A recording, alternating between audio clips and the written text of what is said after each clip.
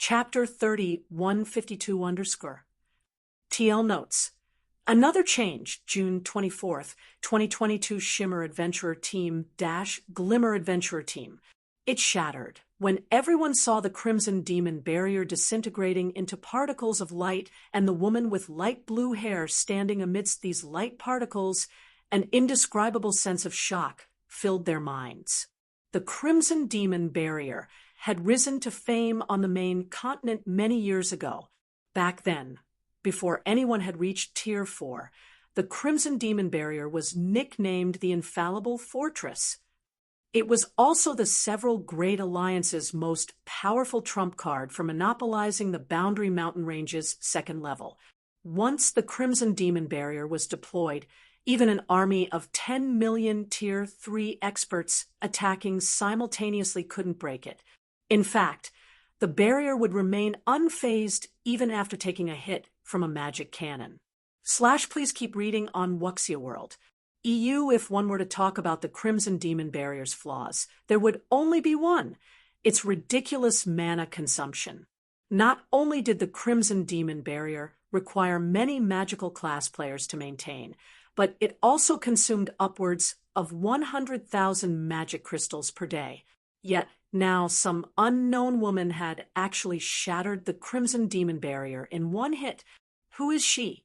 Summer Wolf, who had just climbed onto his mount, couldn't help but look at Laura Crater in fear and disbelief. The Boundary Mountain Range's special environment weakened the attacks of all players by a significant margin. Even former Tier 6 God-ranked experts would have difficulty killing peak experts in one move. Out of the experts he had chosen to bring with him, he was confident that any one of them would, at most, lose 1/3 of their HP when facing an offensive combat technique executed by a God-ranked expert. With the abilities of Tier 3 healers, it wouldn't take more than 2 or 3 seconds to heal a near-death MT to full health. It would take even less time to heal the players he had chosen, since all of them were of a DPS class. This was why he was confident he could whittle even a God-ranked expert to death with his team. However, Summer Wolf changed his mind after seeing Laura's attack. An attack capable of destroying the Crimson Demon barrier in one hit was something not even a Tier 3 metric tons with a damage reduction skill activated could survive. Moreover, Summer Wolf didn't even manage to see Laura's attack previously. By the time he realized that Laura had released her attack, a small hole had already appeared in the barrier. The speed of the woman's attack was unfathomably fast. At this time, the several Great Alliance's members weren't the only ones dumbfounded by this situation. Lu Wusheng Galaxy passed, and the others were similarly astounded. It was too fast. Laura's attack was so fast that none of them had managed to react. For a moment, they even suspected whether Laura was a high-tiered NPC in disguise, and whether she was actually a player. This is the strength of Slumber City's strongest player. Hidden Soul was deeply shocked as she looked at Laura's distant figure. Although she had long since known that the woman known as Laura Crater would be incredibly powerful, she didn't think it would be to such an extent. Out of all the Tier 6 God-ranked experts she knew, none of them could achieve such speed at Tier 3, an advanced silver footwork, and an advanced silver combat technique.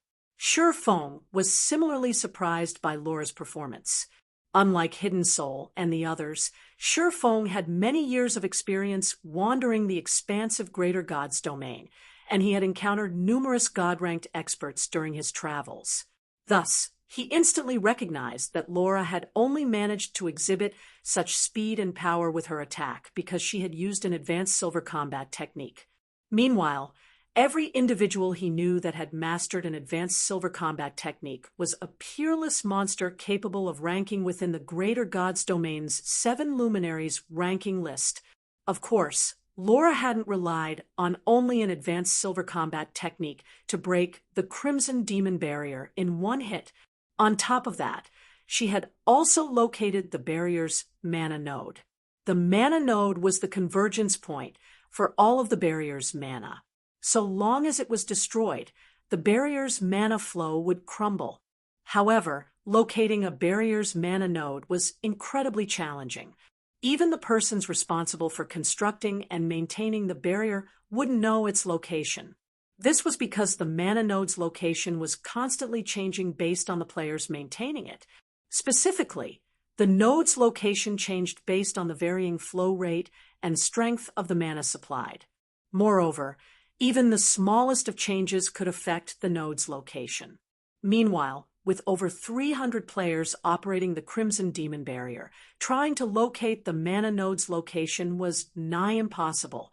This was also why most people deemed that only Tier 4 attacks or above could destroy the Crimson Demon Barrier.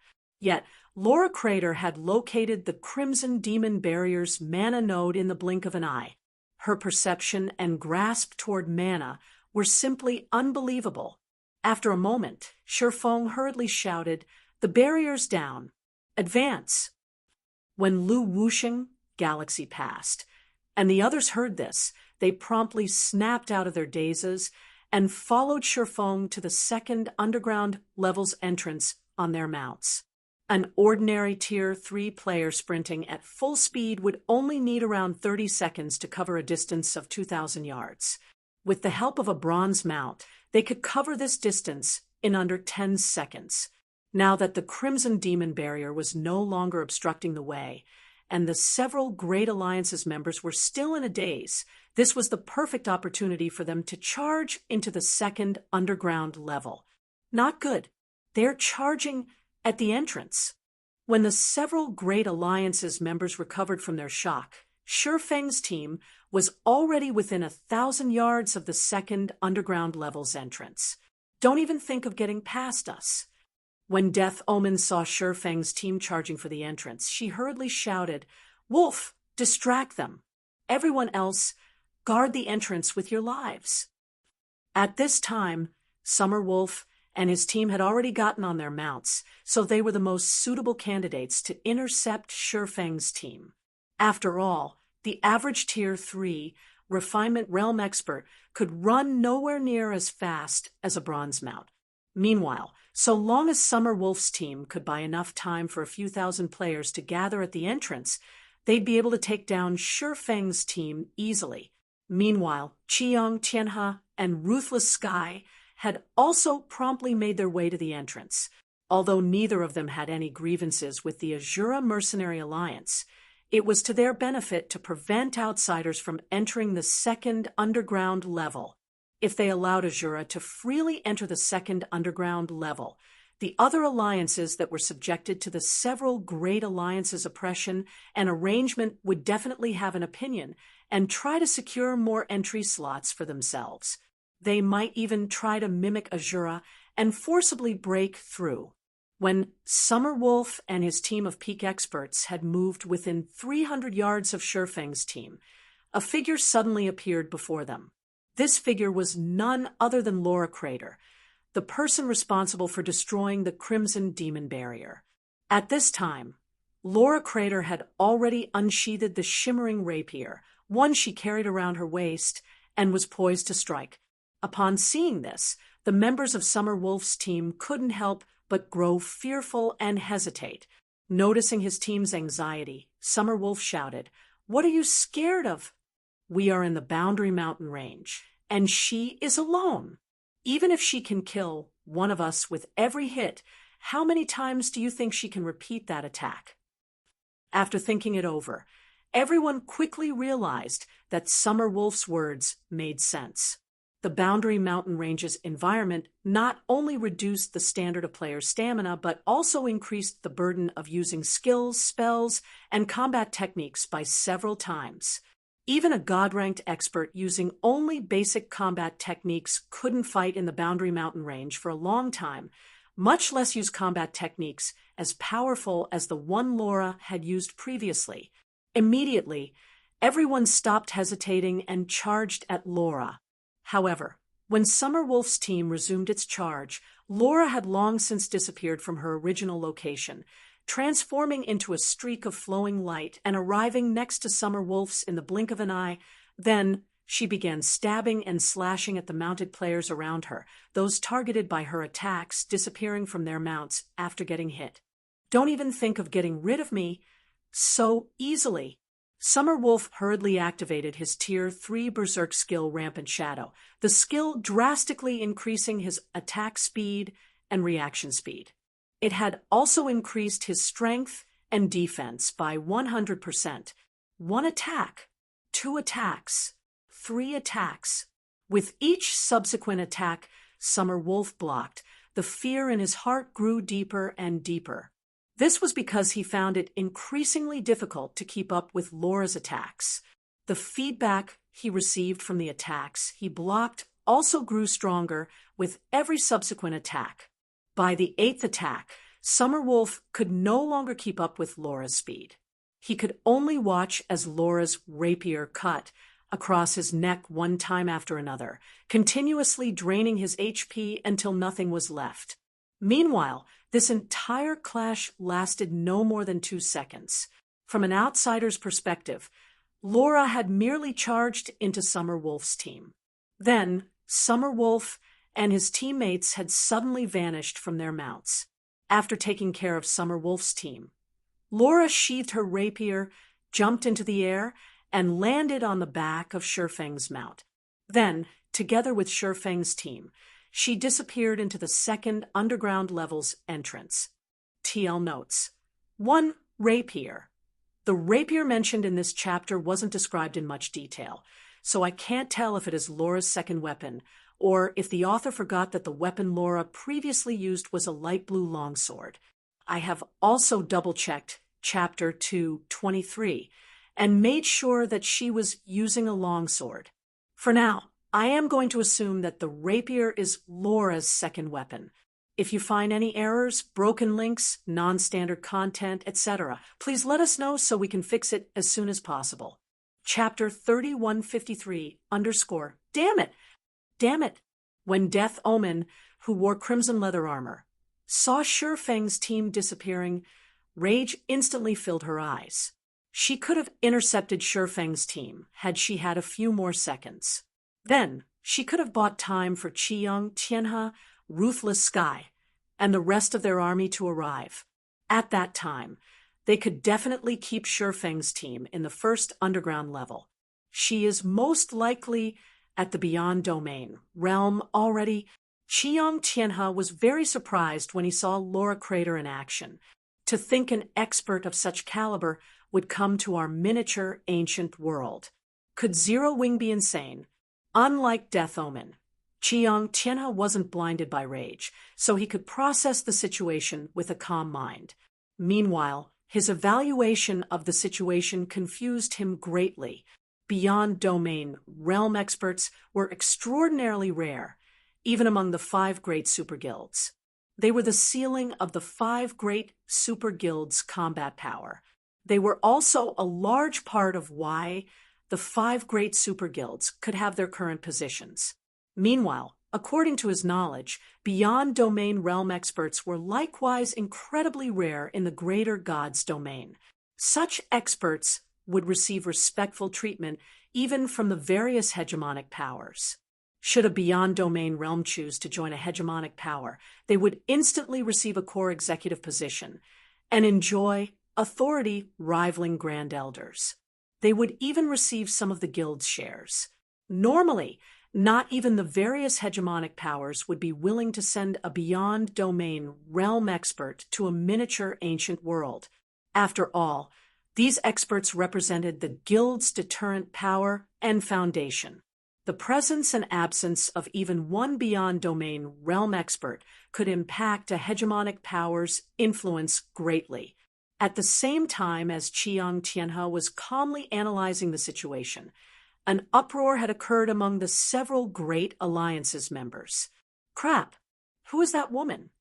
After breaking the Crimson Demon barrier in one hit, she even killed 30 of the Flower of Seven Sins core members in one move. Please keep reading on Wuxia World. Ew, she's ridiculously strong. I've never seen a god-ranked expert as strong as her. She's so cool. She's like the Valkyrie recorded in libraries, sweeping across an army of millions all by herself. This is definitely the luckiest day of my life. Not only did I get to see the birth of a war goddess, but I even got a recording of it. If any of you want to rewatch the battle just now, I'll sell you a copy for 100 credits. Everyone was awed by the miraculous feat Laura had just pulled off, and many players had even uploaded screenshots and video recordings of the battle onto the official forums. For a time, players across the entire miniature ancient world went into an uproar. Previously, everyone was of the opinion that the Azura Mercenary Alliance was overestimating itself by challenging the Flower of Seven Sins. Everyone also thought that Azura was merely seeking its own demise by entering the Boundary Mountain Range. However, facts had proven them wrong. Not only did Azura's team remain unharmed after entering the Boundary Mountain Range, but the team had even successfully entered the second underground level. What surprised everyone the most was that another God-ranked expert had appeared in the Azura Mercenary Alliance. Meanwhile, not only did this God-ranked expert shatter the Crimson Demon Barrier, but she had also single-handedly helped Azura's team break past the several Great Alliance's army of 20,000 Refinement Realm experts and above, the Valkyrie of Light. In no time at all, this nickname had spread across the entire forums. Some people have even analyzed Laura Crater's battle video and felt that the Valkyrie of Light might become another peerless monster in God's domain. As a result, the number of players seeking to join the Azura Mercenary Alliance increased again. After all, God's domain's 4 peerless monsters were existences feared by even the 5 great super guilds. Or, more specifically, the 5 great super guilds treated the 4 peerless monsters like natural disasters and avoided butting heads with them as much as possible. This was because making an enemy out of these peerless monsters was in no way a wise decision. Even if they managed to win, it would be a Pyrrhic victory.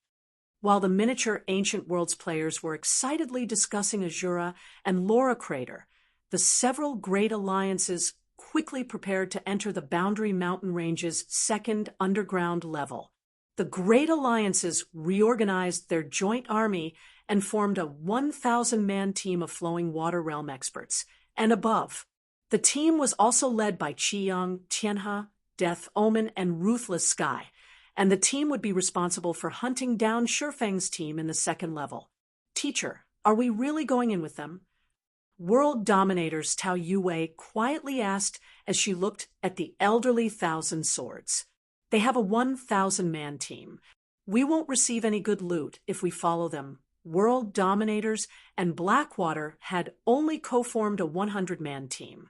Although every member of the team was at the Flowing Water Realm or above, with half being at the Void Realm, it was still an incredibly weak team compared to the several Great Alliance's 1,000-man team. It didn't matter even if their team was led by Thousand Swords, a former Tier 6 sword god. Yes, we'll be safer if we enter with them, Thousand Swords said. The second level situation is completely different from the first level. It might have many more opportunities to offer, but these opportunities come with equal amounts of danger. In addition, I won't be able to take care of everyone because of the special environment there. The death penalty isn't something as simple as losing a level, either.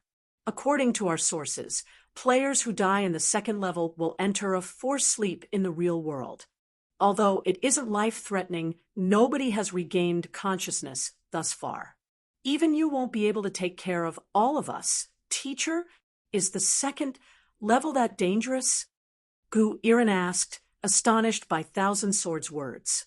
Even after reverting to Tier 3, a God-ranked expert geared in only epic items could easily exhibit combat power at the Tier 4 standard and hold their ground against mythic monsters of the same level. It should be known that Thousand Swords owned a fragmented legendary weapon. Even when subjected to the special environment of the Boundary Mountain Range's first underground level, he could still effortlessly annihilate the 100-man team co-formed by World Dominators and Blackwater. He could even single-handedly defeat several hundred great lords of the same level. Meanwhile, the void creatures in the Boundary Mountain range would, at most, appear in groups of several hundred. Logically, even if the second underground level's environment was harsher, Thousand Swords still shouldn't have any trouble going up against these monsters. You'll find out once you enter. Moreover, even if you don't acquire any loot, just entering the second underground level will benefit you all greatly, Thousand Swords said, not bothering to offer any additional explanations. The predators have arrived already, Commander Omen. We can set off any time. A level 109 assassin from the Flower of Seven. Sin said to Death, Omen, respectfully. Good. Set off immediately. Death Omen nodded, her expression as cold as ice. Azura might think that they have humiliated us by entering the second level, but it has no idea that it is only sending its members to their graves. If you find any errors, broken links, non-standard content, etc., please let us know so we can fix it as soon as possible. Chapter 3154_ upon entering the second underground level's entrance, the several Great Alliance's 1,000-man team and World Dominators and Blackwater's 100-man team found themselves arriving at a rainforest. Upon entering the second underground level's entrance, the several Great Alliance's 1,000-man team and World Dominators and Blackwater's 100-man team found themselves arriving at a rainforest. The environment here was completely different from the first underground level. There were large floating islands above the expansive rainforest and a gigantic divine statue at the heart of the rainforest. The statue was several dozen kilometers in height, like a giant that overlooked the entire Boundary Mountain range. Before everyone could get a closer look at the gigantic statue, an indescribably oppressive feeling enveloped them, causing them to suffocate for a moment. What a powerful mental oppression! Gu Irin held his head in agony as he experienced a restrictive feeling enveloping his entire body. He also felt as if he had gone from being in a superhuman state to becoming no different than an ordinary person. You'll start to feel better once you get used to this feeling, Thousand Swords said when he saw the pale complexions on Gu Irin's and Tao Yue's faces. Then he quietly explained, the Boundary Mountain Range's second underground level is completely different from the first underground level. If your concentration standard isn't high enough, you might even lose consciousness directly. In addition, you'll also find your character bodies becoming no different than your real-world bodies. You might retain your basic attributes, but your physique has already fallen to the standard of a Hunglian master in the real world. Your stamina should also be the same as a real-world Hunglian master. Because of the stamina restriction, even God-ranked experts with Tier 4 basic attributes would be incapable of defeating mythic monsters. They might even die to a Grand Lord of the same level if they aren't careful. So, you must be extremely cautious when fighting the monsters here. You must eliminate the mindset that you are fighting in God's domain. Instead, think you are fighting those monsters in the real world. Understood. Gu Irin instantly understood the meaning his teacher was trying to convey. He also finally understood the horrors of the second underground level. The reason players could be in combat for more than 10 hours consecutively was because God's domain was a virtual world, and players were manipulating virtual bodies governed by artificial parameters such as stamina and concentration. However, if players were given the same limitations that their bodies had in the real world, even if they could kill every monster with just one full-powered attack, they could still die easily when surrounded by hundreds of monsters. After all, people in the real world could not stay at peak performance for long periods. In other words, they needed to abide by a few rules if they were to fight in the second underground level. Firstly, they couldn't use combat techniques, which required the continuous use of their full strength. If they did that, it'd be no different than sprinting at full speed in the real world. Their bodies would start to tire in only a matter of seconds. Secondly, they would need to ensure they could finish the monsters they challenged within a certain time. If they couldn't do so, they would collapse from exhaustion, becoming powerless to the point where even a common monster could kill them. Simply put, fighting the monsters in the second underground level was no different than fighting God's domain's monsters in the real world.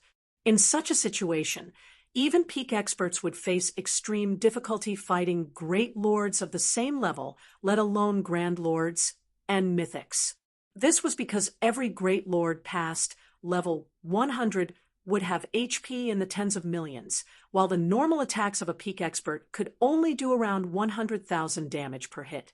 If they couldn't fight using combat techniques, skills, and spells consecutively like they used to, they'd need at least several minutes to defeat a great lord.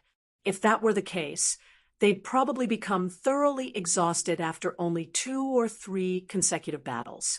At this moment, Gu Iren finally understood why his teacher had said that just entering the second underground level was an opportunity in and of itself. If players were to explore the second underground level without learning to conserve their stamina, they would unlikely progress very far. Meanwhile, the conservation of stamina covered many aspects. It wasn't just a matter of reducing the activity of one's body. There was also the usage timing of combat techniques, skills, and spells, as well as the usage of the surrounding environment, etc. Learning how to conserve stamina was a strict test. If he could learn how to control his stamina in the Boundary Mountain Range's second underground level, he would definitely see a qualitative change in his combat capabilities. Everyone here must move in a defensive formation. You are also absolutely forbidden from fighting alone. You must fight in groups of 3 or more. It doesn't matter even if you are going up against a level 100 lord. Chiang Tianhe commanded as he looked at the players gathered before him. If I find any of you fighting alone, I will kill you myself. Nobody present had any opinions regarding Chiang Tianhe's commands.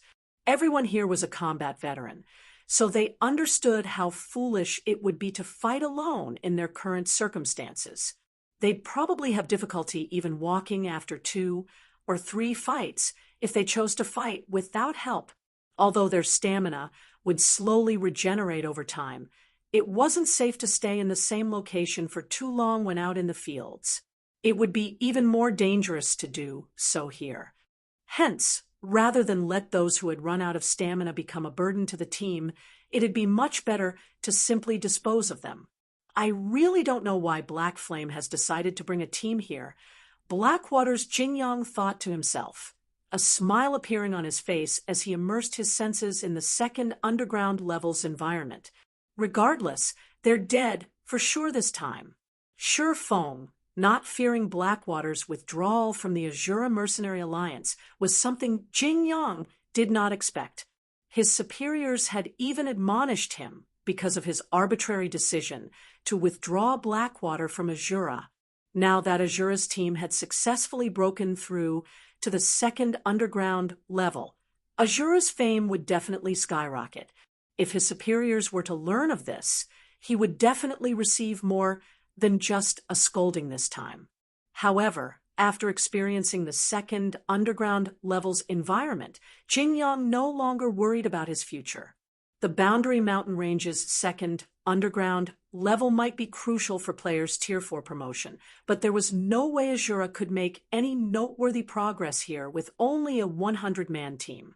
Even if Azura's team had 2 God-ranked experts, death would still be the only outcome awaiting the team in the second underground level. In fact, a God-ranked expert might even have to flee if they came across a force of just 10 peak experts. In the second underground level, the advantage of numbers could easily compensate for the gap in quality. Shortly afterward, world dominators and Blackwater began safely making their way to the divine statue under the several great alliances' lead. Although the journey to the statue was arduous, with every battle requiring them to face several hundred level 115 Great Lord ranked Void Eudemons, the coordination of 1,000+ flowing water realm experts, and above allowed them to progress without any casualties. After an entire day of fighting, they finally reached the divine statue. What the heck? Why haven't we caught up to Azura's team yet? How far have they progressed? While Jingyong was breathing heavily and looking at the collapsed void eudemons before him, confusion filled his heart. Their group had spent the past day either fighting or resting. Moreover, they fought every battle with great difficulty. They would have long since been annihilated if they didn't assign at least 3 or 4 players to deal with every Great Lord ranked void eudemon they faced. Logically, if a 100-man team were to face these void eudemons, the team should collapse and suffer annihilation after advancing a few kilometers. Yet, even after they had advanced for one whole day, they had failed to see even the shadow of Azura's members. If not for their rangers and assassins using their tracking skills and verifying that the players they were trailing after were indeed Azura's members, he would have thought they had chased after the wrong team. In reality, Jingyong wasn't the only person shocked by this situation. Chiang Tianhe and the others were also secretly amazed. The divine statue was the heart of the second underground level. It was also where the several Great Alliance's vanguard team had taken great pains to reach. Yet, the Azura Mercenary Alliance had managed to reach this place with only a 100-man team. This was simply incredible. We found Azura's members. Commander Omen, an assassin on scout duty, suddenly reported through the team chat. Good. Get ready to surround them. We absolutely cannot let them escape this time. Death Omen commanded. Along with Death Omen's command, 1,000 flowing water realm experts, and above quietly made their way toward Azura's team's location. Once near their destination, Chiang Tianhe, Ruthless Sky, and Death Omen each led a detached team and split into 3 directions, very much afraid that they would let Azura's team get away again. This game of cat and mouse is finally coming to an end. Thousand Swords sighed when he saw that even Chiang Tianhe had taken action. He understood that Chiang Tianhe was finally getting serious. Previously, the honorary elder from Solar Temple had only stood aside and watched when the Flower of Seven Sins members moved to intercept Azura's team at the second underground level's entrance. After all, Solar Temple had nothing to do with the feud between the Azura Mercenary Alliance and the Flower of Seven Sins. He also didn't expect Azura's team to actually succeed in getting past the Flower of Seven Sins members. However, it was a different story now that Azura's team had entered the second underground level. The several great alliances had put Chiang Tianhe in charge of blockading the second underground level's entrance, so it was a great humiliation for him to let Azura's team break past the blockade. So, he needed to redeem himself now. As for the so-called Valkyrie of Light, even if she was a beyond domain realm, Thousand Swords doubted that she would be a match for Chiang Tianhe, much less the 1,000 experts on Chiang Tianhe's side.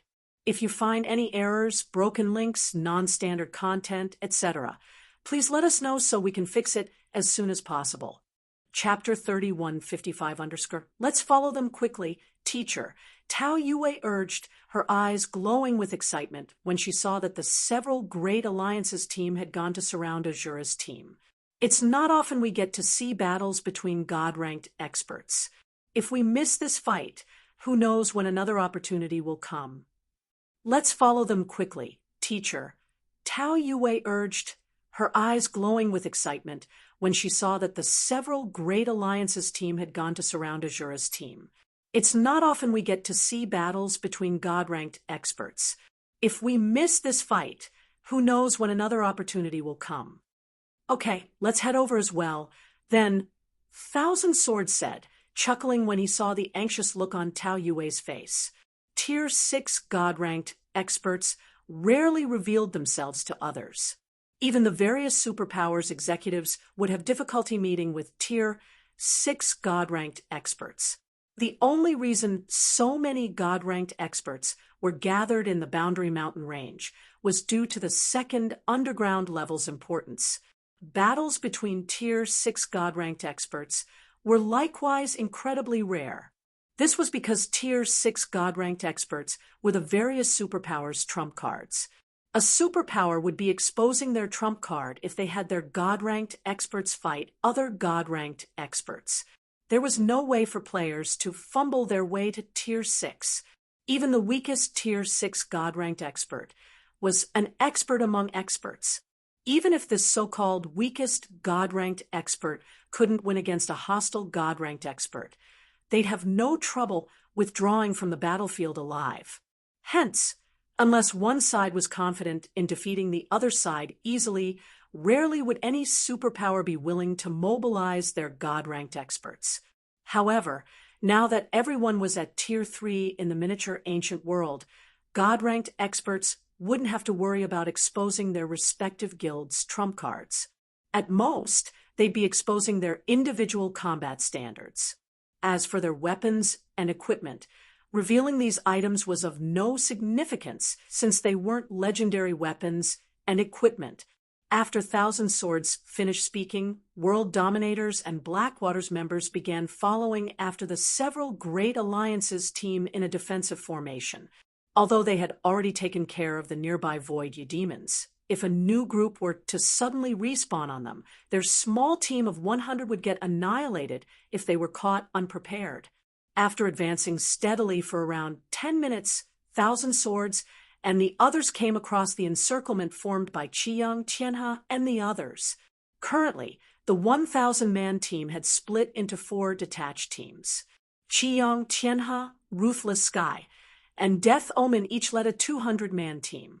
As for the 4th team, although it didn't have a God-ranked expert leading it, the team was made up of 400 flowing water realm experts and above. This ensured that Azura's team wouldn't have an easy time escaping regardless of the direction it chose to break through from. Why aren't they moving? Gu Iren muttered in confusion when he saw Qiyang, Tianhe, and the others standing still and doing nothing. Has Azura's team been killed by the Void Eudemons already? No, they seem to be looking at something, Tao Yue said, noting that the several Great Alliances members were all staring at a particular location. Maybe they are waiting for Azura's team to finish fighting before launching a surprise attack. According to the previous report, Azura's team was in the middle of a battle, seeing as Qiyang, Tianhe, and the others were simply standing still without doing anything. The only explanation Tao Yue could come up with was that they were waiting for Azura's team to finish fighting. However, Tao Yue couldn't help but be surprised by her conclusion.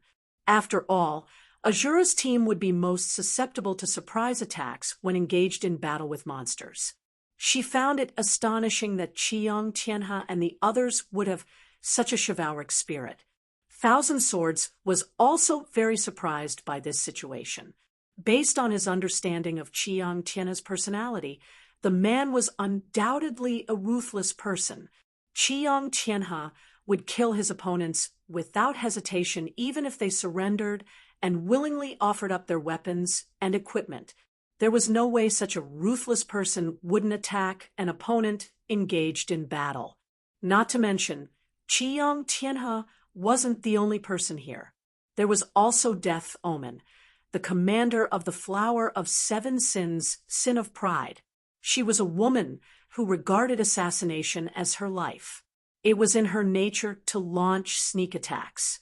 To say that she had a chivalric spirit was to say that elephants could fly. Meanwhile, after Thousand Swords and the others moved closer to Qiyang Tianhe's group, they were immediately dumbfounded by what they saw. Just like the report stated, Azura's team was indeed engaged in battle. However, Azura's team wasn't fighting a group of Great Lord-ranked Void Eudemons, but a level 116 Mythic-ranked Realm Lord instead. Void Serpent, Realm Lord Baron. Void Creature, Mythic, level 116 HP 8 billion. The Void Serpent's 8 billion HP would be astonishing even in the outside world. In the Boundary Mountain Range's 2nd underground level, it was an amount that could induce despair. Tier 4 mythic monsters had much greater defense than Tier 3 Great Lords. Even a Tier 3 expert armed to the teeth with epic items, could only cause around 1 million damage to a mythic monster with the help of a Tier 3 skill. Moreover, that was under the assumption that the mythic monster did not block the attack. Meanwhile, Realm Lords were monsters that came with a mana domain. They could weaken the effects of hostile skills and spells drastically. Even if players had a mana domain of their own to counter it with, their skills and spells would still be weakened by a significant margin. Even assuming that the entire raid went smoothly, a 100-man team would still need at least an hour to defeat the Void Serpent after considering the Realm Lord's frightening battle recovery. Meanwhile, it simply wasn't possible for players to do battle for 1 hour straight in the Boundary Mountain Range's second underground level. However, the Void Serpent wasn't the reason Thousand Swords and the others were shocked. No wonder that old fellow isn't moving. He'd be crazy if he dared to make a move. The corners of Thousand Swords' eyes twitched as he watched Azura's team fighting. 8 suspected God-ranked experts. This was a number enough to make him doubt life. It was as if the almighty Tier 6 God-ranked experts in God's domain suddenly became cabbages that could be seen everywhere. Aside from Shurfong and the woman who had previously shattered the Crimson Demon Barrier, there were 6 other God-ranked experts in Azura's team. Among them, the 3-meter-tall man wielding 2 sabers was single-handedly holding back the Void Serpent. Even while subjected to the second underground level suppression, the 3-meter-tall man still shook even space itself with every attack, his attacks putting the Void Serpent at an absolute disadvantage. Or, more specifically, the Realm Lord was losing a competition of strength to the 3-meter-tall man.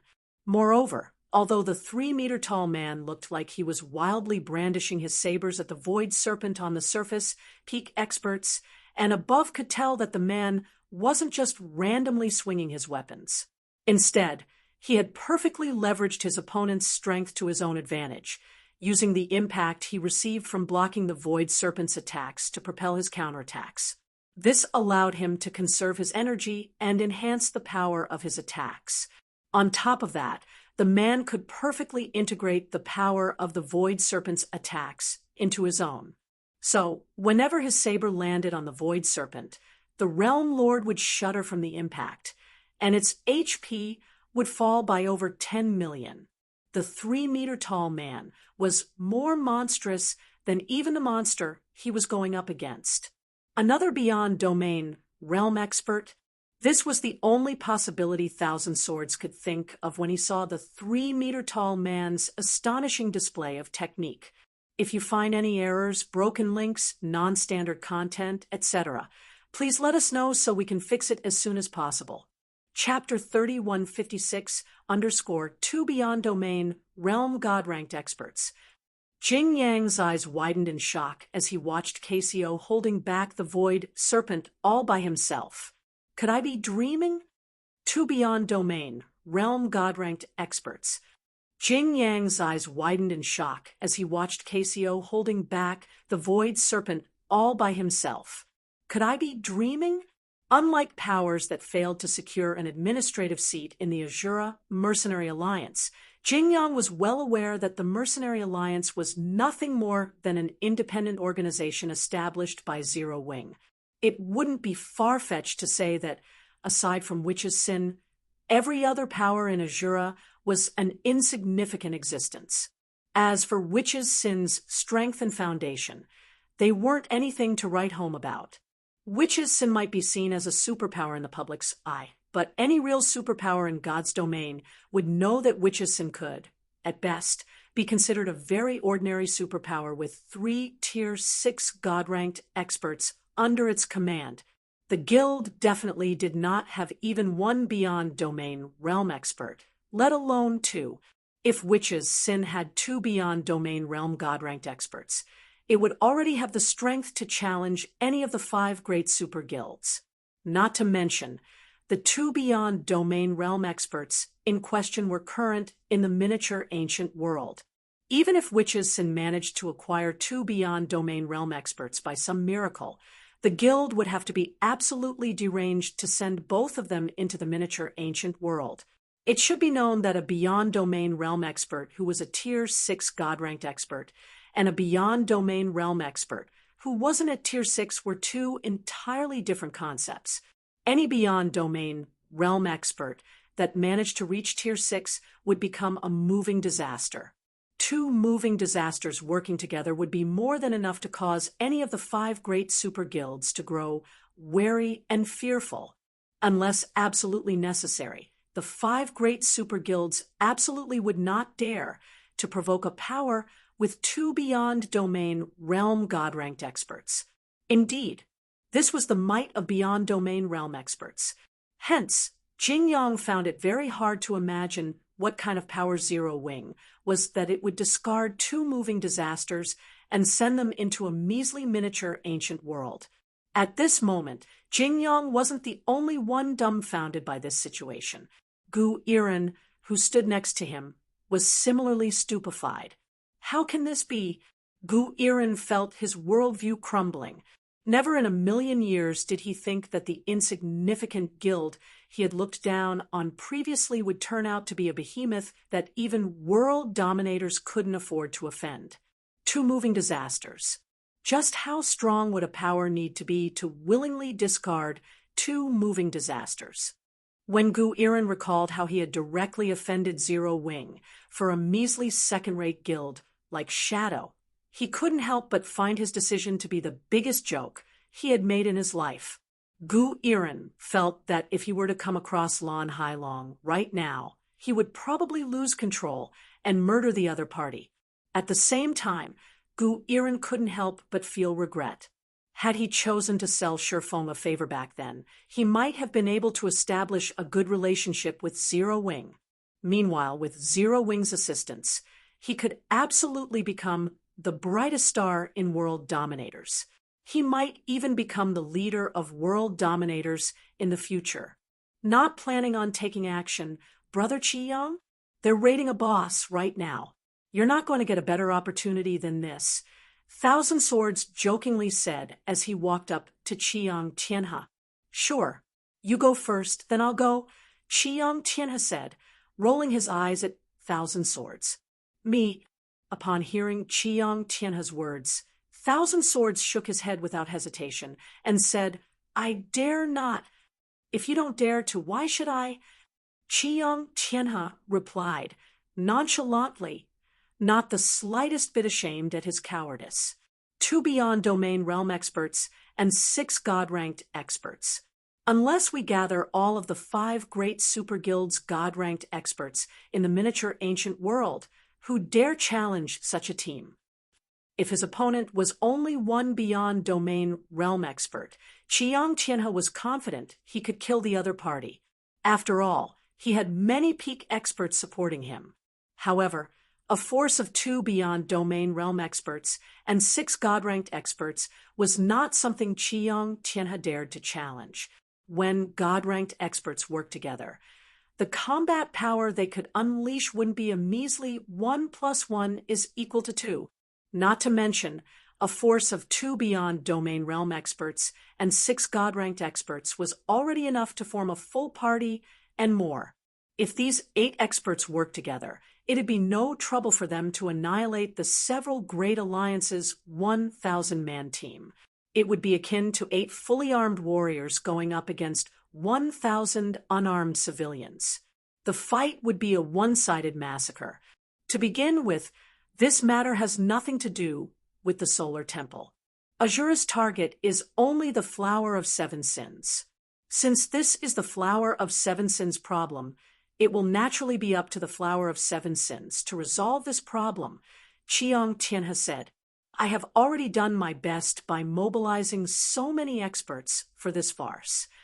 The Flower of 7 Sins probably didn't expect to get into such trouble, Thousand Swords said, as he looked at Death Omen, who stood nearby. By the looks of things, Azura should be planning to target the Flower of 7 Sins' main force. With the current strength of the Flower of 7 Sins' main force, it is unlikely to escape this approaching disaster. At this time, Thousand Swords couldn't help but look at Shifeng, a hint of realization, and regret appearing in his heart. Seeing as Zero Wing could afford to send so many God-ranked experts to the miniature ancient world, it was no wonder the guild dared to challenge the Flower of Seven Sins. With how many God-ranked experts Zero Wing had, it wouldn't be difficult for it to establish itself in the miniature ancient world. Zero Wing might even become a power rivaling the 5 great super guilds. If world dominators could establish a stronger partnership with such a power, it'd be of significant help to the guild's development in the miniature ancient world. Yet, he had personally cast away this wonderful opportunity. Zero Wing is still too weak to threaten the Flower of Seven Sins, Death Omen said, sending a contemptuous glance at Thousand Swords. Don't forget why our alliances decided to work together. Our goal isn't simply to monopolize resources in our god's domain, but also form a united front against the other side's god's domain. The other side's god's domain is vastly stronger than ours. The other side's 2 hegemonic powers are even participating in the operation this time. Even if Zero Wing has 2 Beyond Domain Realm experts and 6 God-ranked experts, it can do nothing but keep its head down in front of those 2 hegemonic powers. While Death Omen and the others were talking, the Void Serpent's 8 billion HP finally fell to 0. Then, its 60-meter-long body collapsed to the ground with a boom before disintegrating into particles of light and disappearing from the rainforest. At the same time, a golden glow enveloped the bodies of Shifeng and the others. Among them, the golden glow that enveloped Laura and Glimmer's 3 vice commanders carried a hint of purple, proving that they had already gone beyond level 120. If you find any errors, broken links, non-standard content, etc., please let us know so we can fix it as soon as possible. Chapter 229, Void Serpent's Loot. Chapter 229, Void Serpent's Loot. How are they so high-leveled? Thousand Swords and the others were confused when they saw the levels of Laura Crater and the 3 vice commanders of Glimmer. Although the purple-gold glow had only appeared on Laura and the others briefly, it was like a bright light in darkness in the eyes of Tier 3 expert players.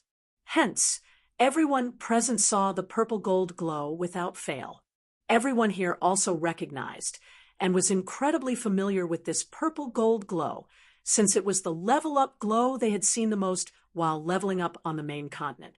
The first appearance of this purple-gold glow was also a turning point in every player's career that determined whether they would become a powerhouse or remain an ordinary expert on the main continent.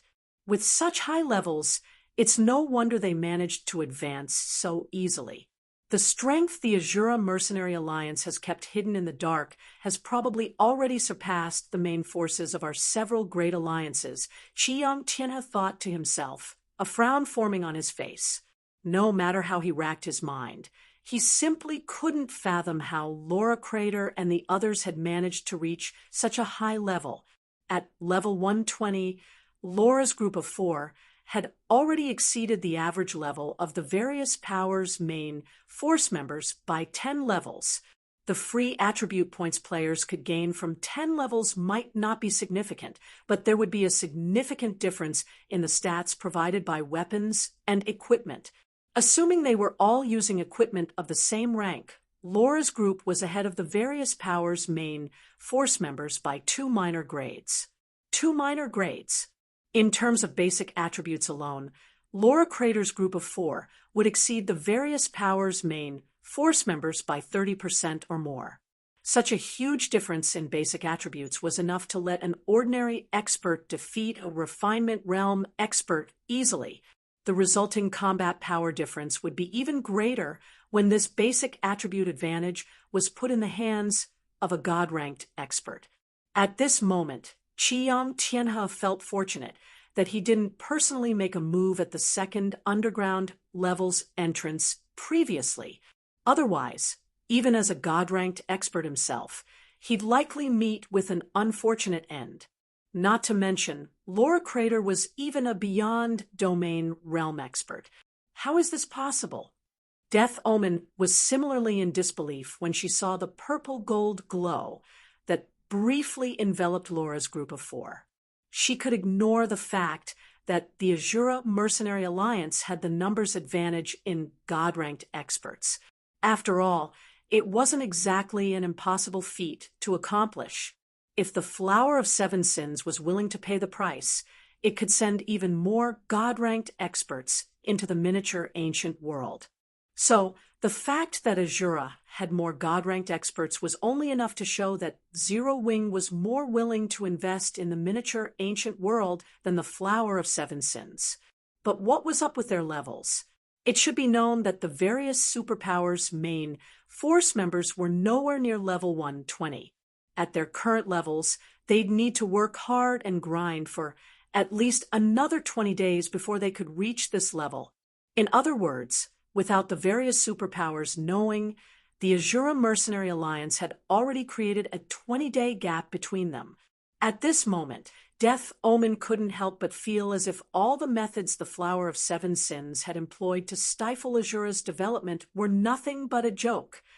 However, compared to Qiong Tianhe and Death Omen, the surprise and shock that Lu Wuxing and Galaxy Past, who were on the same team as Laura Crater's group, experienced was much greater. Even without our participation, Zero Wing can probably annihilate the Flower of Seven Sins main force with ease, Lu Wuxing commented ruefully as he watched the Void Serpent's corpse gradually disappearing. The strength that 9 God-ranked experts could exhibit when working together far exceeded the strength of a 100-man team of peak experts. Even a mythic-ranked Realm Lord was nothing more than a slightly bigger monster in front of these 9 God-ranked experts. It wasn't hard for Lu Wuxing to imagine what would happen if these 9 God-ranked experts fought against players who didn't even have 1 million HP. I know, right? If those powers that withdrew learn about this, they'll absolutely rue their decision, Galaxy Pass said as he looked at Shurfeng, who stood a short distance away. At the same time, the awe he felt for the guild known as Zero Wing had skyrocketed. Initially, Galaxy Past had only chosen to join Zero Wing as an outer member because he thought the guild could help him further develop his strength. He never really thought that Zero Wing could accomplish anything monumental in the miniature ancient world. Although Zero Wing's subsequent accomplishments had caused him to change his mind, it wasn't to a significant extent. However, things were completely different now. 8 God-ranked experts. There was also Hidden Soul, an expert who had never reached Tier 6, but had the technical capabilities of Tier 6 God-ranked experts. In other words, the Azura Mercenary Alliance currently had a total of 9 God-ranked experts under its command. This was a force that none of the 5 great super guilds could take out in the miniature ancient world. I finally understand why you asked me to support Zero Wing all this time. Yaoiwa, with so many God-ranked experts in Azura, the 5 great super guilds wouldn't dare to have any ideas of Abyssal Star City even in the future, Shui Yalan said in astonishment as she looked at Laura Crater and the other God-ranked experts. Previously, few people had confidence in the Azura Mercenary Alliance because everyone knew that Azura's advantage over the various superpowers was temporary. With only the experts it had poached from Shadow, Zero Wing, and by extension, Azura would quickly fall behind the various superpowers once players started reaching level 120 and got promoted to Tier 4. However, it was a different story now that Azura had so many God-ranked experts under its command. Even after the miniature ancient worlds players entered the Tier 4 era, the various superpowers peak experts would be no threat to the Azura Mercenary Alliance. Meanwhile, when Lin Yaoiwe saw the excited look on Jue Yalin's face, she didn't know whether she should inform her friend that there were many more of these God-ranked experts in the stratified abyssal realm. In fact, just the experts in Slumber City were already more than enough to take on the entire miniature ancient world. While everyone started a discussion of their own, Shurfeng walked up to the Void Serpent's vanishing corpse and looked at the items slowly descending from the sky. A short moment later, a small, dazzling pile of loot formed before Sherfone. As a level 116 Realm Lord, the Void Serpent rewarded an extremely large amount of EXP to the players that killed it. The awarded EXP allowed Glimmer's 4 members to reach level 121 and helped Sherfone go from level 114 to level 115. Now, Sherfone had officially entered the preparation phase for getting promoted to Tier 4. In addition, the Void Serpent's loot was also incredibly astonishing. The Void Serpent had dropped 41 items, of which 23 were inferior legendary materials and 15 were treasure chests containing magic crystals, mana stones, and small amounts of 7 luminaries crystal.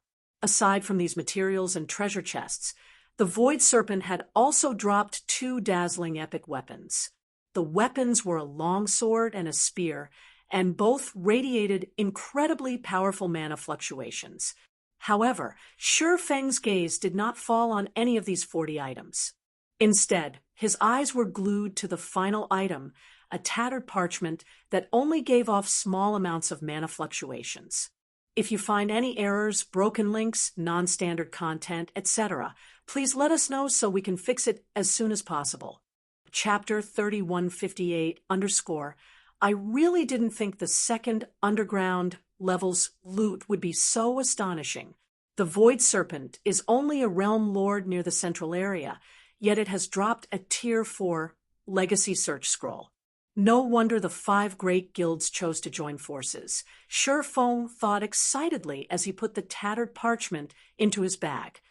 I really didn't think the second underground level's loot would be so astonishing. The Void Serpent is only a Realm Lord near the central area, yet it has dropped a Tier 4 Legacy Search Scroll. No wonder the 5 great guilds chose to join forces. Sherfone thought excitedly as he put the tattered parchment into his bag. The Tier 4 Legacy Search Scroll was a precious treasure for players seeking to get promoted to Tier 4. Although it wasn't as useful as a legacy scroll that could teleport players directly to a legacy land, players could find the entrance to a legacy land much more easily with the legacy search scroll's help.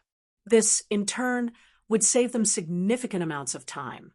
Laura Crater and Glimmer's 3 vice commanders have reached level 121 already. They had already met the standard for getting promoted to Tier 4. So long as he passed this Tier 4 Legacy Search Scroll to one of them, the Azura Mercenary Alliance would soon gain a bona fide Tier 4 expert. After keeping the Tier 4 Legacy Search Scroll away, Sherfone collected the 2 epic weapons as well. Of the 2 weapons, Sherfone was very happy to see the longsword that had light purple electric arcs circulating its blade, choosing to equip it immediately. With this, he resolved his problem of having only one longsword to rely on. Blasphemer, one-handed sword, epic rank, level 100, level 150 equipment requirement, strength 3000 attack power, 450% of strength, attack speed 4% of agility, all attributes, increases according to the user's level. When equipped, ignore levels plus 25. Attacks have a 60% chance of ignoring 50% of the target's defense. Attacks have a 30% chance of ignoring 80% of the target's defense. Attacks have a 10% chance of ignoring all of the target's defense. Every attack will increase all of the user's attributes by 0. 5% up to 20% for 5 seconds. Strength increased by 40%. Agility increased by 50%. Intelligence increased by 40%. Endurance increased by 50%. Attack speed increased by 40%. Effects of all weapon-related skills increased by 15%. Additional passive skill, Blasphemer's Heart, recover a small amount of stamina and concentration when landing a fatal blow. Although Blasphemer's basic attributes couldn't compare to a fragmented legendary weapon, its passive skill was something that all experts would want. This was because experts were always short on stamina and concentration. One could easily imagine how valuable a passive skill that could help players recover stamina and concentration would be. After Shifeng finished collecting all of the loot, he promptly resumed his journey to the divine statue at the center of the map with his team. Sure enough, they're going after the Flower of Seven Sins main force, Chiang Tianhe commented when he saw where Shifeng's team was headed. Then he turned to Death Omen and asked, "Aren't you going to contact Gluttony's team and have him quickly retreat? If their two teams meet, I highly doubt your organization's main force can retreat safely." "That is unnecessary. The powers of our two worlds are gathered at that place right now.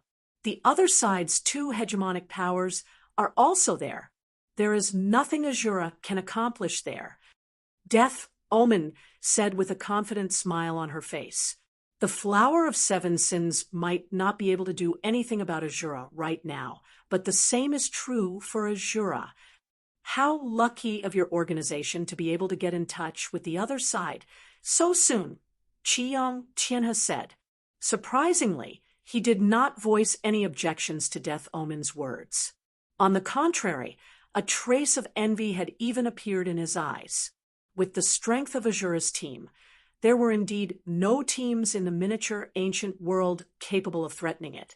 However, compared to the other god's domain, a force of 8 god-ranked experts still wasn't enough. It was especially true when the other god's domain's 2 hegemonic powers were involved in the joint operation this time. The Boundary Mountain Range's second underground level was different from the first underground level. Entry into the second underground level wasn't limited to just their god's domain. The other god's domain connected to the miniature ancient world could similarly access the second underground level. So, the second underground level could more or less be considered the border of the two gods' domains. Meanwhile, the two gods' domains' various powers were currently gathered at the second underground level's divine statue. The Flower of Seven Sins had even managed to partner with one of the other gods' domain's hegemonic powers. Because of this, no power at the divine statue dared to make a move against the Flower of Seven Sins. Numerous powers were gathered at the plaza where the divine statue was situated. At a glance, one could see over 100 experts with combat standards at the level of god-ranked experts. Even the 5 great super guilds teams looked ordinary in this place. In fact, the 5 great super guilds members were inferior to the other gods' domains teams when it came to player levels. "You look like you're in a bad mood. Gluttony, did something happen on your side?" A middle-aged level 120 demi-dragon shield warrior curiously asked as he looked at the young berserker before him. "It's nothing," the young berserker, going by the name of Gluttony, said, a contemptuous smile forming on his face when he recalled the message he just received. However, when he looked at the middle-aged man before him, he put on a respectful look as he said, "Some people are just trying to find trouble with the Flower of Seven Sins. But if those people dare to come here, I wouldn't mind getting rid of them." Although Gluttony had already heard about the Azura Mercenary Alliance's situation from Death Omen, he didn't pay much heed to it. After all, even at Tier 3, there were vast differences among god-ranked experts. It was especially true in terms of life rating. Thanks to the Flower of Seven Sins' partnership with Bright Dragon, one of the 2 hegemonic powers of the Desolate Star God's domain, he was no longer human. Instead, he had become a tigerkin, a life form with a superior life rating to humans. Moreover, he wasn't the only one who had converted to a different race. Over 20 of the predators he led had also converted to a different race. Because of this, the overall strength of his team was completely different from when they entered the second underground level. It was just that he hadn't informed Death Omen about this matter yet. Shortly after Gluttony finished speaking, a commotion suddenly occurred in front of the plaza's entry staircase. Subsequently, a 100-man team led by a man riding on a 3-tailed wolf entered the plaza. Of the team's 100 members, 9 gave off the presence of a god-ranked expert. This time was significantly stronger than most of the other teams present, which only had 2 or 3 God-ranked experts. Who are those people? I've never seen them before. They shouldn't be people from our desolate star gods domain. The various God-ranked experts in the plaza couldn't help but grow curious when they saw this 100-man team. Meanwhile, when the middle-aged demi-dragon from Bright Dragon saw this time, a surprised look appeared on his face. Is there anything special about them, Brother Minghao? Gluttony asked when he noticed the change in the middle-aged demi-dragon's expression. This team is quite something, Minghao, the middle-aged demi-dragon, said in a low voice. There are actually 7 higher life forms among them. That's already close to what Bright Dragon's team has. 7 higher life forms. Gluttony's expression turned solemn when he heard Menghao's words. Unlike the various superpowers executives, he knew that higher life forms were rare even in the greater god's domain. Even a hegemonic power like Bright Dragon could only afford to let a very small number of its members convert to a higher life form. Moreover, these members needed to have made great contributions to the guild before they could exchange this opportunity. Meanwhile, anyone who succeeded in converting to a higher life form would have vastly superior combat power compared to other players of the same tier. Yet, now, it was revealed that the Azura Mercenary Alliance actually had 7 players who were higher life forms. What's wrong? Are they the ones finding trouble with you, Brother Gluttony? Minghao asked when he saw the expression on Gluttony's face. Then, he chuckled and continued, if that's the case, let me help you take care of them. Then, they might have quite a few higher life forms, but Bright Dragon has the last say on everything in this place. I'll have to trouble you, then, Brother Minghao, Gluttony said gratefully. Bright Dragon was significantly stronger than even the 5 great super guilds. The hegemonic power was so strong that even the 5 great super guilds working together would be no match for it. A force of 8 God-ranked experts might be powerful in the miniature ancient world, but it was still nothing but an ant in front of Bright Dragon's 20-plus God-ranked experts. At most, the Azura Mercenary Alliance was a slightly stronger ant. In reality, if not for Bright Dragon having a use for the Flower of 7 Sins for the operation this time, the Flower 7 Sins could have never gotten the opportunity to partner with Bright Dragon. Meanwhile, just when Minghao was about to gather his subordinates, another team appeared at the plaza's entrance.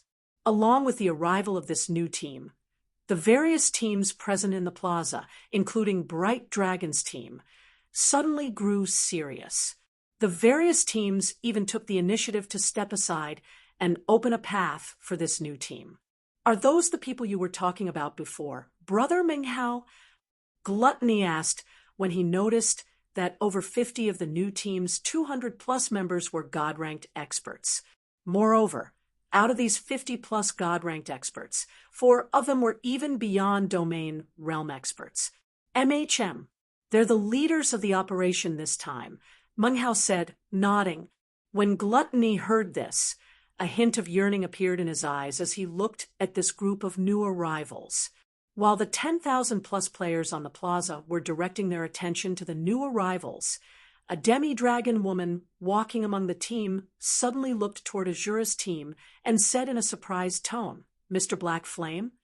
TL notes, 1. A tigerkin, a life form with a superior life rating to humans. FYI, tigerkins are considered higher life forms. They only have a higher life rating than humans. If you find any errors, broken links, non-standard content, etc., please let us know so we can fix it as soon as possible. Chapter 3159_. When everyone in the plaza heard the demi-dragon woman suddenly calling out to someone, they subconsciously followed the demi-dragon woman's gaze and turned to look at a 100-man team. This 100-man team also happened to be the foreign team that everyone had discussed previously. When everyone in the plaza heard the demi-dragon woman suddenly calling out to someone, they subconsciously followed the demi-dragon woman's gaze and turned to look at a 100-man team. This 100-man team also happened to be the foreign team that everyone had discussed previously. This 100-man team clearly had 9 God-ranked experts. Moreover, 7 of these God-ranked experts were even higher life forms. Aside from the 2 hegemonic powers teams, none of the other teams present were capable of matching this 100-man team. Yet, none of them had managed to recognize this team. Because of this, everyone guessed that this team might come from a power outside the Desolate Star God's domain. The Desolate Star God's domain was an open God's domain, so players from the greater God's domain could visit it in exchange for restrictions placed on their strength. However, there were no such restrictions in the miniature ancient world, so it wasn't impossible to see players outside of the Desolate Star God's domain appear here. It was just that few players from the greater God's domain would bother entering a miniature ancient world. Do you know them, Guild Leader Black Flame? Lu Wuxing asked as he turned to look at Shi Feng in confusion. Lu Wuxing was greatly shocked when he first stepped into this plaza. Although he had already known that the other god's domain would be stronger, he didn't think that there'd be such a huge gap between them. Tier 6 God-ranked experts were exceedingly rare in their god's domain. They were so rare that they didn't even number more than 100. Yet, just the God-ranked experts from the Desolate Star God's domain in this plaza already numbered more than 100. It should be known that players would need to start over from level 100, Tier 3, when they entered the miniature ancient world. Because of this, most powers would typically only send a small portion of their forces into the miniature ancient world. It was especially true when it came to Tier 6 God-ranked experts. Even the 5 great super guilds had only mobilized 2 or 3 God-ranked experts each. Yet, every one of Desolate Star's teams here had at least 2 or 3 God-ranked experts leading them. Among these teams, Bright Dragon's team had over 20 God-ranked experts. This was a number that the 5 great super guilds couldn't match even if they banded together. So, when Lu Wuxing saw that various teams here behaved so respectfully to the team that had just arrived, he'd be a fool if he couldn't tell that these new arrivals occupied a lofty position in the Desolate Star God's domain. Yet, one of these distinguished individuals was seemingly acquainted with Shi Feng. "I do know the person who is speaking," Shi Feng said to Lu Wuxing while waving at the demi-dragon woman who had called out to him. Shi Feng naturally recognized the demi-dragon woman. After all, the other party was none other than the Tower Alliance's Maria. So what he said was true. At this time, aside from Lu Wuxing, Galaxy Past, and Zhuo Yalin also couldn't help but look at Shi Feng in surprise. They had previously been skeptical when Shi Feng told them that Zero Wing was an existence stronger than even the 5 great super guilds. Now, though, they believed him. However, compared to Galaxy Past and the others, Hidden Soul, Crimson Heart, Cleansed Rue, and Lin Yaoyue, people who knew Maria, were even more surprised when they saw the demi-dragon woman. They didn't think that the Tower Alliance was not only a power originating from the Desolate Star God's domain, but the guild even occupied such a high status there. Meanwhile, over at the Tower Alliance's team, a middle-aged man with pure elven blood looked toward Maria and asked, "Is he the person you mentioned previously, Maria?" "MHM. He is that person, Vice Guild Leader Flanders," Maria said with an astonished look on her face. "In addition, I can also see some of the stratified Abyssal Realms natives beside him." "The stratified Abyssal Realms natives?" Upon hearing Maria's words, the elven man named Flanders couldn't help but take a closer look at Shi Feng's inconspicuous appearance. Then the corners of his mouth lifted as he said, "This is interesting. It seems this guild leader Black Flame is far more extraordinary than you described him. It might be worth further deepening the partnership between our 2 guilds." There were many experts in a stratified abyssal realm. If all of these experts were gathered, they could become a mighty force to be reckoned with even in the greater God's domain. This was also why the greater God's domain's various powers had all set their sights on the various stratified abyssal realm. However, bringing experts out of a stratified abyssal realm was an incredibly challenging task. So, most powers could only wait until the stratified abyssal realm had fully integrated with the greater God's domain before making their move. After Flanders finished speaking, he led his team to Sherfeng and the others. This situation caused the various powers in the plaza to look at Sherfeng's team in a more respectful light. Your flower of 7 sins has found itself quite the big trouble this time, Brother Gluttony. When Meng Hao saw Flanders approaching Sherfeng's team, he smiled bitterly and said, "I'm afraid that I cannot help you with this problem." "Is there really nothing Bright Dragon can do, Brother Meng Hao?" Gluttony asked in confusion. There were only 2 hegemonic powers based in the desolate star god's domain. One was Bright Dragon, while the other was the Tower Alliance. These 2 hegemonic powers could be said to be equal in strength. Although the Tower Alliance led the operation this time, Gluttony refused to believe that Bright Dragon was afraid of the Tower Alliance. If it's only the Tower Alliance, Bright Dragon naturally has nothing to fear. When Meng Hao saw the confusion on Gluttony's face, he explained, "But the operation this time is led by the Tower Alliance, and the reason why that is the case is because the Tower Alliance shares a close relationship with that great personage. Offending the Tower Alliance might not be a problem, but if we accidentally offend that great personage, Gluttony was even more shocked when he heard Meng Hao's explanation. A hegemonic power held nigh absolute authority in the god's domain they were based in. A hegemonic power was also in existence that stood at the peak in the real world. After all, God's domain wasn't a simple virtual reality game. Instead, it was a game that could decide the survival and prosperity of an entire world. It was just that not many people knew about this secret. So, Gluttony found it hard to imagine there could be anyone who could make a hegemonic power like Bright Dragon treat so respectfully and show such great fear.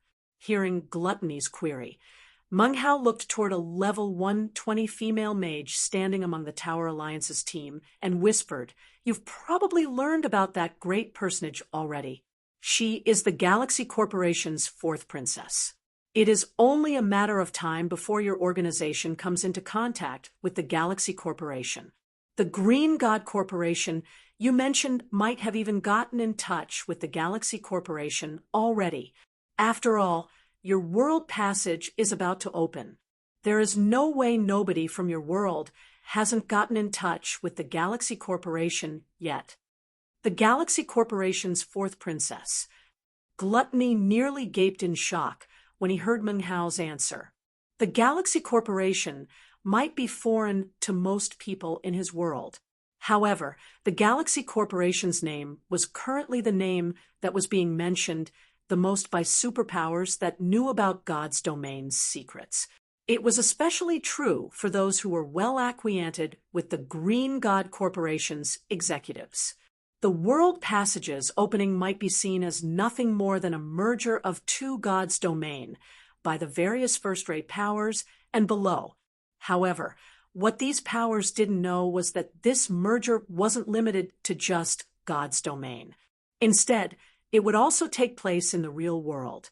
Indeed, Earth, the planet they inhabited, would gradually be integrated into a greater world. Meanwhile, once Earth was integrated into this greater world, the Galaxy Corporation would become an unavoidable existence for the various superpowers. As for how powerful the Galaxy Corporation was, if the Green God Corporation was described to have the strength to cause all corporations to shake with fear, then the Galaxy Corporation had the strength to casually crush the Green God Corporation like an ant.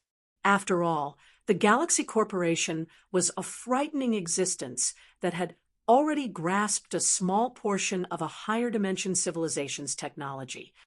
TL notes, the author decided to change Green God Company, Chapter 1131, to Green God Corporation. So I will be using Green God Corporation from now on. It'll make things easier when the instances of various corporations pop up. If you find any errors, broken links, non-standard content, etc., please let us know so we can fix it as soon as possible. Chapter 3160_. Might you be interested in undertaking the commission, this time with the Tower Alliance, Guild Leader Black Flame?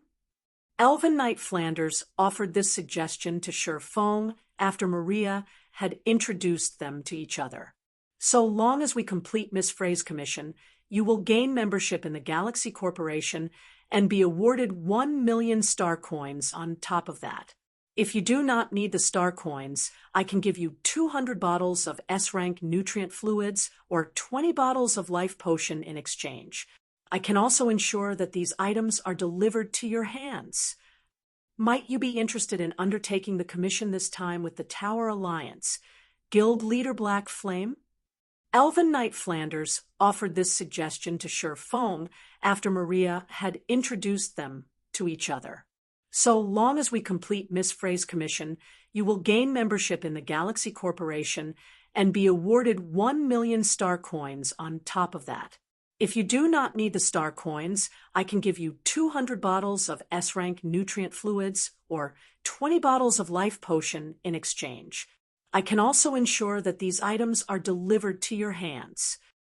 Flanders' suggestion greatly tempted and shocked Lu Wuxing, Galaxy Past, and Crimson Heart, although they didn't know what the so-called star coins were. Nor did they understand the significance of the Galaxy Corporation's membership. They did know the value of 200 bottles of S-rank nutrient fluid and 20 bottles of life potion. Life potions, in particular, were a precious resource that the Green God Corporation sold in limited quantities. Meanwhile, aside from healing injuries, the life potion could preserve a person's youth and increase their lifespan. An ordinary person could live for an additional 10 years and see a significant improvement in their physical fitness just by consuming one life potion. Even if master or grandmaster martial artists, individuals with longer life expectancies than the average individual, consumed a life potion, they could expect a minimum increase of 5 years to their life expectancy. Meanwhile, a sum of 20 life potions was something even the corporations backing the 5 great super guilds could not take out on short notice. Some superpowers couldn't even get their hands on 20 life potions in an entire year. After hearing Flanders' offer, Su Qianlu and Blackie hurriedly turned to Sher Fong, signaling him to quickly accept the offer with their eyes. They could gain such a bountiful reward just by completing one commission. This was an opportunity they would never get under normal circumstances. Even the Green God Corporation would never offer such an astronomical compensation just for completing a single commission. In the meantime, Maria couldn't help but look at Flanders in astonishment. She never thought that her vice guild leader would take the initiative to invite Sher Fong to participate in the commission this time. Not only that, but he had even offered to split some of the commission's reward with Sher Fong. Since the Tower Alliance is being so sincere, there is no reason for me to refuse, Sher Fong said while glancing at the Flower of Seven Sins members standing next to the Bright Dragon Guild's team. He understood that it'd be impossible to touch the Flower of Seven Sins members in this place with Bright Dragon protecting them. In fact, his team was at great risk just by being here. Meanwhile, the safest way out of this situation would be to move with the Tower Alliance. However, I'll pass on the life potions. I'm quite content with the 1 million star coins. As soon as Sher Fong finished speaking, Su Qianliu's and Blackie's expressions instantly turned ashen. Meanwhile, Flanders was briefly stunned before laughing and saying, "You are indeed a straightforward person, Guild Leader Black Flame. No wonder Maria holds you in high esteem. In that case, let's establish a contract right away." Subsequently, Flanders took out a God's Domain contract and wrote the necessary terms. Then, both parties signed it after reviewing the listed terms. With that, so long as both parties remained in God's domain, Nobody would be allowed to go against the listed terms. Guild leader? Aren't the 20 life potions better? Su Qianlu asked in a whisper when she saw Shifeng signing the contract. 20 bottles of life potion could solve many of Zero Wing's problems. Not only could older generation experts like Shifeng recover their youth, but they could also sell some of the life potions for money. The money they could get from just one life potion could cover the salaries of Zero Wing's internal members for several months. Star coins? This clearly wasn't a currency of their world. They couldn't even eat these so-called star coins, let alone exchange them for things. No, the 1 million star coins are much better, Shifeng quietly answered, shaking his head. Moreover, the value of star coins will only go up in the future. Star coins might be foreign to people who hadn't integrated into the greater world. However, it should be known that star coins were one of the main currencies used in the greater world. Meanwhile, the value of star coins was far greater than the credits used on Earth. Once the passage leading to the greater world opened in the real world, credits would quickly start to lose their value. This was because only the greater world's currencies could be used to purchase items and maintain a living in the greater world. Hence, before the value of credits crumbled completely, he needed to get his hands on as many star coins as possible. Otherwise, once their world thoroughly merged with the greater world and people were forced to earn star coins to survive, Zero Wing would quickly collapse on itself. Meanwhile, out of the various currencies used in the greater world, star coins were incredibly valuable. The average person working in the greater world would be fortunate to earn 500 star coins a month. A fortune of 1 million star coins was something the average person would never get to see. As for S-rank nutrient fluids and life potions, these were items commonly seen in the greater world. So long as one had enough star coins, one could buy an endless supply of these potions. With the Galaxy Corporation's membership, one could buy potions of even higher grades without limit. So, exchanging star coins for S-rank nutrient fluids and life potions was no different than putting the cart before the horse. Moreover, Flanders' offer was also a kind of test. The other party was testing him to see whether he was an ignorant native or someone who truly knew about the greater world. On the other side, after Flanders returned to the Tower Alliance's team, he turned to look at Shifeng with a look of interest and confusion. "Miss Fry is asking for you, Vice Guild Leader Flanders," Maria reported. "Okay, I'll head over right away," Flanders said, nodding. Then he looked toward Maria and asked, "Maria, why did you initially assume that Black Flame isn't a player from an isolated world? What is the basis for your assumption?" After thinking for a moment, Maria answered, "It's because he knows much more about the stratified abyssal realm than the Tower Alliance. This information simply isn't something that you can find in an isolated world. So, Team Leader Bloodhammer, and I felt that Mr. Black Flame might not be a player from an isolated world. Moreover, Mr. Black Flame is a fourth floor expert. It is exceedingly difficult for an isolated world to give birth to an expert of such caliber, much less let this player abandon his progress and enter a stratified abyssal realm. He understands more about the stratified abyssal realm than we do." Flanders fell silent for a moment. Then he smiled and said, "This is truly interesting. Even though he comes from an isolated world, not only does he know about the stratified abyssal realm, but he also knows the value of star coins. He can even bring players out of the stratified abyssal realm. Guild Leader Black Flame is definitely hiding many more secrets we do not know. It seems it's not a loss to help him out this time." After saying so, Flanders made his way toward a beautiful female elementalist standing in the distance. Meanwhile, after conversing with the woman known as Miss Fry for a moment, Flanders gathered everyone in the plaza. "Firstly, I would like to thank everyone for accepting my personal commission.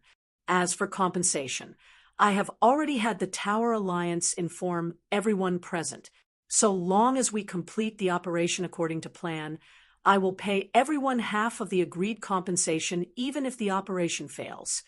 If we succeed, I will offer additional rewards based on your individual performances, Fry, dressed in a silvery gray mage's robe, said as she scanned the crowd gathered before her.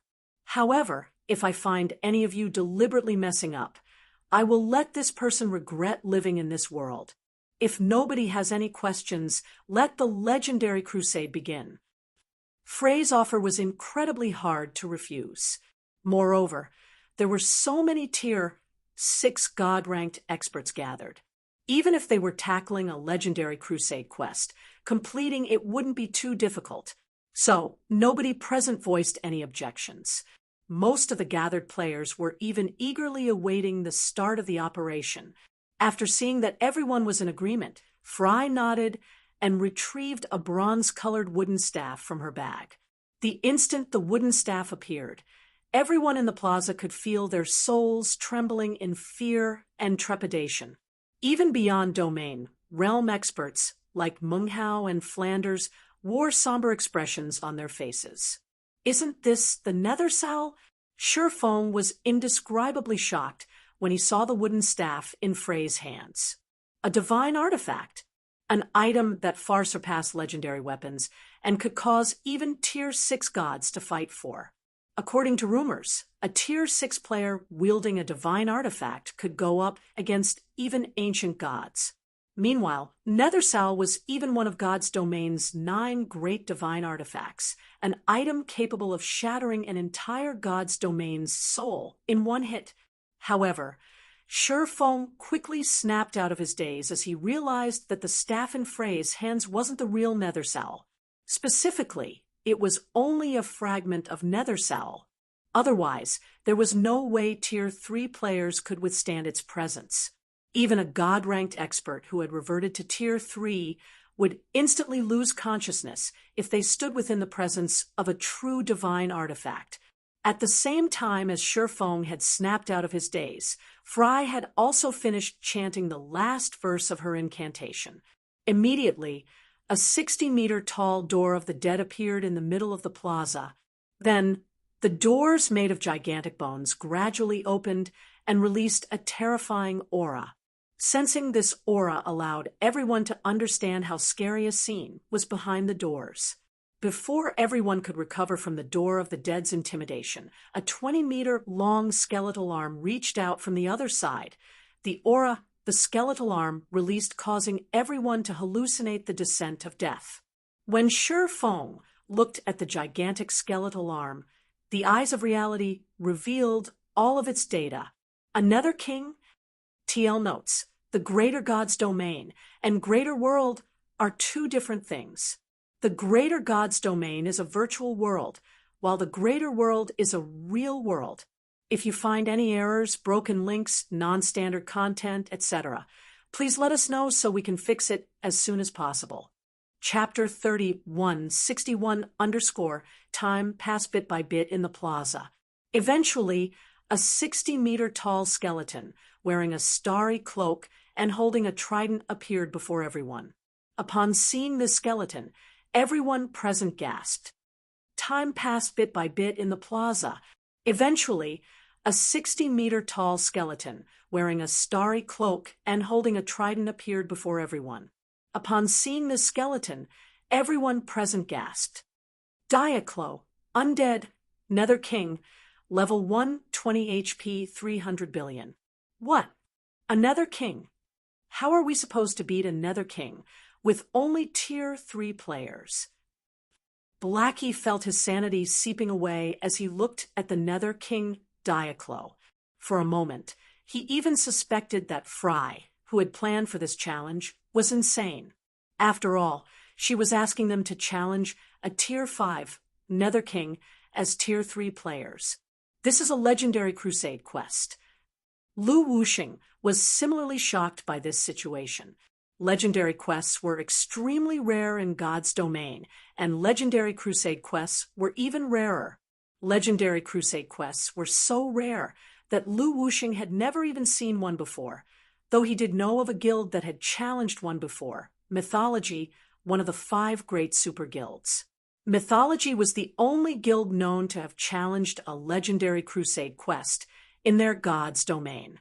However, Mythology had kept a tight lip on the legendary crusade quest. So, besides the members who had participated in the challenge, nobody knew about the quest's details. The only thing everyone knew was that Mythology had suffered severe losses. As for Wu Lingling, Lin Yaoyue, and the other players who had only ever reached Tier 3 or Tier 4 on the main continent, their bodies shook with fear when they looked at the Nether King before them, a Tier 5 monster. Such monsters were incredibly rare in God's domain. The average Tier 3 and Tier 4 player would rarely get to encounter a Tier 5 monster. For those who had the misfortune to come across one, they'd usually have their souls shattered and destroyed. Meanwhile, if one wanted to defeat a Tier 5 monster, the bare minimum one would need was a Tier 4 team that was armed to the teeth or a force of several Tier 5 players. This was because Tier 5 monsters had the strength to alter terrains with their every move. They had the strength to single-handedly destroy an entire kingdom. They were no longer existences that individual players could challenge. Erect the barrier as planned. Other teams, get ready to deal with the other monsters that come out. Flanders calmly commanded as he grabbed the spear on his back and raised it. He did not show any signs of wavering even when facing Diaclo. Immediately, the 10,000 experts in the plaza began to move. At the same time, a gigantic magic array appeared in the sky, covering the entire plaza. Meanwhile, along with the magic array's appearance, Diaclo started to weaken rapidly. In only seconds, the Nether King's HP had fallen from 300 billion to just 150 billion. As for the 100 level 120 mythic monsters that had come out of the Door of the Dead, their basic attributes had similarly fallen by 50%. Because of this, the many teams in the plaza didn't even need to mobilize their god-ranked experts to stop the mythic monsters and prevent them from supporting Diaclo. What a powerful magic barrier! Galaxy Past's eyes widened in shock when he saw how much weaker the Nether King and the many mythic monsters had become. As someone who used to be a Tier 5 expert on the main continent, he had fought against Tier 5 monsters before. However, never had he seen or heard of a magic barrier capable of having a Tier 5 monster's basic attributes. A 3-fold Grandmaster Magic Array. This is indeed a very lavish move, Shifeng said, nodding. Grandmaster Magic Arrays were extremely rare, and even a Grandmaster Magicians would face great difficulty trying to produce an ordinary Grandmaster Magic Array. Firstly, it was because of the limited materials available. Secondly, it was because producing a Grandmaster Magic Array consumed a lot of time. As for a 3-fold, large-scale Grandmaster Magic Array, its value was no less than 2 fragmented legendary weapons. Moreover, it was only a one-time use item. Indeed, one use was equivalent to expending 2 fragmented legendary weapons. You have very sharp eyes, Guild Leader Black Flame, Flanders said, smiling as he walked over to Shifeng. This is the 3-fold world-sealing magic array that only the Tower Alliance can produce. It can reduce even a Tier 5 dragon's basic attributes by a minimum of 30%. A Tier 6 player would need at least 100 attacks to break it. It can even trap Tier 6 players for some time. Hidden Soul was slightly astonished when she heard Flanders' explanation. Tier 6 God-ranked experts were the pinnacle of strength for players in God's domain.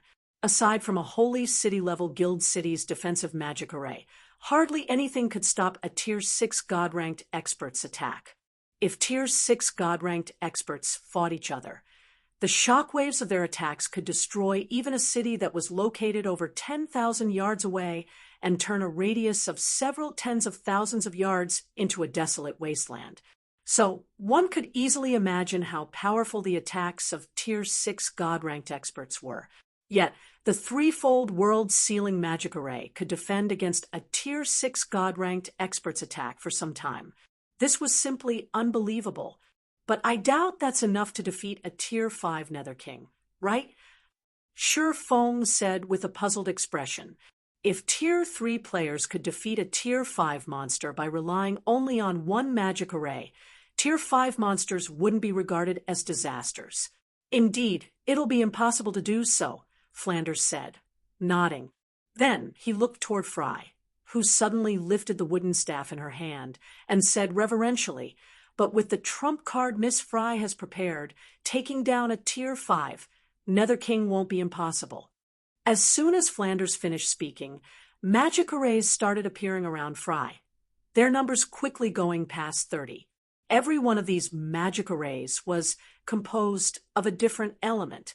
Once these magic arrays took shape, they linked with each other to form a threefold magic array covering a 100-yard radius.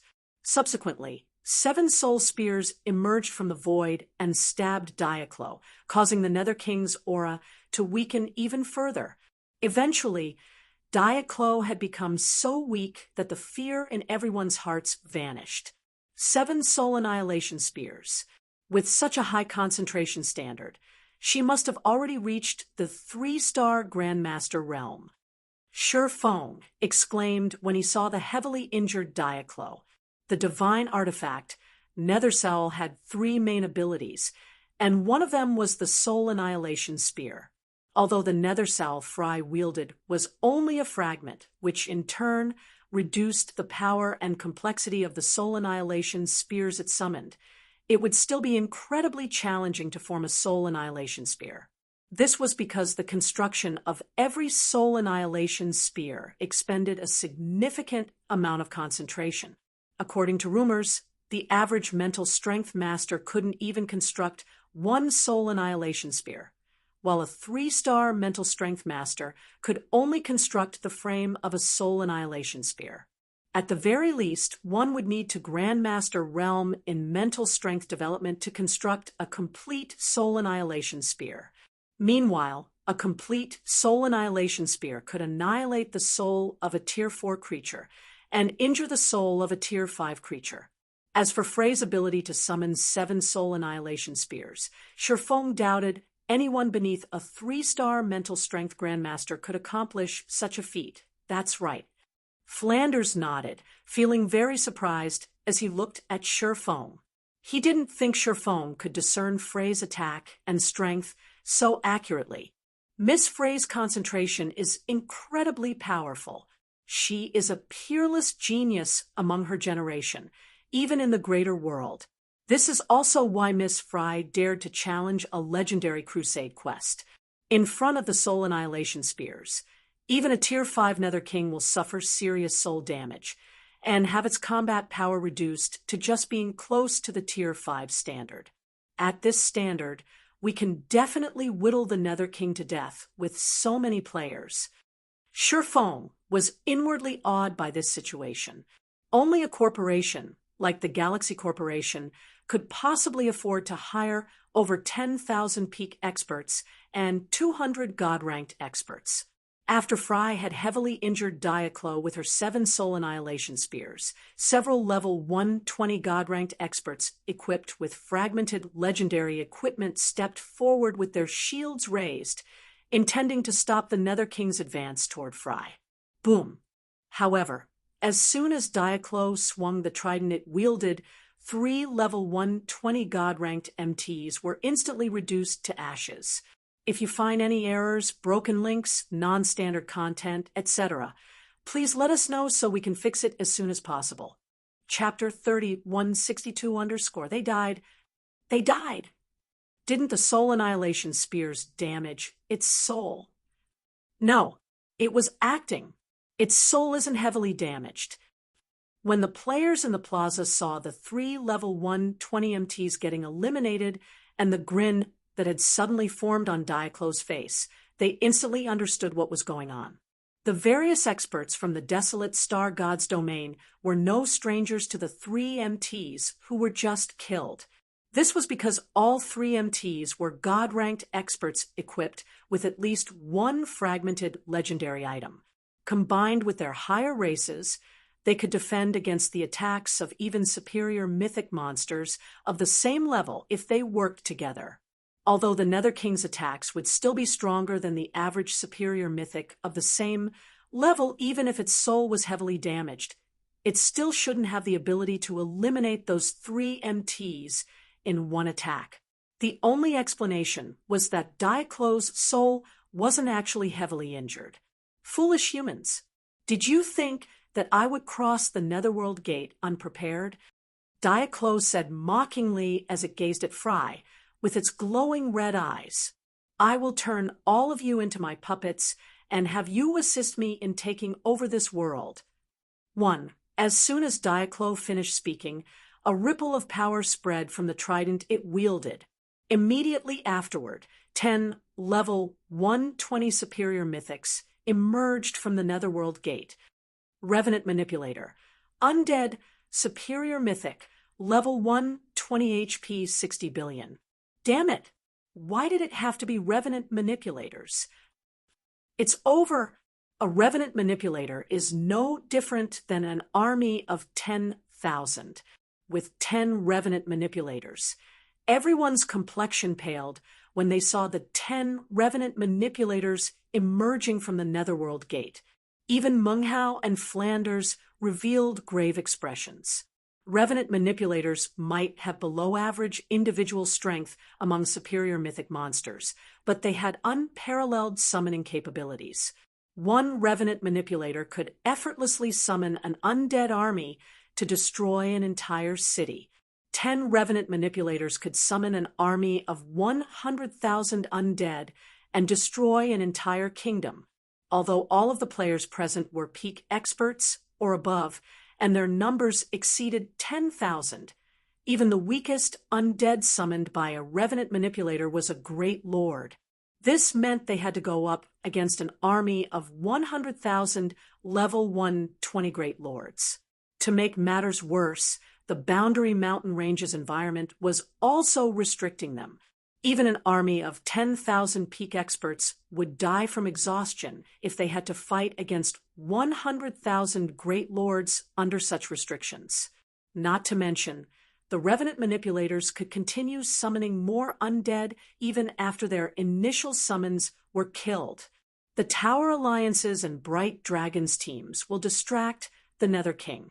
Everyone else, defeat the Revenant Manipulators as quickly as possible. Do not let them summon their Revenant Protectors. Flanders quickly commanded after analyzing the situation. As soon as Flanders finished speaking, everyone in the plaza returned to their senses and acted according to Flanders' orders. Everyone might be afraid of the Revenant Manipulators, but the real headache in this battle was Diaclo. If nobody could keep Diaclo in check, it was only a matter of time before the Nether King annihilated everyone here. However, so long as someone could keep Diaclo distracted, completing this legendary crusade, quest wasn't entirely out of the question. Immediately, the many teams in the plaza split up and targeted the 10 Revenant Manipulators under the lead of their respective God-ranked experts. They needed to interrupt the Revenant Manipulators' summoning magic before the superior mythics managed to summon their Revenant Protectors. The Revenant Protectors were the Revenant Manipulators' strongest trump card. It wasn't only because Revenant Protectors were mythic monsters. So long as the Revenant Protectors remained on the battlefield, the Revenant Manipulators would receive a magic barrier that would protect them from all damage. Unless the Revenant Protectors were eliminated, it'd be impossible to damage the Revenant Manipulators. Subsequently, the many teams led by God-ranked experts charged into the tens of thousands of Great Lord-ranked undead and quickly cut open a path to the undead manipulators. The sight was so spectacular that it shocked even veteran experts like Su Qianlu, Rampant Blade, Blackie, Lin Yaoyue, and Zhui Yalan. Great Lord-ranked undead were nothing in the outside world. However, this place was the Boundary Mountain Range's second underground level. Players' stamina and concentration were no different than an ordinary person's here. Even a refinement realm expert would lose to a great lord ranked undead in a one-on-one fight in this situation. However, the many teams tore through the defensive lines of the tens of thousands of great lord ranked undead as if they did not exist, reaching the revenant manipulators in only 5 seconds. The 100-plus God-ranked experts, in particular, reached the revenant manipulators in only 5 seconds, their grasp over their surrounding space and stamina reaching an unbelievable level. On the other side, the performance of Flanders and Meng Hao's teams allowed Galaxy Past and Lu Wuxing to understand just how big of a gap there existed between hegemonic powers and their homeworld's various superpowers. The two simply couldn't be compared to one another. With the help of a magic array formed by 16 God-ranked experts, Flanders summoned a gigantic phantom of himself to fight Diaclo. Although Flanders' phantom was only 20 meters tall, a paltry size compared to the Nether King's 60-meter-tall frame, the phantom wielded strength greater than even Tier 4 mythic monsters. As soon as his phantom took shape, Flanders brandished his spear and sent 9 gigantic shadow serpents striking at Diaclo, his attack forcing the Nether King to halt its advance and block the 9 attacks. While blocking the 9th attack, Diaclo's body even froze for a moment. Evidently, the power of Flanders' 9th attack had already exceeded the Nether King's defensive threshold. Meanwhile, on the other side, Meng Hao worked together with the God-ranked experts of his team to summon purple gold chains from the void. Not only did these chains restrict Diaclo's movements, but they also lowered the Nether King's reaction speed significantly. This, in turn, caused Diaclo to have an even more difficult time keeping up with the attacks of Flanders' phantom, allowing the Elven Knight to land attacks that caused over 20 million damage on the Nether King. As expected of hegemonic powers, the extent of their foundations far exceeded the various superpowers, Gluttony inwardly exclaimed when he saw Diaclo getting pinned down. Even if the 5 great super guilds joined forces, they'd still have no way of fighting a Tier 5 monster with only Tier 3 players. Yet, the Tower Alliance and Bright Dragon had accomplished this feat. They had even put the Nether King into a disadvantageous position. Meanwhile, the sight of Diaclo being overwhelmed boosted the confidence of the many teams on the plaza. Only before everyone could start to celebrate, 10 seconds after the Tower Alliance and Bright Dragon engaged Diaclo, the Nether King suddenly raised its trident in annoyance and dyed the sky crimson. Immediately afterward, all mana within a 1,000-yard radius of Diaclo froze. This, in turn, caused all players within the affected area to lose control over their surrounding mana. Because of this situation, Flanders' Phantom, which was created using a magic array, rapidly shrunk in size and strength. As for the mana chains summoned by Bright Dragon's teams, they became so fragile that the Nether King tore them apart easily. Subsequently, Diaclo's hands suddenly ignited with black flames. The instant these black flames appeared, every player in the plaza could sense their soul growing restless. Before anyone could react, Diaclo launched these black flames at a random group of several hundred players, the flames enveloping these players and killing them instantly. However, it was apparent that these players did not die a normal death, as everyone could see the souls of these players being burned and erased by the black flames. Not good. This is soul fire. Run. Nobody knew which player said these words. However, the instant these words appeared, many players promptly fled out of the plaza, none daring to stay for even a moment longer. Soul fire. This was one of the few powers capable of destroying a player's soul. So long as a player got killed by soul fire, their soul would be eradicated, and they'd have to start over their progress in God's domain from scratch. Of course, if a player's tier was sufficiently high and their soul was sufficiently strong, they might only lose a few levels or be prohibited from logging into God's domain for a certain period of time. However, if a Tier 3 player got killed by soul fire, there would definitely be nothing left of them. The compensation Fry offered might be excellent, but it wasn't worthwhile if obtaining it came at the cost of all of their progress. Not to mention, the details of the commission never mentioned the operation being so dangerous. In no time at all, more than half of the teams in the plaza had withdrawn from the battlefield. This is completely different from what we agreed, Lady Fry. We cannot gamble our entire team for only some star coins, so forgive us for taking our leave, Meng Hao said to Fry.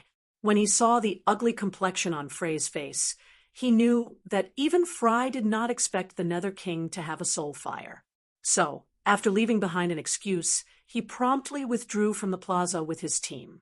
Retreat. As for the Flower of Seven Sins and some of the remaining teams, they, too, started to retreat after seeing Bright Dragon's team retreating. Although they would still lose some of their members while retreating, it was much better than getting annihilated. Several seconds after Diaclo started attacking with its soul fire, a majority of the teams had already fled out of the plaza. Now, less than 3,000 players remained in the plaza. We should quickly retreat. As well, Vice Guild leader Maria hurriedly said to Flanders when she saw that Flanders' phantom was close to faltering. The Tower Alliance might stand to gain a lot more than the other teams since it was the overseer of the commission this time, but it definitely wasn't worth sacrificing an entire team for some star coins. Not to mention, there was no way they could defeat the Nether King in their current state. The Tower Alliance had already fulfilled its duty to Miss Fry and the various powers to the best of its abilities by staying until now. While Flanders was hesitating to make a decision, Diaclo suddenly lashed out at Fry. With its trident, the Nether King's attack so abrupt that it had caught Flanders completely off guard. If Fry hadn't used 7 soul annihilation spears simultaneously just now, she would have had more than enough energy to dodge this attack from the Nether King. However, in her current exhausted state, all she could do was watch as the trident descended on her. Just as the humongous trident was about to reach Fry, an equally massive greatsword suddenly appeared in its path and stopped it. Although the collision of the 2 massive weapons had turned the surrounding space into an empty void, the greatsword had successfully stopped the trident in its path. Guild leader, Black Flame?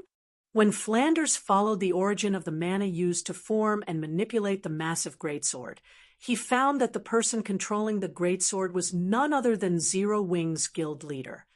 TL notes: 1 Netherworld Gate. This is most definitely referring to the Door of the Dead mentioned in the previous chapter.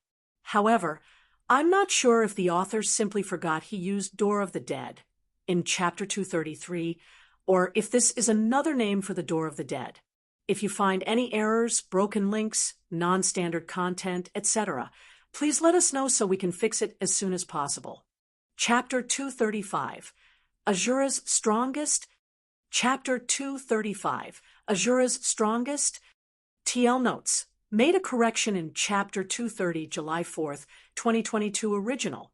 Numerous powers were gathered at the plaza where the divine statue was situated. Corrected version: numerous powers were gathered at the plaza located on top of the divine statue's head. Boundary Mountain Range, 2nd underground level, outside the divine statue plaza. A 1,000-man team was currently making its way up the staircase lining the divine statue to reach the plaza on top of the divine statue's head. Then, around 2,000 yards away from the plaza, the team erected a magic barrier to stop for a quick break. Why are there so many void creatures flying around the divine statue? Why do Azura's members have so much stamina? We have significantly more players than them, so we should be able to conserve more stamina than they can logically. Yet, they manage to shake us off easily. They've probably already reached the uppermost plaza by now, Tao Yue said as she looked up at the distant plaza with an envious gaze. According to the information the Flower of Seven Sins just shared, various powers from the 2 gods' domain were currently gathered at the uppermost plaza to complete a VIP's commission. Among them included the various powers from the several great alliances. Meanwhile, so long as these powers could complete the VIP's commission, they'd have a much easier time establishing a foothold in the greater God's domain. However, the several great alliances had kept their lips shut on this matter to prevent others from getting a cut in the action. By the time world dominators and Blackwater learned of this commission, everything was already too late. Although they've already done their best to hurry to the plaza on top of the divine statue, they still couldn't reach the plaza in time to participate in the commission. Do you honestly think Azura's team will have the qualifications to participate in the commission, little girl? The flower of Seven Sins' death omen said contemptuously and rolled her eyes when she overheard Tao Yue's words. You must have seen the other God's Domains players we passed by on our way here. The overall standard of the other side's players is much higher than ours. A force of 8 God-ranked experts might be powerful on our side, but it is only one of many teams among the other side's various superpowers. Without a recommendation, Azura's team won't even qualify to participate in the commission. The VIP's commission might be extended to all powers originating from the 2 Gods domain, but the authority to verify whether a power was qualified to participate in the commission lay in the hands of the Desolate Star Gods domain's 2 hegemonic powers. In other words, without the 2 hegemonic powers agreement, a power couldn't even qualify for the commission. The several great alliances managed to qualify for the commission because they had gotten in touch with the Bright Dragon Guild, one of Desolate Star's 2 hegemonic powers, very early on. Among them, the Flower of Seven Sins even had something that interested Bright Dragon. When Thousand Swords and Jing Yang overheard Death Omen's words, the 2 kept silent because they understood that what the woman said was most likely true. They also no longer hoped to be able to participate in the commission. The only reason they continued following the several great alliances' 1,000-man team, even now, was so that they could hopefully get acquainted with some of the Desolate Star Gods domain's powers. Unlike ordinary superpowers, world dominators and Blackwater knew a connection had already formed between their world and the greater world. They also knew that their world would eventually merge with the greater world, and everyone on Earth would inevitably have to live in the greater world. If world dominators and Blackwater could establish a certain degree of partnership with the Desolate Star Gods domain's superpowers, it'd be of immense help to them in God's domain and the real world. After all, the Desolate Star Gods domain's real world had become connected to the greater world long ago. By now, Desolate Star's players had already established a foundation for themselves in the greater world. This was a stark contrast to the players of their world, who had hardly anything in the greater world. After their short conversation, Death Omen and the others continued their ascent and quickly reached the plaza on top of the divine statue's head. As soon as they arrived, the sight of several thousand players frantically fleeing out of the spacious plaza greeted them. Death Omen even spotted a familiar figure among these fleeing players. What's going on? Death Omen grew confused when she saw Gluttony fleeing out of the plaza. Gluttony was tasked with leading the Flower of Seven Sins experts to participate in the commission at the Divine Statue's plaza. Yet Gluttony was now fleeing out of the plaza with his team. Moreover, aside from Gluttony, Death Omen also noticed many God-ranked experts among the fleeing crowd, their numbers easily exceeding 100. Aside from Death Omen, Qiang, Tianhe, Thousand Swords, and the others were also flabbergasted by this scene. Although they had long known that the Desolate Star God's domain was much more powerful than their God's domain, they didn't think the other side would be this powerful. God-ranked experts were no different than cabbages in this place, with every team having at least 2 or 3. The Desolate Star God's domain's circumstances were completely different from their God's domain. Quickly retreat. We can no longer stay in this place. Gluttony shouted when he saw Death Omen's group at the staircase's entrance. However, Gluttony's reminder didn't get much of a response from Death Omen and the others. This was because their attention was drawn toward the gigantic skeleton in the middle of the plaza, Nether King Diaclo. They could clearly sense the Nether King's might even from over 1,000 yards away. Not to mention, Diaclo was still wielding its soul fire even until now. However, compared to the Nether King that could easily extinguish players' souls, what astonished Death Omen, and the others even more, was the man who had stopped Diaclo's attack with a gigantic sword. How did he do it? Death Omen's eyes widened in disbelief as she stared at Shurfong.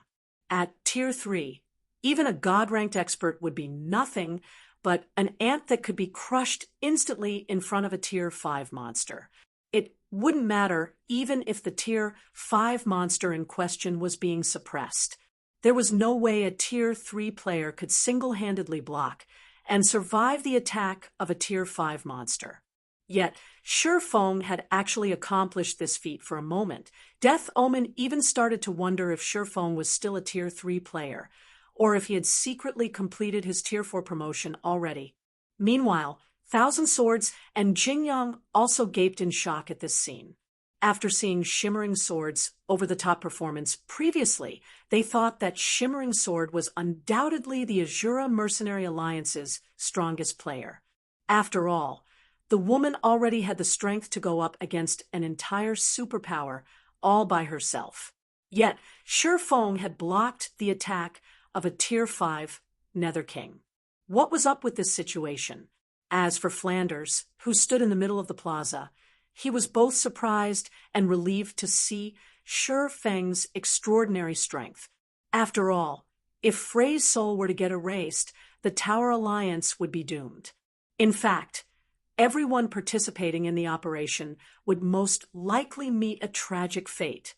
While everyone inside and outside the plaza had fallen silent, Shurfong suddenly looked toward the exhausted Fry and asked, "Would you like to make a deal, Miss Fry?" As soon as Shurfong finished speaking, Flanders couldn't help but have the urge to roll his eyes. He couldn't believe that Shurfong was trying to make a deal with Fry in this situation rather than think of a way to get out of the plaza alive. A deal? Fry wasn't a pampered princess. Although she was surprised by the strength Shurfong displayed, she quickly calmed down and asked, "What kind of deal?"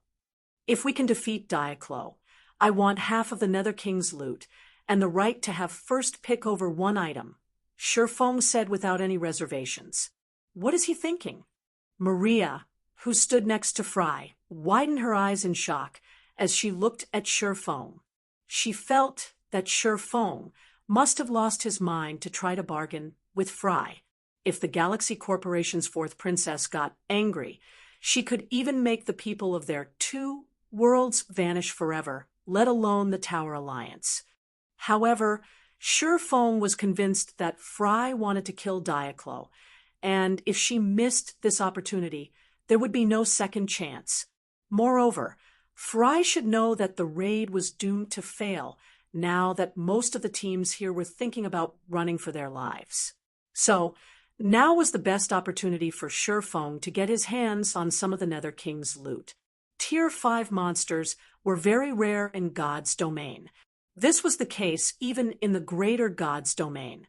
However, all Tier 5 monsters found in the Greater God's domain, or special worlds that connected multiple God's domains, such as the miniature ancient world, would have a great chance of dropping a cross-border guild promotion order. This was an item that could directly promote a basic cross-border guild into a bronze cross-border guild, granting the guild privileges that a basic cross-border guild could only dream of having. The status of a bronze cross-border guild was also crucial in allowing guilds to establish a foothold in the greater world. Now that the World Passage's opening was fast approaching, if he were to miss out on this opportunity, he'd have to wait until he entered the Greater God's domain before he could obtain a cross-border guild promotion order. If you find any errors, broken links, non-standard content, etc., please let us know so we can fix it as soon as possible. Chapter 3164_ after hearing Shurfeng's offer, a look of hesitation appeared on Frey's face as she watched Shurfong, holding back the Nether King. After hearing Shurfeng's offer, A look of hesitation appeared on Frey's face as she watched Shifeng holding back the Nether King. You can have half of the Nether King's loot, but I cannot give you first pick on the loot, Frey said resolutely after taking a deep breath. However, I can give you 5 million star coins as compensation. When the players from the desolate star god's domain heard Frey's counteroffer, a look of envy immediately appeared on their faces. Even Flanders couldn't help but look at Frey in astonishment, not expecting Frey to be willing to offer such a high price. It should be known that the Tower Alliance was only offered 3 million star coins to take on this commission. Of course, Flanders and the others also understood that Shifeng was most likely the only person capable of going up against Diaclo right now. No other team or player present had the strength to survive the Nether King's attacks. Not to mention, most of the participating teams had fled the plaza already. So, the offer of 5 million star coins was completely understandable. At this time, even Shifeng was a little stunned. He didn't think Frey would make him such a lucrative offer. Although he yearned for a cross-border guild promotion order, the promotion order was nowhere near worth 5 million star coins. Deal, Shifeng answered without hesitation. Shifeng was confident he could defeat Diaclo because of the Tower Alliance's magic barrier and Frey's soul annihilation spears. Without either of these factors, it'd be impossible for him to defeat the Nether King. Hence, had Frey refused his offer, his only option would be to escape. Now that Frey had made him an even better offer, he'd be a fool to throw this opportunity away. You're too amazing, guild leader. With this, we just earned 100 life potions. Su Qianlu said excitedly through the team chat. A sum of 100 life potions was something that could make the various international corporations' jaws drop. Zero Wing could even become a major corporation by relying on these 100 life potions. As for Shifeng's ability to block Diaclo's attack, anyone who had seen the fight between Shifeng and Solitary Soul in the stratified abyssal realm wouldn't be surprised. After all, aside from not having any Tier 4 skills or spells, Shifeng was no different than a Tier 4 player already. In terms of the strength attribute, he was even superior to the average Tier 4 expert. Otherwise, he couldn't have defeated Solitary Soul, who had become a bona fide Tier 4 player. The Nether King might be an insurmountable opponent for Tier 3 players. Still, now that its basic attributes were weakened by 30% and its soul was injured to a certain extent, even Tier 4 experts had a chance of defeating it, let alone a monster like Shifeng. Meanwhile, Lu Wuxing and Galaxy Past couldn't help but widen their eyes in shock after seeing this turn of events. They didn't think that Shifeng could actually hold his ground against a Tier 5 Nether King, his strength in no way inferior to Shimmering Sword. If Shifeng had such strength, even if the Flower of Seven Sins' 3 commanders attacked him together, the only outcome awaiting them would be death. All right, everyone get moving, Shifeng said to his team with a faint smile. I'll keep the Nether King busy, while the rest of you attack its blind spots. Following Shifeng's command, everyone in Shifeng's team went into action. Shifeng took on the Nether King from the front, while Laura Crater, Echoing Judgment, Hidden Soul, and the other God-ranked experts attacked the Nether King from its sides. Everyone else coordinated their attacks with the God-ranked experts from a distance. For a time, the Nether King could be seen stopped in its tracks by Shifeng's team, unable to target Frey any longer. Its HP was even steadily decreasing with time. What a powerful team!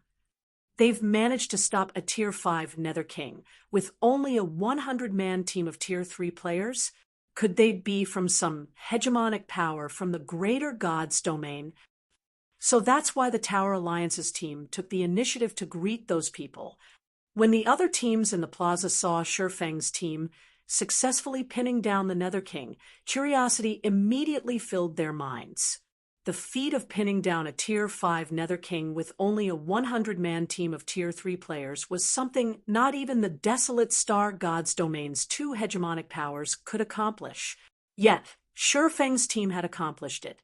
This meant that Shifeng's team should have extraordinary origins. Good. Now that the Nether King is kept busy, everyone else focus on eliminating the Revenant manipulators. When Flanders saw this turn of events, a hint of excitement flashed in his eyes, and he promptly commanded the remaining teams in the plaza to relaunch their offensive. Although there were significantly fewer teams in the plaza than before due to the Tower Alliance's team's participation, the process of eliminating the Revenant manipulators was not the slightest bit slower than before. In less than 20 minutes, all 10 Revenant manipulators were defeated. Diaclo's HP bar had also decreased by a lot, the Nether King having only 70% of its HP left. This situation caused the various teams that had long since fled out of the plaza to grow incredibly envious. Damn it! Why didn't we stay a little longer just now? With this, not only did we lose half of our team, but we're not even getting any compensation. A crusade quest differed from a normal boss raid out in the fields. Once the boss of a crusade quest was summoned, the raid would begin, and a combat zone would be designated. If players were to leave this combat zone during the raid, they would be prohibited from entering the combat zone again afterward. Of course, players who weren't in the combat zone from the beginning would also be prohibited from taking part in the raid. The combat zone for the Legendary Crusade quest was limited to the Divine Statue Plaza. Since their teams had fled out of the plaza, they naturally couldn't participate in the Nether King raid anymore. Moreover, since they fled in the middle of the raid, it went without saying that they wouldn't receive any compensation from Fry. After all, they had taken the initiative to give up on the commission before Fry had declared the operation a failure. He did it on purpose. Black Flame must have done it on purpose. Flames of anger burned in Gluttony's eyes as he glared at Shifeng's figure in the center of the plaza. When Diaclo was incinerating the various teams with its soul fire, Shifeng had chosen not to take action despite having the strength to stop the Nether King. Yet, he had taken action as soon as the Flower of Seven Sins team had left the combat zone. Even a fool could tell that Zero Wing was targeting the Flower of Seven Sins and making sure that the Flower of Seven Sins did not receive any share of the commission's compensation. To make matters worse, the Flower of Seven Sins had lost nearly half its main force members to the Nether King. After such a devastating loss, the Flower of Seven Sins' exploration progress of the Boundary Mountain Range would definitely fall behind the various superpowers' main forces. Don't worry, they won't succeed, Meng Hao said, chuckling as he looked at the distant Nether King. At the end of the day, Diaclo is still a Tier 5 monster. If those people had the ability to take care of a Tier 5 monster all by themselves, the Tower Alliance would have never invited Bright Dragon. Gluttony instantly calmed down after hearing Meng Hao's words. Tier 5 monsters were such challenging opponents that it would normally take a team of Tier 5 experts to bring one down.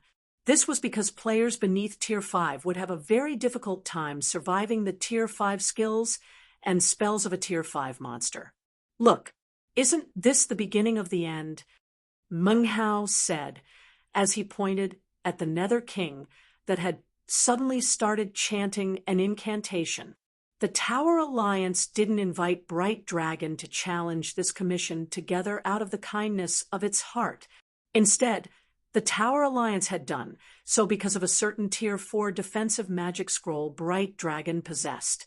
Holy Realm. This was a Tier 4 defensive curse that summoned a barrier capable of withstanding even Tier 5 skills and spells used by a Tier 5 monster. However, now that Bright Dragon had already withdrawn from the operation, what would Shifeng use to stop the Nether King's Tier 5 spell? This is Rain of Stars, a Tier 5 destruction spell. When Flanders, who had just hurried back to Diaclo's side, saw the gigantic crimson magic array in the sky that essentially covered the entire plaza, his complexion paled instantly. Flanders did not forget that the Nether King could use Tier 5 skills and spells. Even so, he hadn't worried too much about this previously since it was still possible to whittle Diaclo to death with their numbers advantage. However, Flanders never imagined Diaclo would use a Tier 5 destruction spell of all things. This attack alone was enough to annihilate every player in the plaza. Before Flanders could think of a way to salvage the situation, miniature stars that measured several dozen meters in radius began descending from the crimson magic array. Meanwhile, when Sherfong saw the several dozen descending stars, he unsheathed his other long sword, Blasphemer, and charged to the center of these stars without hesitation. Abyssal power. After letting out a low shout, Sherfong executed his defensive sword technique, Sword's Orbit. Subsequently, a galaxy of stars formed around Sherfong. Different from the descending miniature stars made of gigantic boulders, the stars formed around Sherfong were made of 4 or 5 sword lights each. When Sherfong used Sword's Orbit in his duel with Solitary Soul in the stratified abyssal realm, he executed the technique with only one sword. Because of that, the stars he created were only composed of 2 or 3 sword lights each, and the resulting power he exhibited was only at the level of a bronze combat technique. However, Sherfong was now executing the technique with 2 swords, which was the intended way of using Sword's Orbit.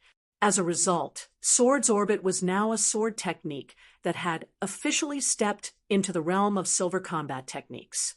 If you find any errors, broken links, non-standard content, etc., please let us know so we can fix it as soon as possible. Chapter 3165_boom. Boom. Boom. Boom. Boom. Boom. When the stars made of sword lights clashed with Diaclo's rain of stars, the space above the plaza shattered and transformed into a dark void. The resulting shockwaves of the clash caused even the players standing outside the plaza to stumble backward, and only God-ranked experts managed to keep their bodies steady. After the clash continued for around 10 seconds, the illumination in the entire second underground level dimmed as if night had descended on the area. Is that guy really just a Tier 3 player? Many of the players standing outside the plaza couldn't help but doubt their eyes when they saw the lone figure standing steadily in midair. This was especially so when they also noticed that the other players in the plaza had lost a portion of their HPs to the shockwaves alone. This was a Tier 5 destruction spell cast by a Tier 5 monster they were talking about. Yet, Sherfong had stopped it completely. This accomplishment was enough to put him on par with the Greater Gods Domain's legendary individuals. It should be known that these legendary individuals were experts that even the Greater Gods Domain's hegemonic powers feared greatly. Every one of these individuals stood at the Greater Gods Domain's apex. They also wielded great authority in the greater world. How is this possible? At this moment, Death Omen similarly looked at Sherfong in disbelief. Death Omen might be a God-ranked expert, but as one of the flower of Sevensin's 7 commanders, she was well aware that there were significant differences even between God-ranked experts. The gap could be as big as the difference between a human and a dog, or possibly even more. This was why she had chosen to go under Supreme Sky, the Sin of Greed's commander. In the eyes of the average person, the various international corporations and the 5 great super guilds of their world might be unreachable and insurmountable existences. However, Death Omen knew that be it the various international corporations or the 5 great super guilds, they were still nothing but ants in the greater world. At most, they'd be slightly bigger-sized ants. Meanwhile, it was only a matter of time before their world merged with the greater world.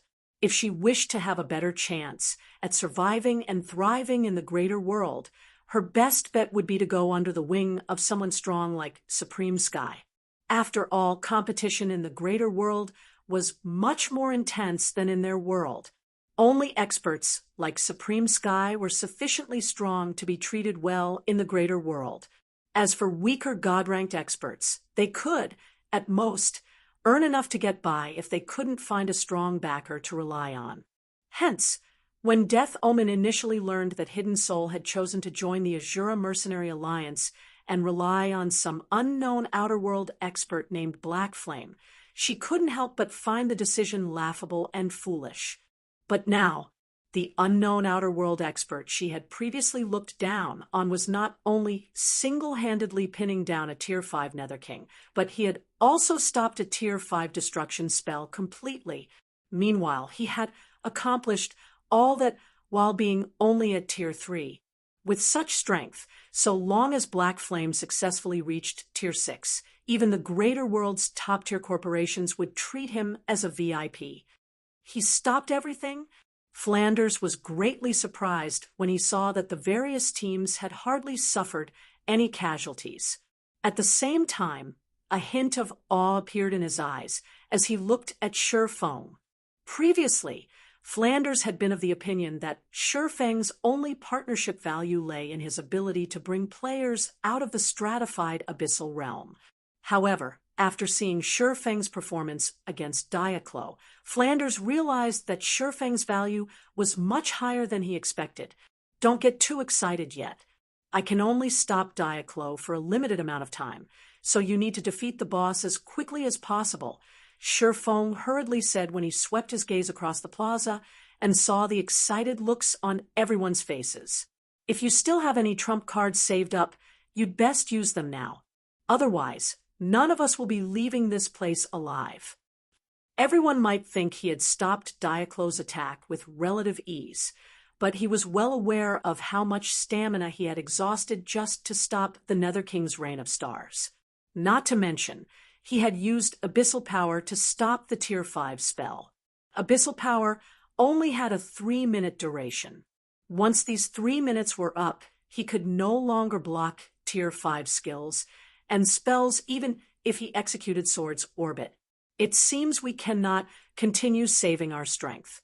Upon hearing Shurfeng's words, Flanders promptly suppressed his excitement and said to his team, "Use all of the Tier 4 magic scrolls we prepared. Everyone who has Berserk skills left unused, use them now. We must kill the boss before Black Flame reaches his limit." Following Flanders' command, the Tower Alliance's members activated their Berserk skills one after another.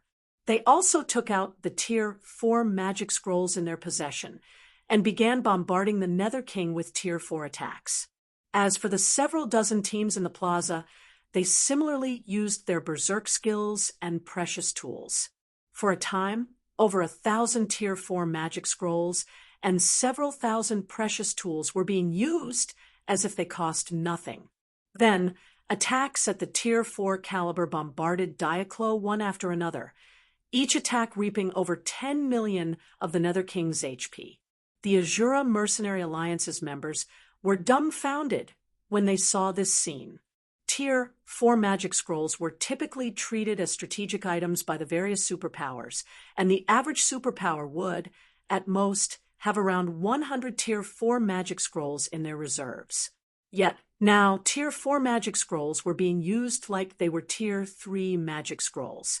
Seeing over 1,000 Tier 4 magic scrolls being used, even the several great alliances outside the plaza couldn't help but wince in pain.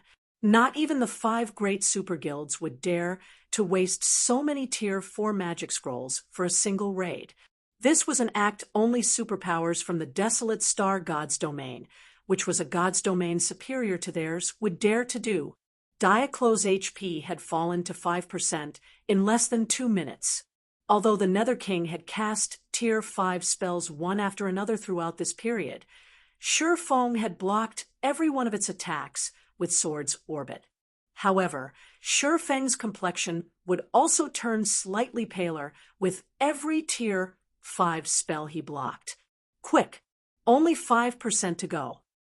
When Flanders saw Shurfeng's pale white complexion and more experts getting killed by the residual power of Diaclo's Tier 5 spells, he knew that they were now in the final length of their race against time. Hence, he began executing silver combat techniques against the Nether King one after another, completely disregarding the massive toll he placed on his stamina and concentration. 5%, 3%, 1%. Unfortunately, before the various teams could bring down Diaclo, Shi Feng succumbed to his exhaustion and powerlessly fell out of the air.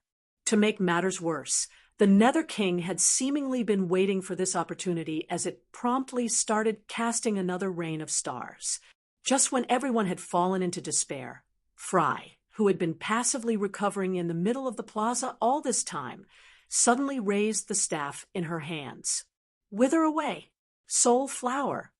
Immediately, translucent vines appeared from the void and wrapped around Diaclo, the thorns that covered the vines causing the Nether King's HP to plummet until nothing remained. This situation caught everyone off guard as nobody expected Fry to still have the strength to execute such a powerful attack. Only, after using this move, Fry became so weak that she had to rely on her staff to stay standing. Meanwhile, along with Diaclo's death, a series of system notifications suddenly rang in everyone's ears. Regional system announcement. A player has killed Diaclo, the Netherworld's gatekeeper. Epic expansion pack, Myriad Worlds Descent, activated. The update for the new expansion pack will begin in 15 minutes. The update will take 2 natural days. Please prepare to log out. If you find any errors, broken links, non-standard content, etc., please let us know so we can fix it as soon as possible. Chapter 30-166 _ an epic expansion pack. An epic expansion pack. The update is going to last for 2 days. What kind of expansion pack is this? There seems to be a general introduction from the system. Before the players in the plaza could celebrate their success in bringing down the Nether King, they were stunned by the abrupt announcement of the epic expansion pack. The information was so shocking that nobody even noticed they had all leveled up from the raid. System.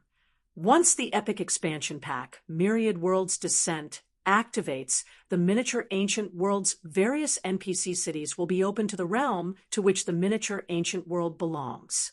All players under level 120 from the realm will have one opportunity to enter the miniature ancient world. The world wall in the miniature ancient world will no longer prevent teleportation between the cities of the 2 domains. System. 10 natural days after the activation of the Myriad Worlds Descent expansion pack, the top of 2 worlds teleportation will open in the Boundary Mountain Range's 2nd underground level.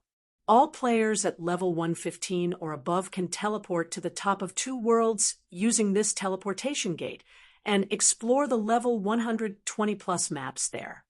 Search hosted novel for the original. Although the system's text introduction only consisted of a few sentences, every player present couldn't help but feel surprised and shocked after reading it. Even Shi Feng fell into a daze after reading the introduction. The merger got brought forward. A frown formed on Shi Feng's face as he looked at the system notifications. Shi Feng knew that it was only a matter of time before the 2 gods' domains connected to this miniature ancient world would start interacting with each other. However, what he did not expect was for it to happen so soon and on a much larger scale. This was no longer something as simple as the players of 2 gods' domains clashing.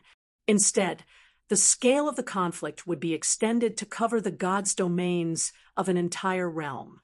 The danger ahead for their god's domain would likely be far greater than his initial expectations. There were many realms in the greater god's domain. Meanwhile, each realm was home to at least 1,000 god's domains. The realm god's domain belonged to was the Starlight Realm. According to the information he gathered during his previous life, there were 1,654 god's domains in the Starlight Realm. Based on their size and average player standard, these gods' domains could be categorized into 3 groups: elementary, intermediate, and higher. Meanwhile, The Starlight Realm had 1,549 elementary gods' domains, 97 intermediate gods' domains, and 8 higher gods' domains. In the case of the Desolate Star God's domain, it could only be considered an intermediate god's domain if going solely by its player standards. It would even be ranked near the bottom of intermediate gods' domains, and there were at least 100 gods' domains in the Starlight Realm that were stronger than the Desolate Star God's domain. After all, many elementary gods' domains had average player standards superior to intermediate gods' domains. Meanwhile, not only did the miniature ancient world possess legacies left behind by ancient gods, but it also contained the possessions of ancient gods. The miniature ancient world itself was also quite wealthy in resources. So, the miniature ancient world was a considerably tempting treasure trove even to the greater gods' domain's various powers. Originally, the struggle for the miniature ancient world only involved 2 gods' domains. Even if the Desolate Star God's domain was an open gods' domain, players from other gods' domains would first need to gain the Desolate Star God's domain's permission before they could enter the miniature ancient world. Otherwise, they'd be annihilated by the Desolate Star God's domain's native powers before they could event each the miniature ancient world. However, once the Myriad Worlds Descent expansion pack took effect, the Starlight Realm's various gods' domain would no longer have to go through the Desolate Star God's domain to enter the miniature ancient world. At that time, the number of players and powers flooding into the miniature ancient world would be simply unimaginable. Right now, Shifeng even started to doubt whether their gods' domain's mighty superpowers could survive the Myriad Worlds Descent. Crazy! This is crazy! How did things turn out like this?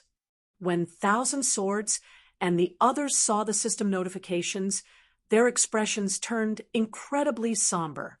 While it was great that they would have more opportunities to interact with the powers of other gods' domain, having the powers of so many gods' domain flood into the miniature ancient world was not good news.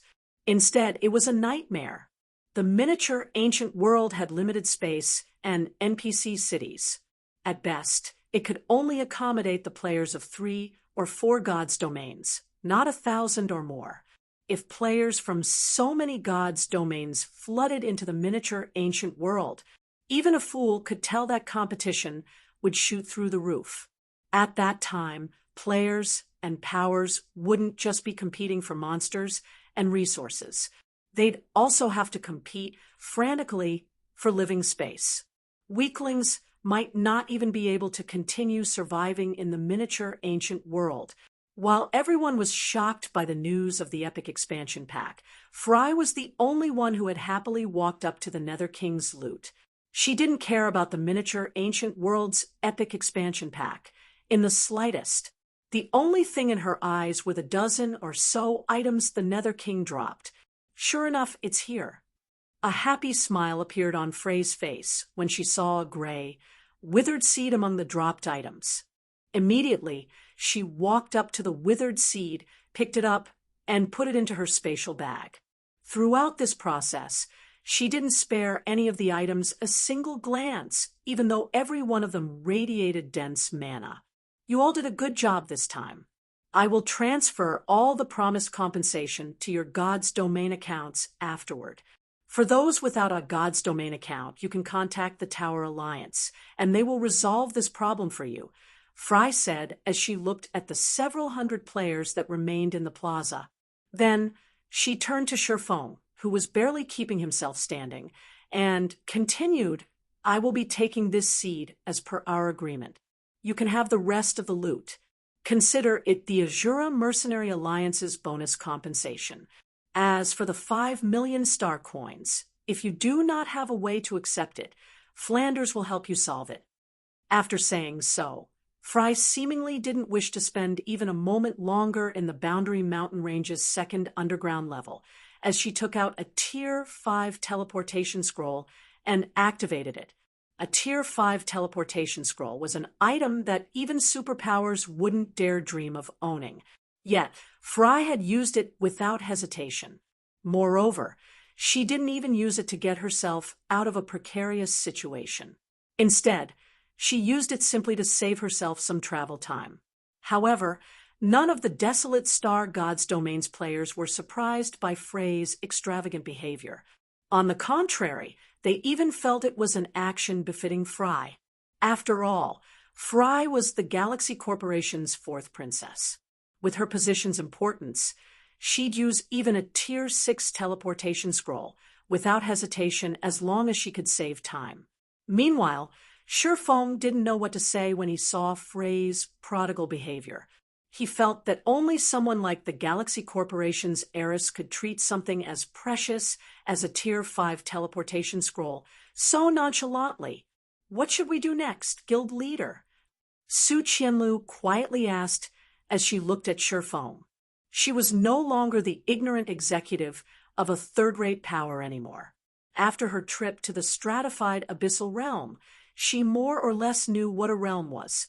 Hence, she knew that the epic expansion pack's name of Myriad Worlds Descent truly meant the descent of a myriad of worlds into the miniature ancient world.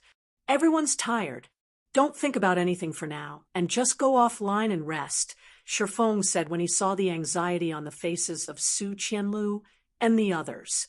"We'll talk about future matters after we come back online." Everyone nodded and followed Sherfeng's instructions, choosing to log out of the game and rest. As for Sherfong, he stuffed the Nether King's loot into his spatial bag before similarly logging out of the game. After having used Sword's orbit so many times in a row, he was having trouble even staying conscious right now. So, he naturally wasn't in the mood to inspect the loot or care about anything else. However, although Sherfong wasn't in the mood to consider the new expansion pack, it was a different story for the rest of the miniature ancient world and the main continent. The Myriad Worlds Descent expansion pack's announcement quickly sparked a huge uproar. If you find any errors, broken links, non-standard content, etc., please let us know so we can fix it as soon as possible. Chapter 31, 67_Boundary Mountain Range, 2nd Underground Level, Divine Statue Plaza. Boundary Mountain Range, 2nd Underground Level, Divine Statue Plaza. Am I hallucinating, teacher? Every god's domain in our realm will have access to our miniature ancient world. Doesn't that mean we can get in touch with the various God's Domains players? Tao Yue asked excitedly as she turned to look at Thousand Swords. As one of World Dominator's peak geniuses, she was privy to much more information than most players. So, she naturally knew that their God's Domain and the Desolate Star God's Domain weren't the only God's Domains in existence.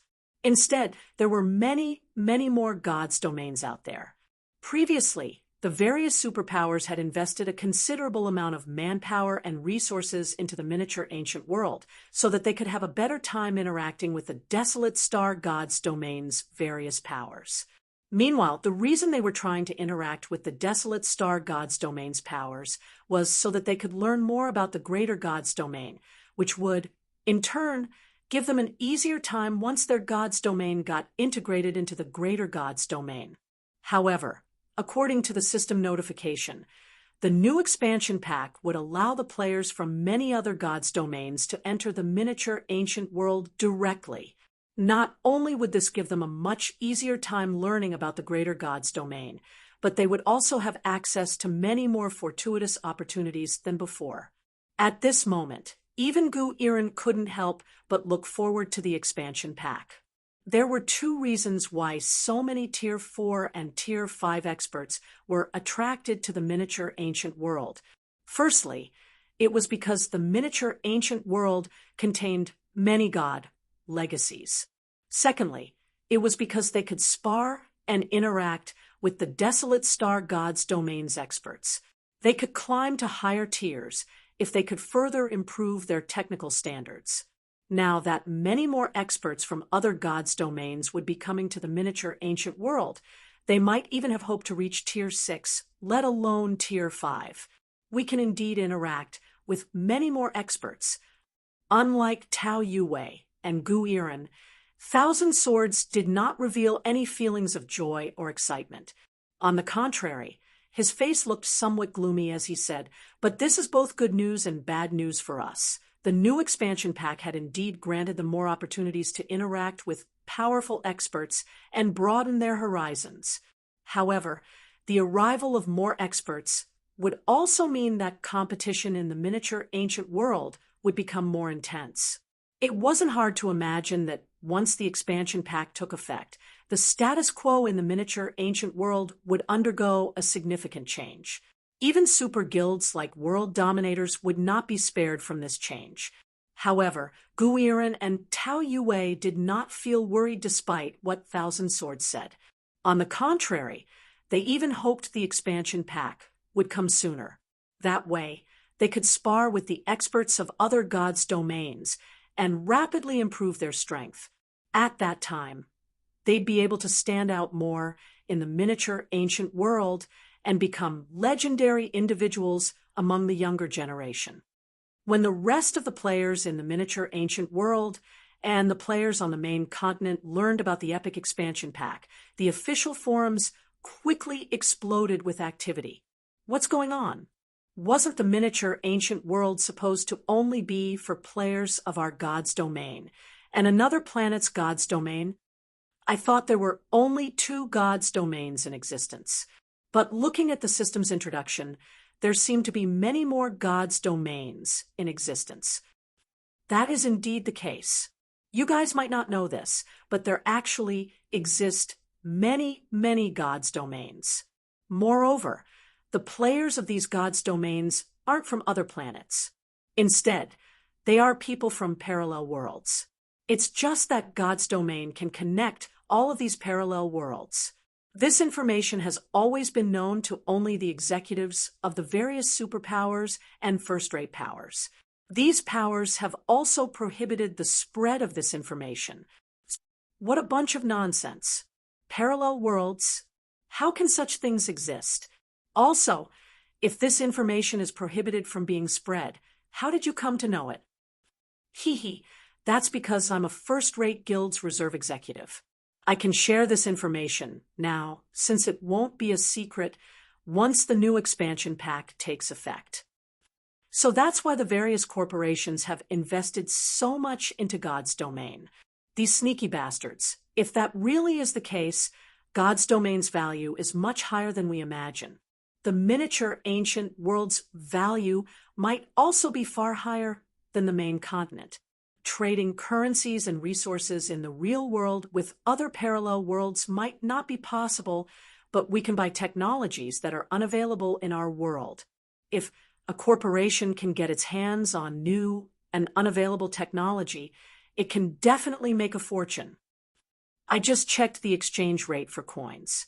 The value of coins increased tenfold not long after the new expansion pack was announced.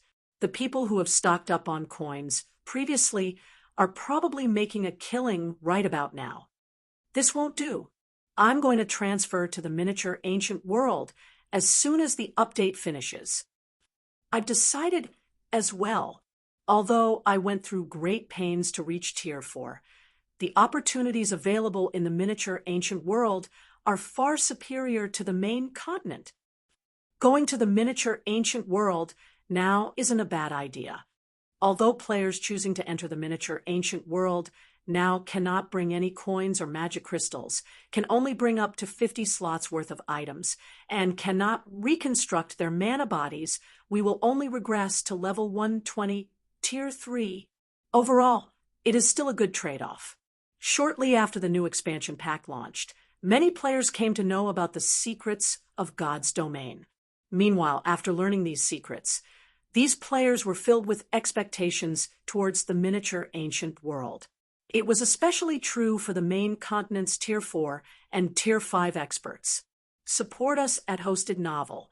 Tier 4 and Tier 5 experts might be able to earn a sizable salary by working for the various powers, their earnings in a single year enough for them to buy a house in a first-rate city.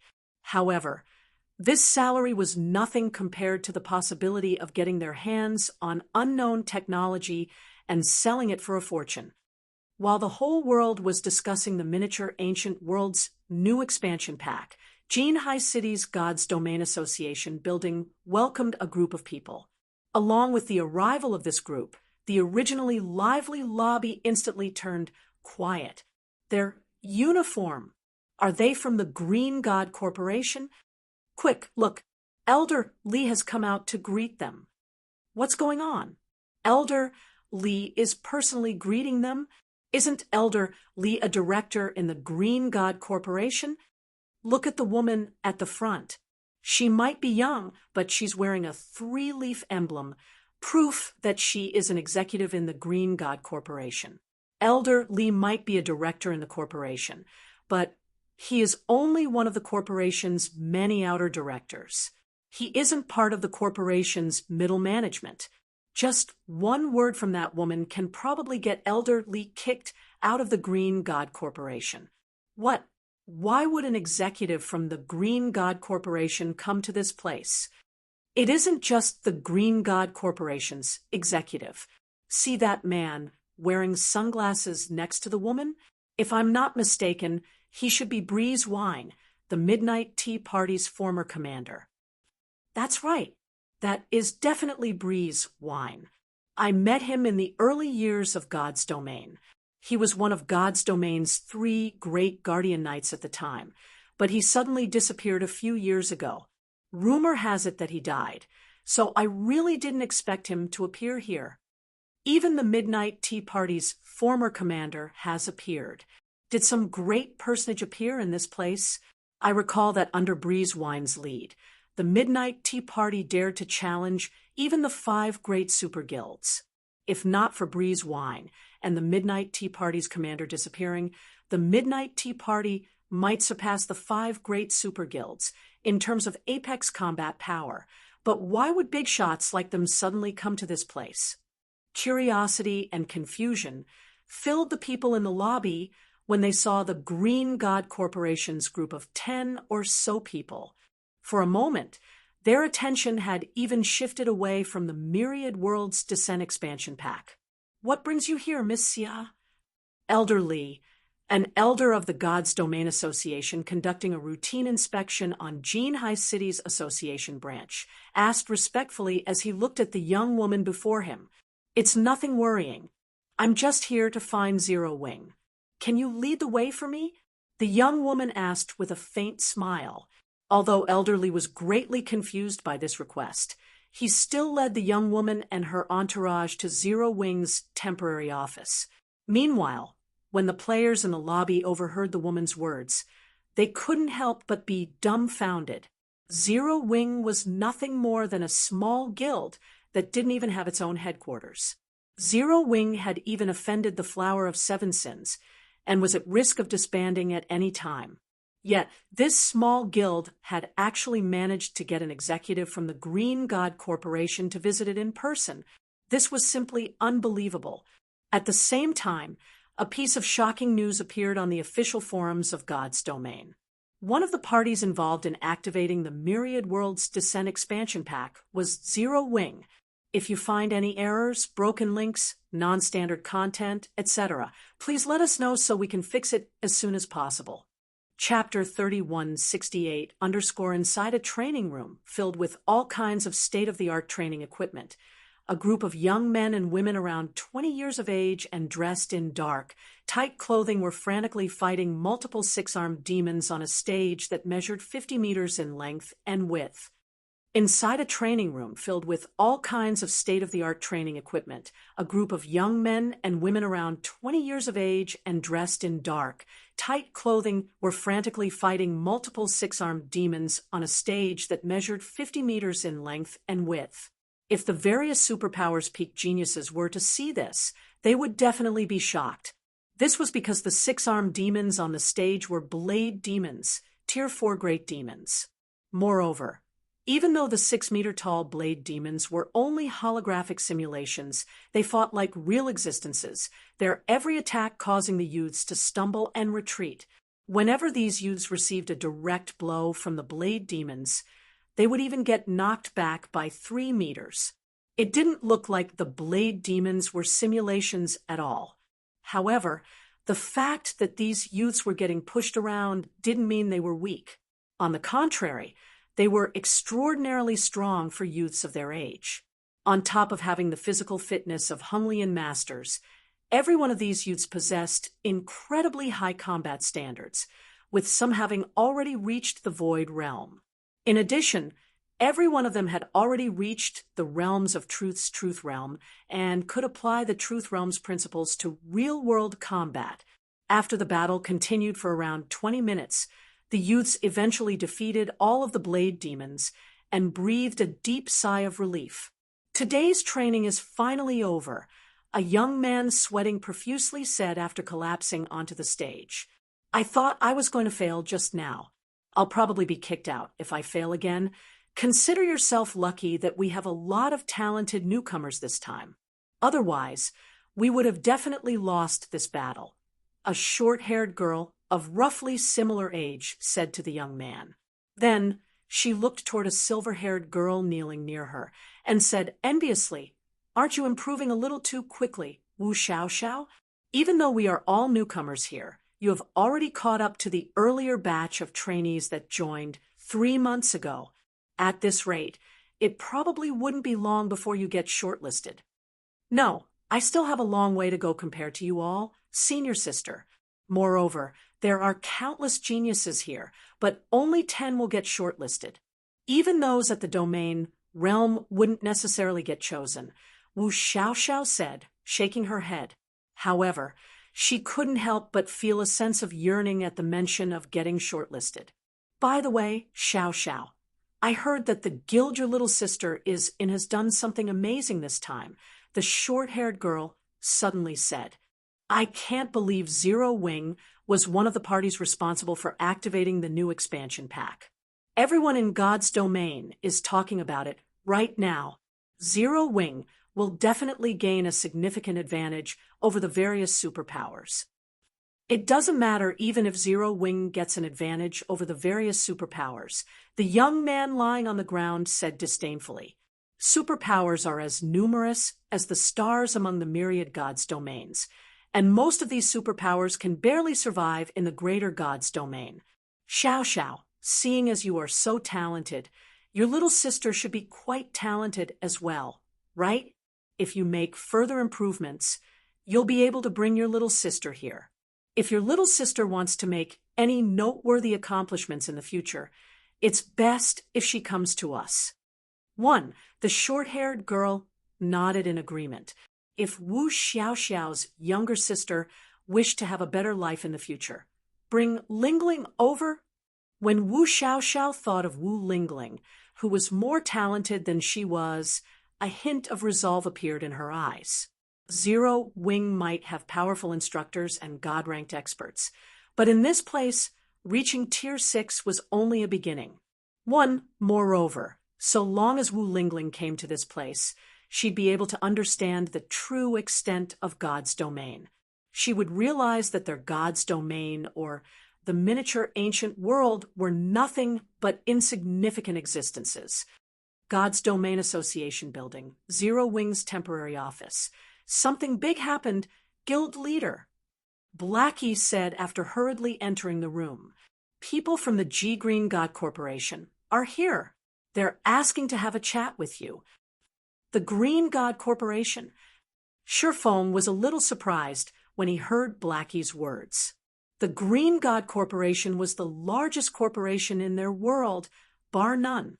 Be it their world's God's domain or miracle potions like the S-rank nutrient fluids and life potions, all these things came from the Green God Corporation. Because of this, once powers in God's domain grew to a certain extent, it was inevitable for them to make contact with the Green God Corporation. However, no matter how Sherfone looked at it, the current Zero Wing was nowhere near strong enough to catch the Green God Corporation's attention. After all, the standard of technology and manpower the Green God Corporation possessed was far beyond the imagination of any superpower. The corporation was so powerful that not even the 5 great super guilds were worthy of its attention. Although Zero Wing currently possessed considerable fame in the miniature ancient world and even had fourth-floor experts safeguarding it, these were still insignificant matters to the Green God Corporation. Hence, Shifeng found it incredibly hard to imagine why the Green God Corporation would take the initiative to seek out Zero Wing. "Do you want to meet them?" Blackie asked quietly. "I don't think we have a choice in this," Shifeng said with a bitter smile. "Go and greet them. I'll see you in the reception room later." "Understood." Blackie hurriedly left to make the necessary preparations. The Green God Corporation was in existence far above even the Flower of Seven Sins. If they accidentally provoked the Green God Corporation's people, Zero Wing would probably cease to exist before the day ended.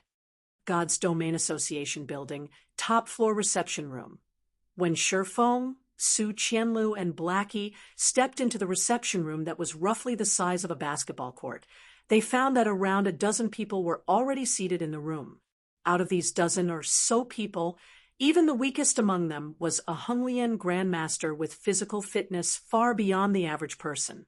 Even Su Qianlu, who had already reached the Honglian master standard, found herself feeling suffocated when standing in the presence of these people, her mind warning her to stay as far away from these people as possible.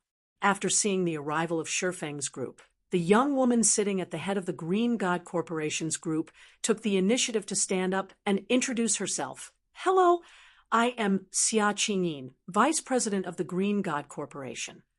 "Hello, I am Shifeng, Zero Wing's acting guild leader." Shifeng responded, feeling a little surprised when he saw the young woman before him. However, he did not show his surprise on his face as he calmly asked, "May I know what business you have with Zero Wing, Vice President Xia?" Xia Qingying.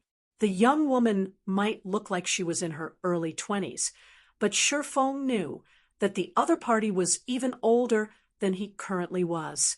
Meanwhile, in addition to being one of the Green God Corporation's core executives, she also possessed extraordinary individual strength. Most importantly, she was a mental strength grandmaster. If Xia Qingying wanted to, she could single-handedly wipe the floor with every person in this room. "I see that you are a straightforward person, Guild Leader Shifeng," Xia Qingying said, a smile forming on her face as she scrutinized Shifeng. "In that case, I'll get straight to the point. I am here today to make a deal with Zero Wing. I heard that Zero Wing had received 5 million star coins from the Galaxy Corporation previously. The Green God Corporation is willing to sell Zero Wing a slot to the greater world.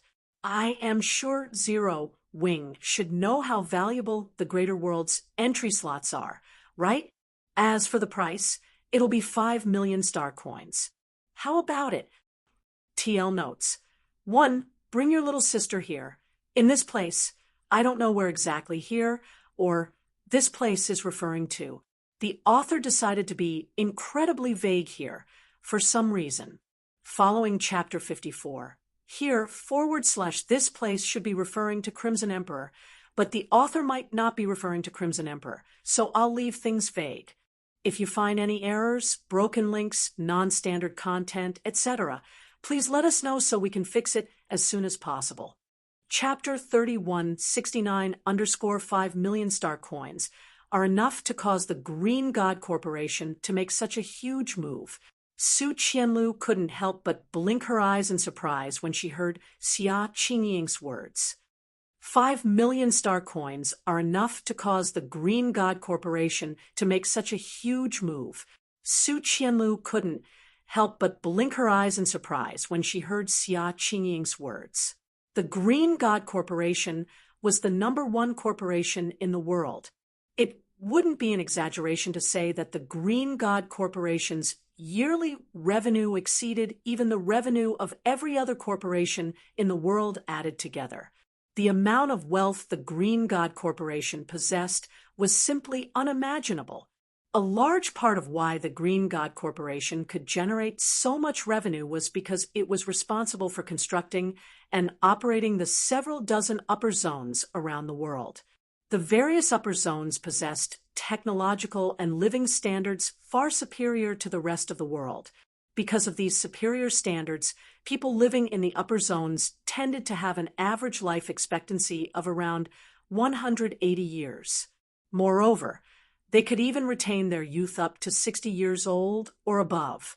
Due to these reasons, countless wealthy people were willing to pay hundreds of millions or more just to live in an upper zone.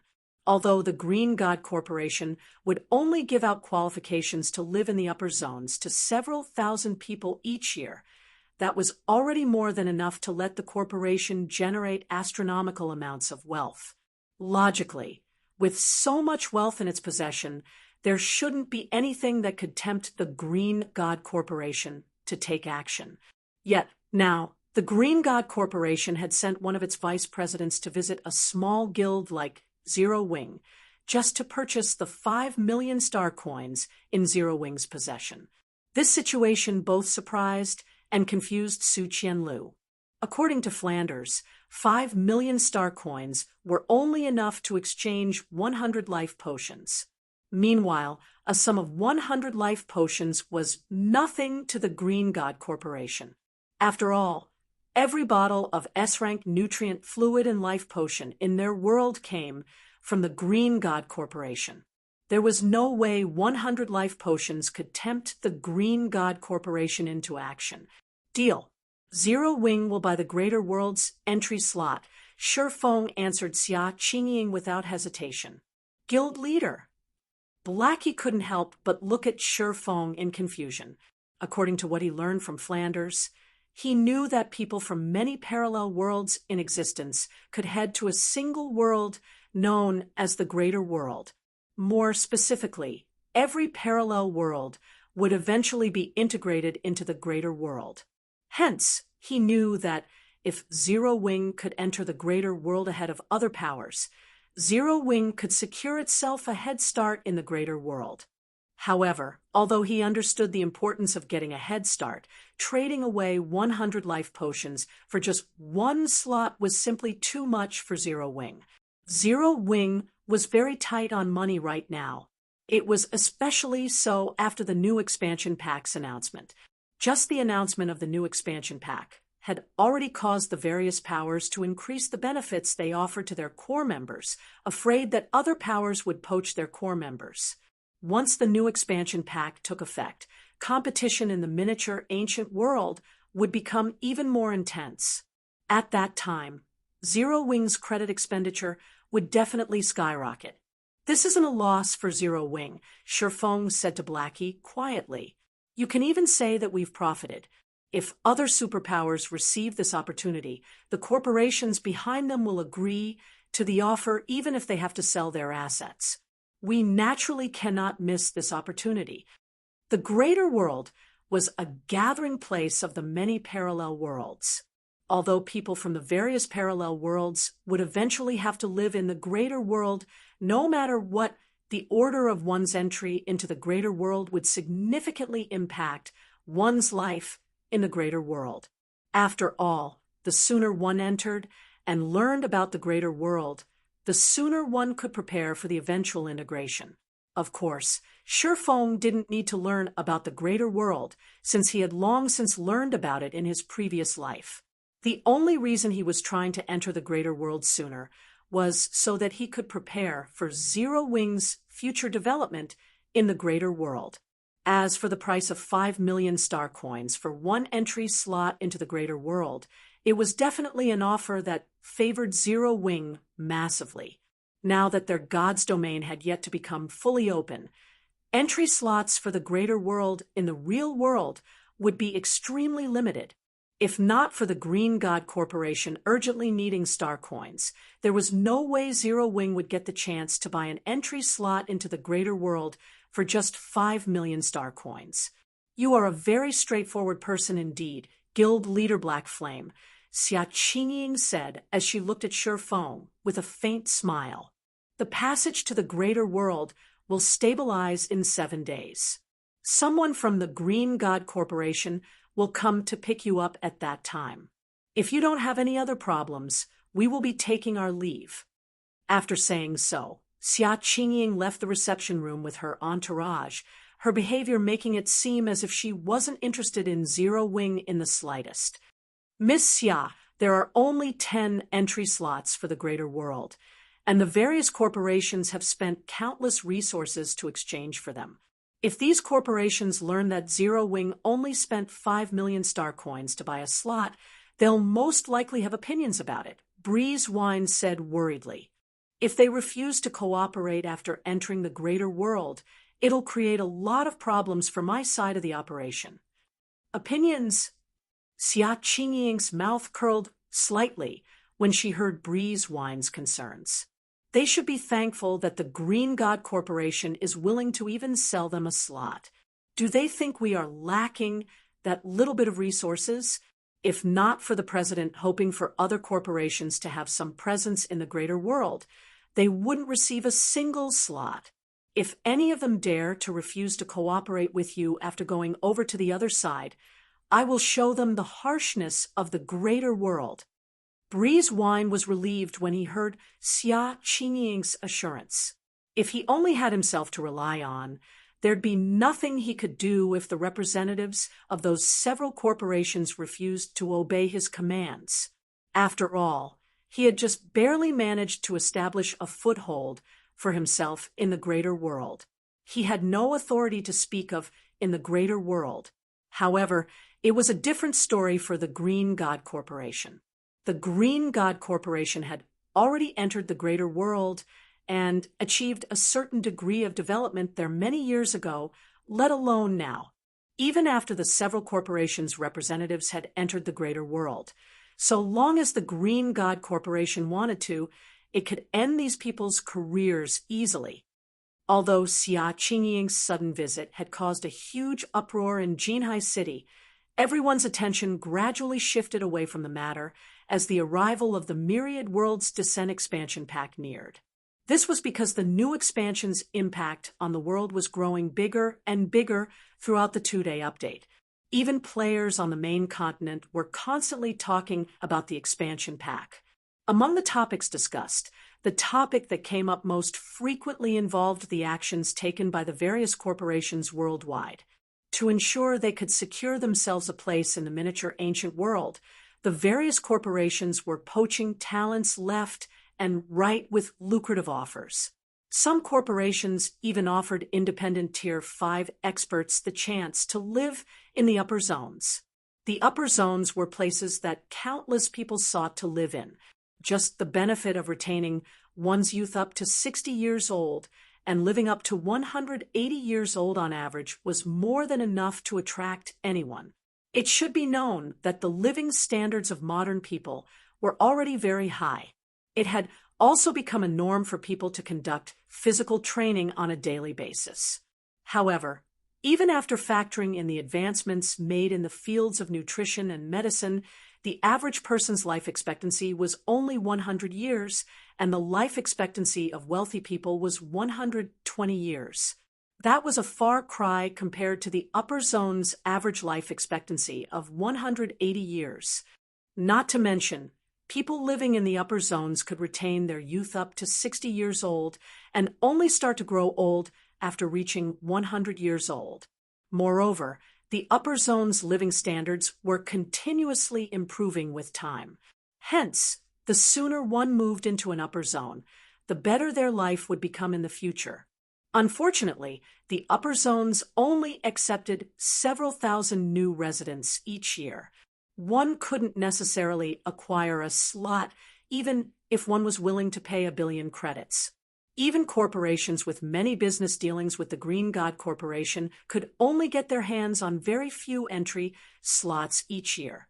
So few that they didn't even have enough to use for their own families. Yet now corporations were using these slots to recruit players.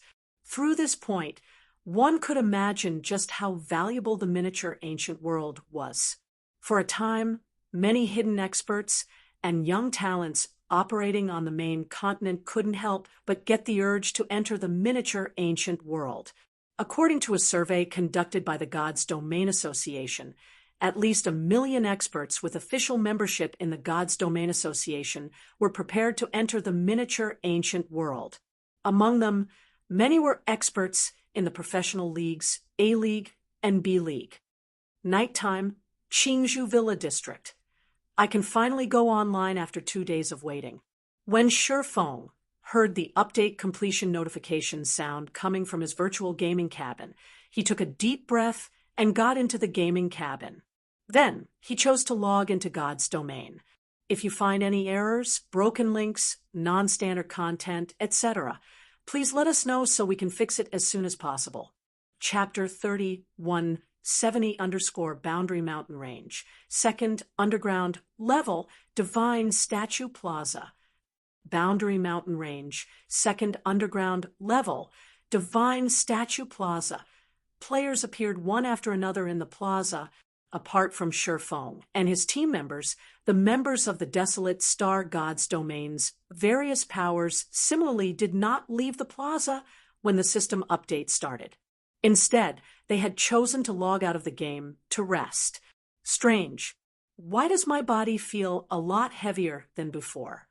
Su Qianlu immediately noticed the change in her body as soon as she logged into the game, and she couldn't help but be confused by this situation. Me too. My body's reaction speed has also slowed down significantly, Shui Yalan said with a stunned look on her face. Could there be a bug with the update? God's domain's environment had been fixed from the very beginning. Although the Boundary Mountain Range's 2nd Underground Level had a special environment, it still didn't make sense for the environment to change because of the system update. Not to mention, Zhu Yalan could feel that her reaction speed had slowed down significantly, and her physical fitness was reduced to that of an ordinary person. In this situation, she'd be fortunate if she could exhibit even half of the combat power she could previously exhibit in the 2nd Underground Level. No, this isn't a bug. This is the true God's domain. Maria, who stood nearby, said, "The true God's domain." Lu Wuxing looked toward Maria in confusion.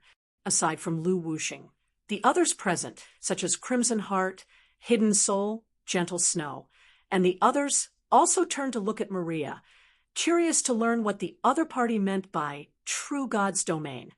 In response, Maria looked to Lu Wuxing and explained the environment we are in now, or more specifically the level of control we have over our bodies currently, is the true standard of control players should have in God's domain. This is the standard that the greater God's domain and all God's domain that has come out of isolation share. When a God's domain remains in an isolated state, players of that God's domain can move their character bodies with only a single thought. Unlike in the real world, the nervous system is not involved in the entire process of controlling one's body in God's domain.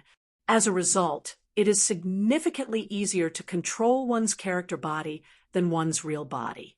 However, once a God's domain comes out of isolation, everyone belonging to that God's domain will see this manipulation method change to match that of the real world.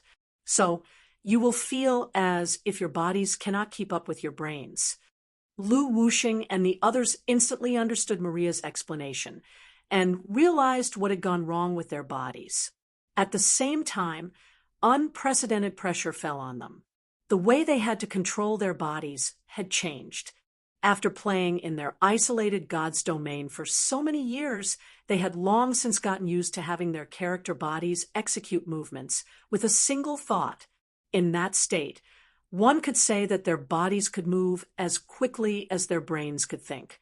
However, in their current state, their body's reaction speed could no longer keep up with their brain's reaction speed. This situation would make fighting monsters incredibly difficult for them in the future. More specifically, whenever they fought against monsters in God's domain in the future, it'd be no different than if they were to fight these monsters in the real world. The only difference would be that their character bodies would be much stronger than their real bodies.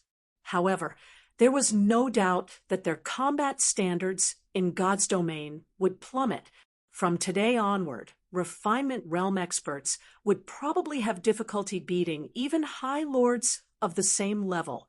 Players would most definitely have to change their combat methods to adapt to this new control method. For peak experts, and above, though, they wouldn't be affected by this change as much as other players. With their ability to perceive their surroundings clearly, they could compensate for their body's reduced reaction speed by predicting their opponent's moves in advance and taking the appropriate countermeasures. Though when it came to using combat techniques, skills, and spells, peak experts would also be severely affected like ordinary players. Aside from Lu Wuxing and the others, the various superpowers members standing in the distance similarly felt great pressure after experiencing the true god's domain. Even the Flower of Seven Sins Death Omen and Gluttony wore ugly looks on their faces. With this change, the gap in strength between our god's domain and other gods' domains has just grown even bigger. The corners of Thousand Swords' eyes twitched when he finished listening to Meng Hao's explanation. Originally, Thousand Swords thought that even if the various foreign gods' domains' powers came to the miniature ancient world, the native powers of their god's domain could rely on their numerical and geographical advantages to maintain a considerable advantage. However, after learning about the changes that had taken place, it wouldn't matter even if they had a numerical advantage. The gap in combat standards between both sides was simply too massive. After the update, it wouldn't be an exaggeration to say that Refinement Realm and Flowing Water Realm experts were not much different than ordinary experts. They were merely better at making use of their five senses. However, due to the limitation of their body's reaction speed, Refinement Realm and Flowing Water Realm experts wouldn't gain much advantage even if they could use their five senses better than ordinary experts. It would no longer be possible for Flowing Water Realm experts to single-handedly wipe the floor with a 100-man team of ordinary experts. This would be the case even if stamina restrictions were removed.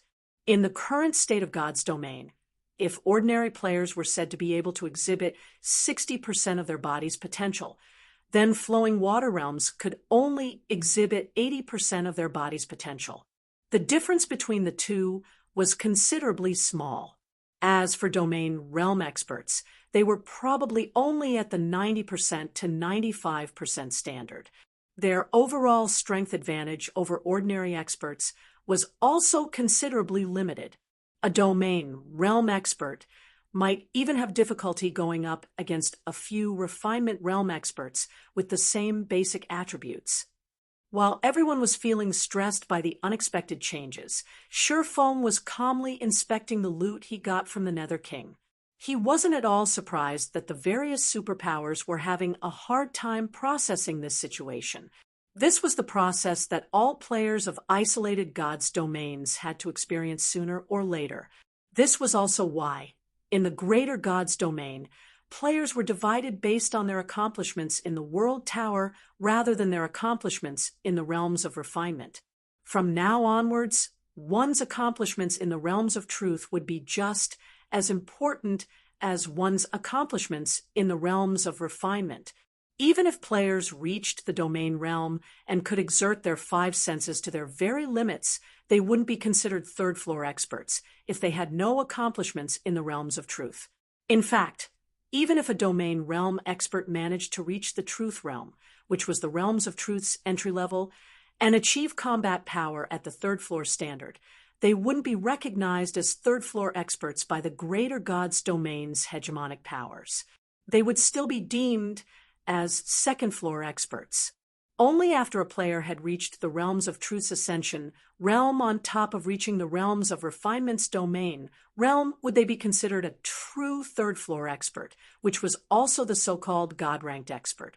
After reaching the level of a God-ranked expert, players would have the ability to defeat multiple second-floor experts in the greater god's domain, assuming that there were no stamina restrictions in place. We got quite the good harvest this time, so it's about time we leave, Shifeng said after sorting out the Nether King's loot. Shifeng had gained quite the harvest from the Nether King this time. Aside from gaining enough EXP to reach level 117, he had also obtained 2 fragmented legendary weapons, a staff and a greatsword. In addition, the Nether King had also dropped a Tier 5 magic scroll, a teleportation magic array design, and a bunch of legendary materials. Most importantly, the Nether King had dropped a cross-border guild promotion order, an item that could instantly promote a basic cross-border guild into a bronze cross-border guild. Lu Wuxing and the others nodded when they heard Shifeng's words. Now that numerous foreign gods' domains were about to enter the miniature ancient world, the last thing they should do would be to waste time grinding in the second underground level. According to the system's introduction, the miniature ancient world city system would also undergo a significant change once the myriad worlds descended. If they didn't adapt to this change, as soon as possible, the various foreign powers would quickly eliminate them from the miniature ancient world. After Shifeng bid goodbye to Flanders' team, he promptly led his team out of the Boundary Mountain range. Then, after traveling on Mount for around 10 hours and exiting the Boundary Mountain range's underground area, Shifeng and the others took out a return scroll and teleported back to 100 Flow City. 100 Flow City, Teleportation Hall. Followed by the appearance of numerous flashes in the teleportation hall's teleportation array, Shifeng and the others finally returned to 100 Flow City. So many people actually came? Galaxy Past gasped when he saw the crowded teleportation hall. Currently, players standing shoulder to shoulder could be seen crowding the lobby the size of a football field. Moreover, these players were incredibly high-leveled, nearly all of them being at level 120. These level 120 players were also equipped with epic equipment sets, their equipment standards not the slightest bit inferior to the various superpowers main force members. However, compared to these players' equipment standards, their combat standards were even more shocking. At a glance, Galaxy Past could see refinement realm experts everywhere, with many Void Realm experts and above among them. He even felt a sense of danger from quite a few of these experts. If you find any errors, broken links, non-standard content, etc., please let us know so we can fix it as soon as possible. Chapter 31, 71_100 Flow City, Main Street. 100 Flow City, Main Street. When Shifeng and the others walked out of the teleportation hall, they found that the main street outside was similarly crowded with players. Players couldn't even run in the spacious main street right now. At best, they could only walk at a quick pace. After Shifeng and the others took a few steps away from the teleportation hall, the players on the street suddenly stepped aside and created an empty path. Then, a 100-man team of players dressed in uniform equipment and clothing walked down this path. Meanwhile, the mere presence of these 100 players caused Lu Wuxing, Crimson Heart, Hidden Soul, and the others to step back subconsciously. Is this the strength of other gods' domains? A grave expression appeared on Lu Wuxing's face when he saw the 100-man team. Although this team only had 100 members, Lu Wuxing could feel an oppressive feeling coming from every one of them. He felt he wouldn't even be a match for these 100 players in a one-on-one fight.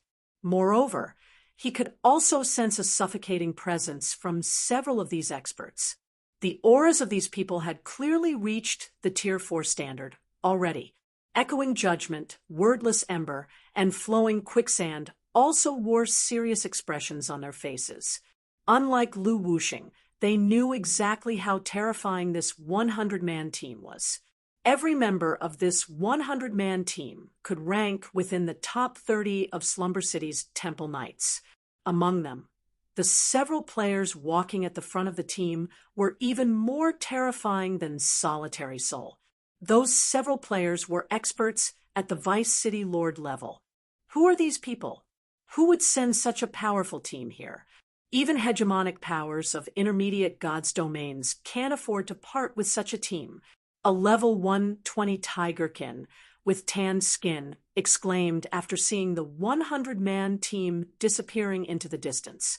Upon hearing the Tigerkin Berserker's words, a level 120 elven man standing next to the Tigerkin rolled his eyes and said, "Are you a native of this miniature ancient world? How can you not know about the Divine Hunters Guild?" Divine Hunters? The Divine Hunters from the Four Saints higher god's domain. The Tigerkin Berserker was stunned. That's right, that divine hunters. Otherwise, why do you think everyone made way for those people? The elven man nodded. Then he sighed and continued. It seems Hundred Flow City is going to be the Divine Hunters Guild's territory from now on. Guilds from intermediate gods' domains, like ours, won't stand a chance here. That's not for certain, right? The Divine Hunters Guild might be powerful, but if hegemonic powers from intermediate gods' domains are willing to shoulder the cost, it's not impossible for them to compete with the Divine Hunters. After all, there are only a few hundred cities in this miniature ancient world. There aren't even enough to go around for the intermediate gods' domain, let alone the other higher gods' domains, the Tigerkin Berserker said. What do you know? With a bitter smile, the elven man said, now that the city system has been activated, the top 10 players of each city's coliseum will receive a portion of their respective cities' management rights. However, Divine Hunters has sent 6 of its titled commanders here. It's almost certain that Divine Hunters will have absolute control over Hundred Flow City. What? Is the Divine Hunters Guild crazy? Is Hundred Flow City so important that it needed to send 6 titled commanders? The Tigerkin Berserker shouted in astonishment. Those are titled experts we are talking about.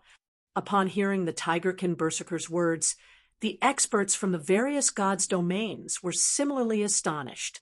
Only Lu Wuxing and the players native to the miniature ancient world remained puzzled by this situation. How extravagant of divine hunters. Feng was also inwardly surprised by this situation.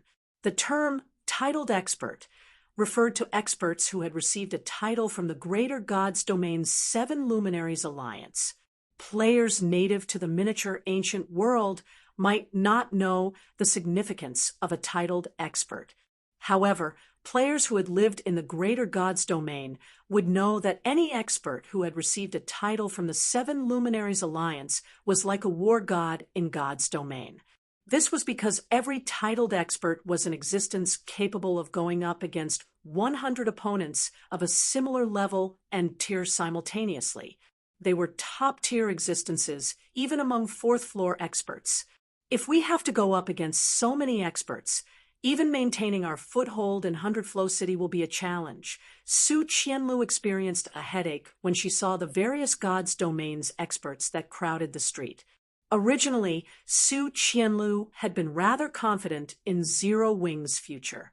However, after seeing so many experts appearing in Hundred Flow City, she doubted that Zero Wing could even retain its position in Hundred Flow City. This would be terrible for Zero Wing. Only the various NPC cities had teleportation arrays in the miniature ancient world. This meant that most trades between players would be conducted in NPC cities. If Zero Wing couldn't maintain its foothold in Hundred Flow City, it couldn't even trade with other powers. Even if powers were willing to go through the hassle of trading with Zero Wing, they'd exploit Zero Wing to an unimaginable level.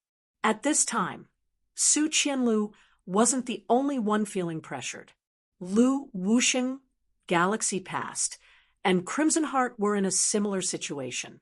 The miniature ancient world might be rich in resources, but these resources were mainly concentrated in the trade network formed by the various NPC cities. If they couldn't join this trade network, they'd be isolated by the powers that were a part of it. You don't need to worry about this. God's domain isn't a place where you can achieve greatness with only a few experts, Feng said, chuckling. Sometimes status is much more important than strength in God's domain. Status. Su Qianlu suddenly thought of the stratified Abyssal Realms nobility system. Some of the stratified Abyssal Realms upper-class nobles might not be as strong as Temple Knights, but they still enjoyed much better treatment in the various NPC cities than Temple Knights. However, another question quickly popped into Su Qianlu's head. How were they supposed to acquire status in the miniature ancient world's NPC cities? Something like the Abyssal Tower did not exist in the miniature ancient world. Although the various cities had a peerage system, obtaining a noble title required a vastly greater sum of contribution points than obtaining an ordinary noble status, and it wasn't something that could be accomplished within a short time.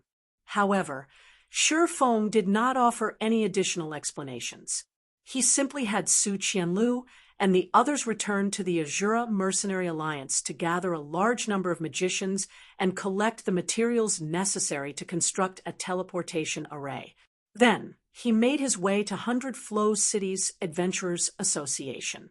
When Shi Feng arrived at the Adventurers Association, the building was crowded with players from other gods' domains going through the procedures for guild creation in the miniature ancient world. "How may I help you, sir?" a half-elf female administrator working the front desk on the second floor asked when she saw Shi Feng approaching. In response, Shi Feng took out the Bronze Cross-Border Guild promotion order and said, "Hello, I want to promote Zero Wing into a Bronze Guild. If you find any errors, broken links, non-standard content, etc., please let us know so we can fix it as soon as possible." Chapter 3172 _ a look of surprise appeared on the half-elf administrator's face when she saw the ancient scroll in Shi Feng's hands. However, she quickly reverted to wearing her cordial smile, an additional hint of respect appearing in her eyes. A look of surprise appeared on the half-elf administrator's face when she saw the ancient scroll in Shi Feng's hands. However, she quickly reverted to wearing her cordial smile, an additional hint of respect appearing in her eyes. "Please wait a moment, sir. As you are using a Bronze Cross-Border Guild promotion order instead of the standard promotion procedure, I will need to have the association's elders verify your promotion order before I can process the promotion for you," the administrator explained as she took the ancient scroll from Shi Feng. "No problem." Shi Feng nodded, unsurprised by this situation. The promotion of a cross-border guild was different from the promotion of standard guilds. It represented the recognition of all adventurers' associations in God's domain. At the same time, it was also a recognition of status in the greater God's domain. Normally, a basic cross-border guild-seeking promotion would need to fulfill two conditions. Firstly, the guild would need to accumulate 1,000,000 God's domain popularity points. Secondly, the guild would need at least 100 members to become certified advanced adventurers, which also meant they needed to reach the World Tower's second floor standard.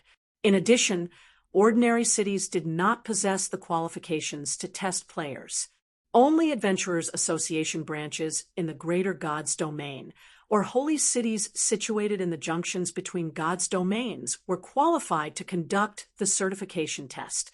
Meanwhile, the so-called Adventurer Certification Test was essentially a test of a player's combat standards. Players were required to challenge the World Tower during the certification test, and there were 4 levels of certification players could aim for: Basic Adventurer, Advanced Adventurer, Superior Adventurer, and Top Adventurer. These 4 certification levels corresponded to the World Tower's 4 floors. Only players who had successfully cleared the Basic Adventurer certification would be recognized as first-floor experts. After reaching this standard, one would also become officially recognized as an expert in the Greater God's Domain. As for players who managed to pass the Advanced Adventurer certification, they'd be recognized as second-floor experts in the Greater God's Domain. They'd also be treated as mid-level mainstays in the Greater God's Domain's various guilds, and they'd be qualified to challenge the large-scale crisis quests issued by Adventurers Association. Meanwhile, crisis quests could be considered one of the main sources for cross-border guilds to raise their God's Domain fame.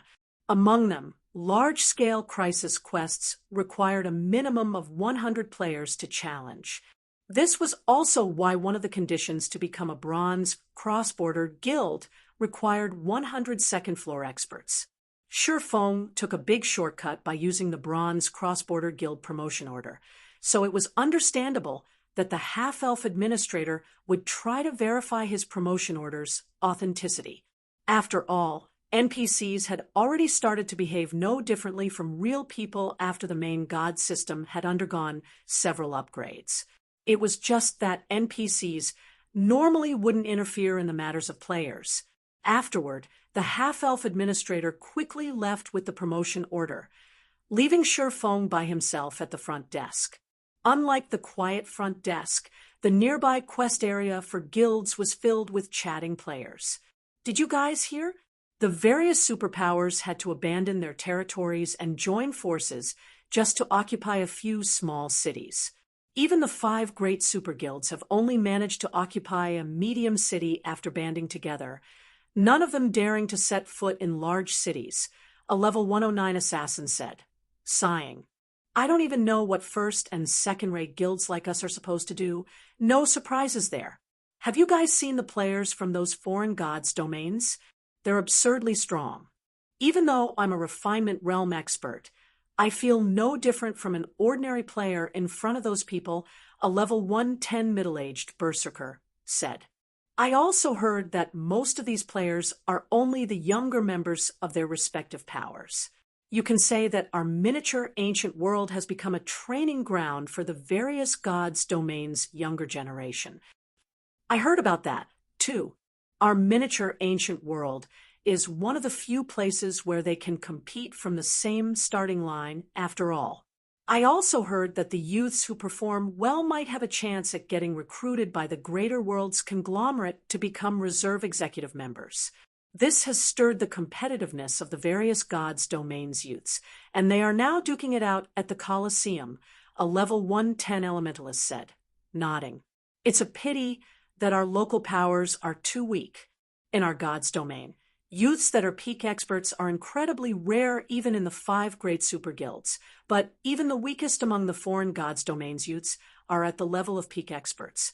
If only our youths were a little stronger, then we wouldn't be looked down on by the other gods' domains so much, and we wouldn't have to be called natives. Don't get your hopes up, the level 109 assassin said. Have you seen the battles taking place in the various NPC cities' colosseums? Do you know about Nature Hall's one-eyed ghost? He's one of our god's domain's 8 swordmeisters. Yet he lost to a 17-year-old swordsman in less than a minute in Rock Devil City's Colosseum. To make matters worse, he didn't even manage to reduce the boy's HP by 1/3 before he got taken out. I've heard about that swordsman. Aside from him, a little monster has also appeared in Red Obsidian City's Colosseum. She's a 17-year-old berserker, and she took out Warring Tiger, one of the 5 blades, in only 19 moves. Even when Warring Tiger used his trademark move 7 Tigers, the girl blocked the attack completely and lost less than 20% of her HP, the level 110 middle-aged berserker said, sighing deeply. Many more of such little monsters have appeared in other cities. Unless the god-ranked experts on our side make a move, I doubt anybody can go against these little monsters. When the various guild players in the hall talked about the battles taking place in the various NPC cities' colosseums, they couldn't help but be shocked by the foreign god's domain's strength. At the same time, they also despaired when they thought about how the outcome of these battles would be deciding a portion of the various NPC cities' management rights. The management rights one could earn through the Colosseum would not only give one the right to manage the city's auction house, but one could also decide the city's entrance fee. However, the problem of the entrance fee was only secondary. What really worried everyone was whether they could even enter the various NPC cities. After all, now that so many more players had flooded into the miniature ancient world, the various NPC cities were no longer enough to accommodate all players.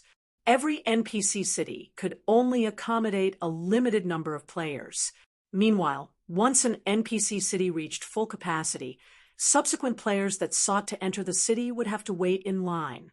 However, players with an NPC city's management rights could give priority to certain people to enter the city. Once the various foreign powers took control of the miniature ancient world's NPC cities, it went without saying that they would give this priority to their own members. Then, they would give second priority to their allied powers and players from their god's domain, while local players of the miniature ancient world would receive the least priority. In this situation, there was almost no way local players with the least priority would get a chance to enter the various NPC cities. However, NPC cities were essential for players to rest and conduct trade. Even leveling up would become a problem if players couldn't enter a city to rest. They also couldn't sell the resources they obtained, resupply on daily necessities, or repair their weapons and equipment. Although trades could still be conducted in the fields, doing so came at great risk. After all, areas outside of NPC cities were considered combat zones. The risks that came with robbing other players were much lower. Moreover, even if players could create a space outside where trades could be conducted safely, any trades that took place there would most likely involve a lot of price gouging. Even the greater world's conglomerates are paying attention. Shurfeng couldn't help but be surprised by these guild players' discussion. Shurfeng wasn't surprised that the miniature ancient world's local powers were having difficulty getting by after the myriad world's descent. After all, their god's domain had developed for only 10 years. How could it possibly compete with god's domains that had developed for multiple decades or centuries? This was also why he was in a hurry to promote Zero Wing into a bronze cross-border guild. Once Zero Wing became a bronze cross-border guild, its members would have priority to enter the various NPC cities. Although a bronze cross-border guild would only have 30,000 priority slots to enter an NPC city, which was a pitiful amount considering large guilds tended to have hundreds of thousands or even millions of members, this amount was enough for the current Zero Wing. The only thing Shurfeng did not expect was for the greater world's conglomerates to be paying attention to the miniature ancient world. This was a very rare situation in the greater god's domain. It should be known that any corporation in the greater world capable of being considered a conglomerate held considerable power in the greater world. A conglomerate was like a gigantic alliance of powers. Meanwhile, any player or power that received even a little bit of support from a conglomerate would have a much easier time getting by in the greater world. Otherwise, they'd only be taken advantage of by the greater world's various powers and have great difficulty achieving greatness. This was also why people from elementary and intermediate gods' domains all sought to join a conglomerate. While Shurfeng was in a daze, the half-elf administrator returned to the front desk with his promotion order. "We have verified the authenticity of your guild promotion order, Mr. Blackflame," the half-elf administrator said respectfully. "Now, all you need to do is pay a 10,000 gold processing fee, and Zero Wing will be promoted into a bronze guild." "All right, here is the money," Shurfeng said as he took out the 10,000 gold he had prepared beforehand. "I have verified the payment. I will take care of the promotion procedures for you right away," the half-elf administrator said after verifying the payment amount. Around 30 seconds later, a system announcement was sent to every player in the miniature ancient world. System announcement: congratulations to Zero Wing for getting promoted into a bronze guild and becoming the first bronze guild in the miniature ancient world. Rewarding 100,000 God's Domain fame points. All guild members will have their death penalties halved, and EXP acquisition is increased by 100% for the next 10 days. System: congratulations. Your guild, Zero Wing, has become the first bronze guild in the miniature ancient world. Rewarding 1 legendary legacy scroll, 1 overtier spellbook, and 3 levels. If you find any errors, broken links, non-standard content, etc., please let us know so we can fix it as soon as possible. Chapter 3173 _ Zero Wing got promoted into a bronze guild. Zero Wing got promoted into a bronze guild. Amazing! Zero Wing actually got promoted into a bronze guild already, as expected of the guild responsible for starting the myriad world's descent. With this, our local guilds have finally surpassed the foreign gods' domains guilds in something. I just checked, and it seems that a Bronze Guild has 30,000 special authority slots that can be used to gain priority entry into any NPC city. Crap! Doesn't this mean that Zero Wings members can freely enter even NPC cities that have already fallen into the hands of other gods' domains? This means that the foreign gods' domains powers will have difficulty taking Zero Wings territories even if they want to. Zero Wing can make a fortune by using this advantage to trade with other local powers. Not even the 5 great super guilds can be a match for Zero Wing now, since they have occupied only one NPC city. At most, the auction house in their city will be connected with the auction houses of several neighboring cities. In comparison, Zero Wing can freely access the auction houses of every NPC city. After the system announcement was repeated 3 times, the miniature Ancient World's local players instantly went into an uproar, many going to the official forums to discuss Zero Wing. Particularly, the topic of how to join Zero Wing became the focus of many people's attention. For a time, Zero Wing became the most desired guild for players to join in the miniature Ancient World. Damn it! How did things turn out like this? Inside the top-floor VIP room of a high-class restaurant, Jing Yang's rage shot through the roof when he learned about the details regarding bronze guilds. Previously, he had chosen to withdraw Blackwater from the Azura Mercenary Alliance because he wanted Zero Wing to know Blackwater's significance to the Mercenary Alliance. However, Zero Wing had quickly proved him wrong time and again. First, Zero Wing had revealed astonishing foundations by forcing its way into the Boundary Mountain Range, with only a team of 100 players. Moreover, out of these 100 players, there were 3 fourth-floor experts that even a hegemonic power like Bright Dragon had to be wary of. Now, Zero Wing had even gotten promoted into a Bronze Guild, instantly solidifying its position in the miniature Ancient World. In contrast, Blackwater had only managed to secure the management rights to a small NPC city after joining forces with other superpowers. Moreover, they weren't even certain if they could retain their hold over this NPC city. It hadn't been more than a day since the Myriad Worlds Descent expansion pack took effect. There would be more and more players from foreign gods' domains entering the miniature Ancient World from now on. So, competition in the miniature Ancient World would only grow even more intense in the future. How was he supposed to explain himself to his superiors? It should be known that it was entirely his decision to withdraw Blackwater from the Azura Mercenary Alliance. Now that Zero Wing had become a Bronze Guild, it instantly became the most sought-after partner for all local powers.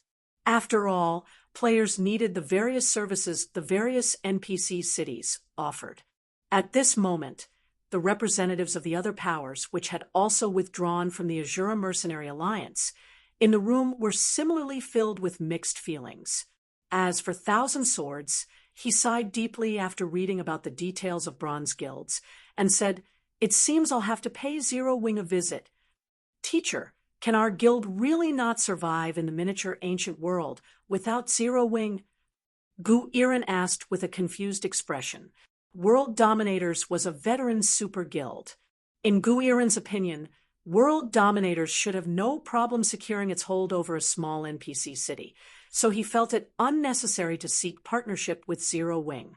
"It's going to be very difficult," Thousand Swords said and shook his head after giving Gu Iren's question some thought. "This is only the Myriad Worlds Descent's first day.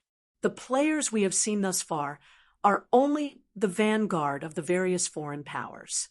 Once those foreign powers start to dispatch more God-ranked experts, even the 5 great super guilds will have difficulty safeguarding their city, let alone other superpowers like us. Also, even if I visit Zero Wing, it's uncertain whether Zero Wing will agree to partner with us." Thousand Swords couldn't help but reveal a bitter smile when he spoke up to this point. Although he had long since known that the powers of other gods' domains would be very powerful, he didn't think they would be so powerful that they'd have experts capable of rivaling him among their younger generation. Moreover, This was only the first day of the new expansion pack. The various foreign powers were only testing the waters with their younger members. Hardly any of their veteran experts had made a move yet. Red Obsidian City, Flower of Seven Sins residents, we have finished reallocating our core members and resources, Commander Omen. We have already sold all of our lands and shops in the various NPC cities, and we can set out for Shadowfog City at any time, a level 110 masked ranger said respectfully to the bewitching woman resting in the office. Have everyone move out, then, Death Omen commanded. Then, while looking at the report on her desk, she said, a bronze guild. Is it? Count yourselves lucky. Once the level 120 maps open, we'll see how you can continue retaining your place in the miniature ancient world. After saying so, Death Omen left her office and withdrew from Red Obsidian City with the rest of the Flower of Seven Sins members. Then, they moved toward Shadowfog City, a large NPC city controlled by Bright Dragon. While the Flower of Seven Sins was secretly moving its base of operations, Sure Feng had teleported to Zero Wing's residence in Abyssal Star City, not daring to stay even a moment longer in 100 Flow City's Adventurers Association. Aren't these rewards a little too much? Even after reading the system notification exclusive to him several times, Sure Feng still couldn't help but feel astonished. During his previous life, Zero Wing had conducted its promotion into a bronze guild in the Greater Gods domain, so it didn't receive any rewards for its promotion. Although he had fortunately acquired a bronze cross-border guild promotion order in this life, he didn't think becoming the first bronze guild would come with such abundant rewards. It was incredibly difficult for a guild to raise its God's Domain fame in the Greater Gods domain. Yet, God's Domain fame was crucial for guilds to get promoted beyond the bronze rank. For example, a large-scale crisis quest would only award a guild with 1,000 fame points. Yet, a bronze guild needed 500,000 God's Domain fame points to get promoted to the silver rank. Aside from needing fame to get promoted, a bronze guild that had accumulated 200,000 fame points could apply with the Adventurers Association to construct a world tower of its own. Although bronze guilds could only construct the first 2 floors of the world tower, it was still a privilege that many bronze guilds dreamed of obtaining. This was because players would need to pay 100 units of 7 Luminaries crystal each time they applied to challenge the Advanced Adventurer certification with the Adventurers Association. Indeed, the application fee was charged in 7 Luminaries crystals, not coins or magic crystals. However, if a guild managed to acquire its own world tower, it could lower the fee by 50%. This would drastically reduce the 7 Luminaries crystals it needed to spend to let its members take the Advanced Adventurer certification. Now that Zero Wing had received 100,000 God's Domain fame as soon as it had become a bronze guild, it would no doubt save Zero Wing a lot of time in the future. However, compared to the guild rewards, the personal rewards Sure Feng received were what truly surprised him. Not only did he receive 3 level-ups, which instantly propelled him to level 120, but he also received a legendary legacy scroll and an overtier spell book. Both of these 2 items were of extraordinary value, and they normally could not be bought with money. An overtier spell book was a spell capable of exhibiting strength above its tier. For example, a Tier 3 overtier spell could exhibit power at the standard of Tier 4 spells, while a Tier 4 overtier spell could exhibit power at the standard of Tier 5 spells. Typically, a Tier 3 overtier spell book would be worth 1 piece of fragmented legendary equipment. As for Tier 4 overtier spell books, their value exceeded even fragmented legendary weapons. Moreover, the Tier 4 overtier spell that Sure Feng received was even a Berserk-type spell. Demon God's Armament, Tier 4 overtier spell requires.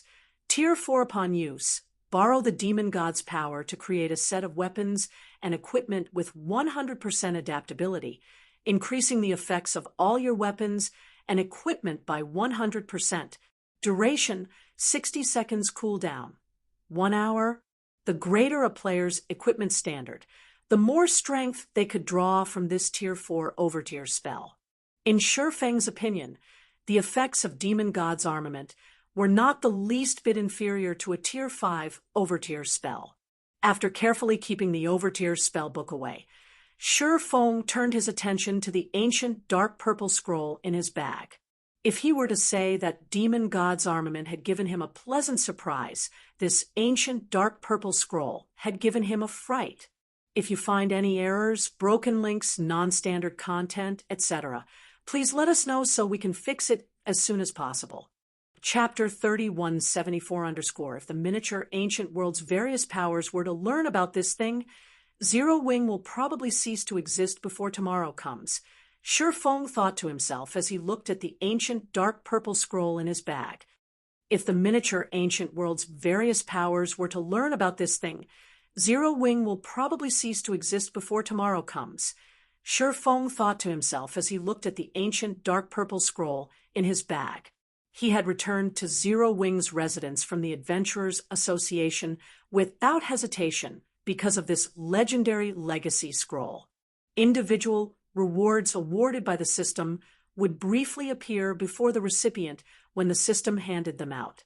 Although other players could not inspect the information of the awarded items, they could still determine the quality of the items based on the mana and glow effect given off.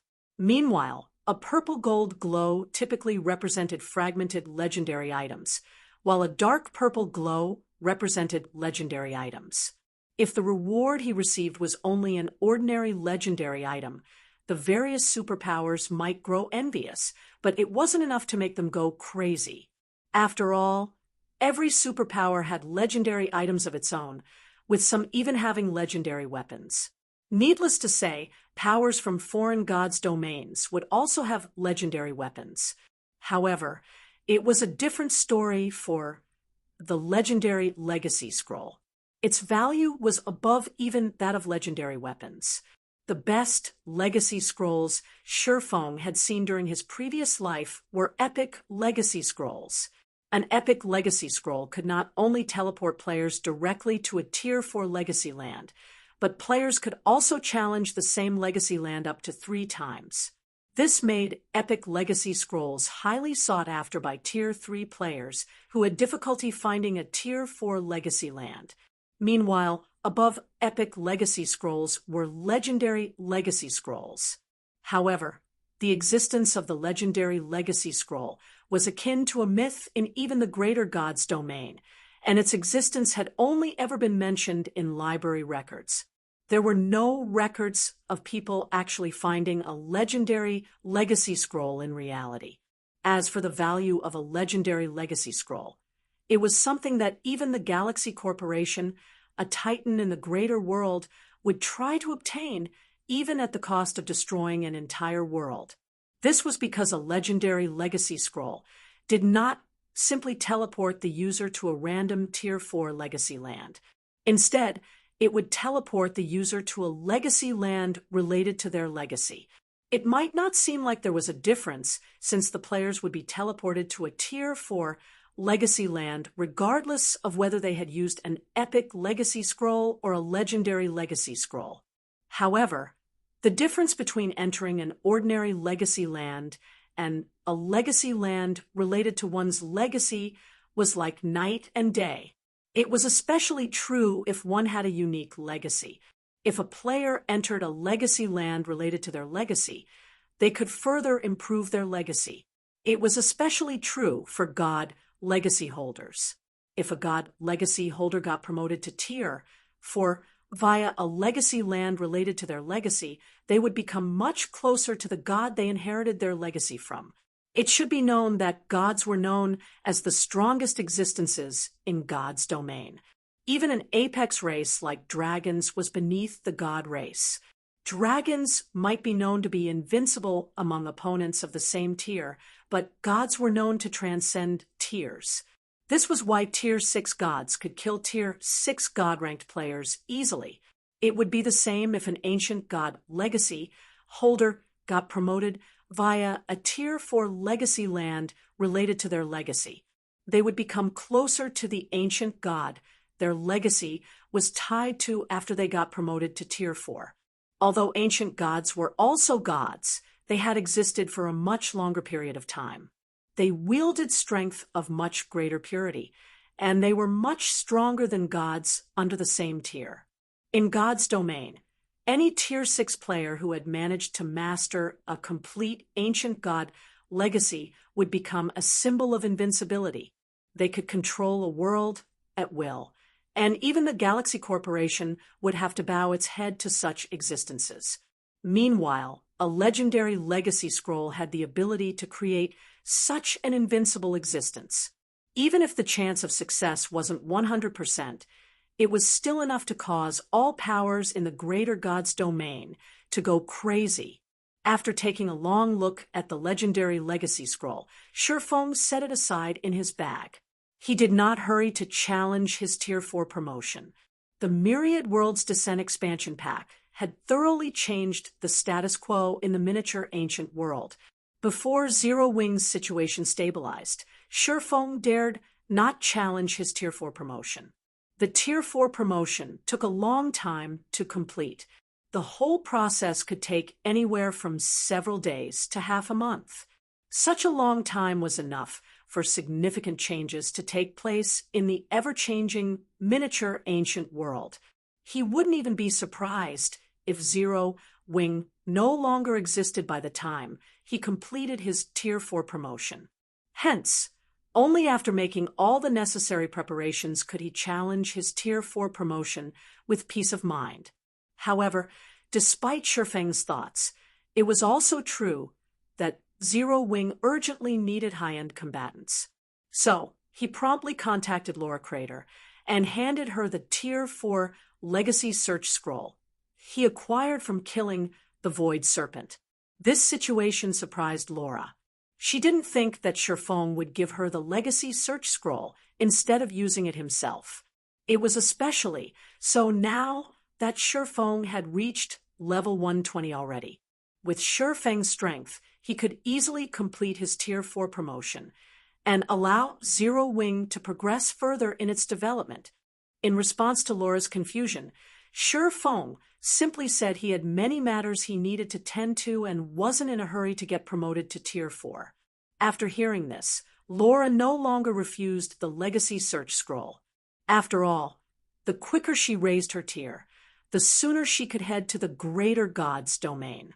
Hence, after taking the Legacy Search Scroll, she promptly left for the Boundary Mountain Range in search of a Tier 4 legacy land.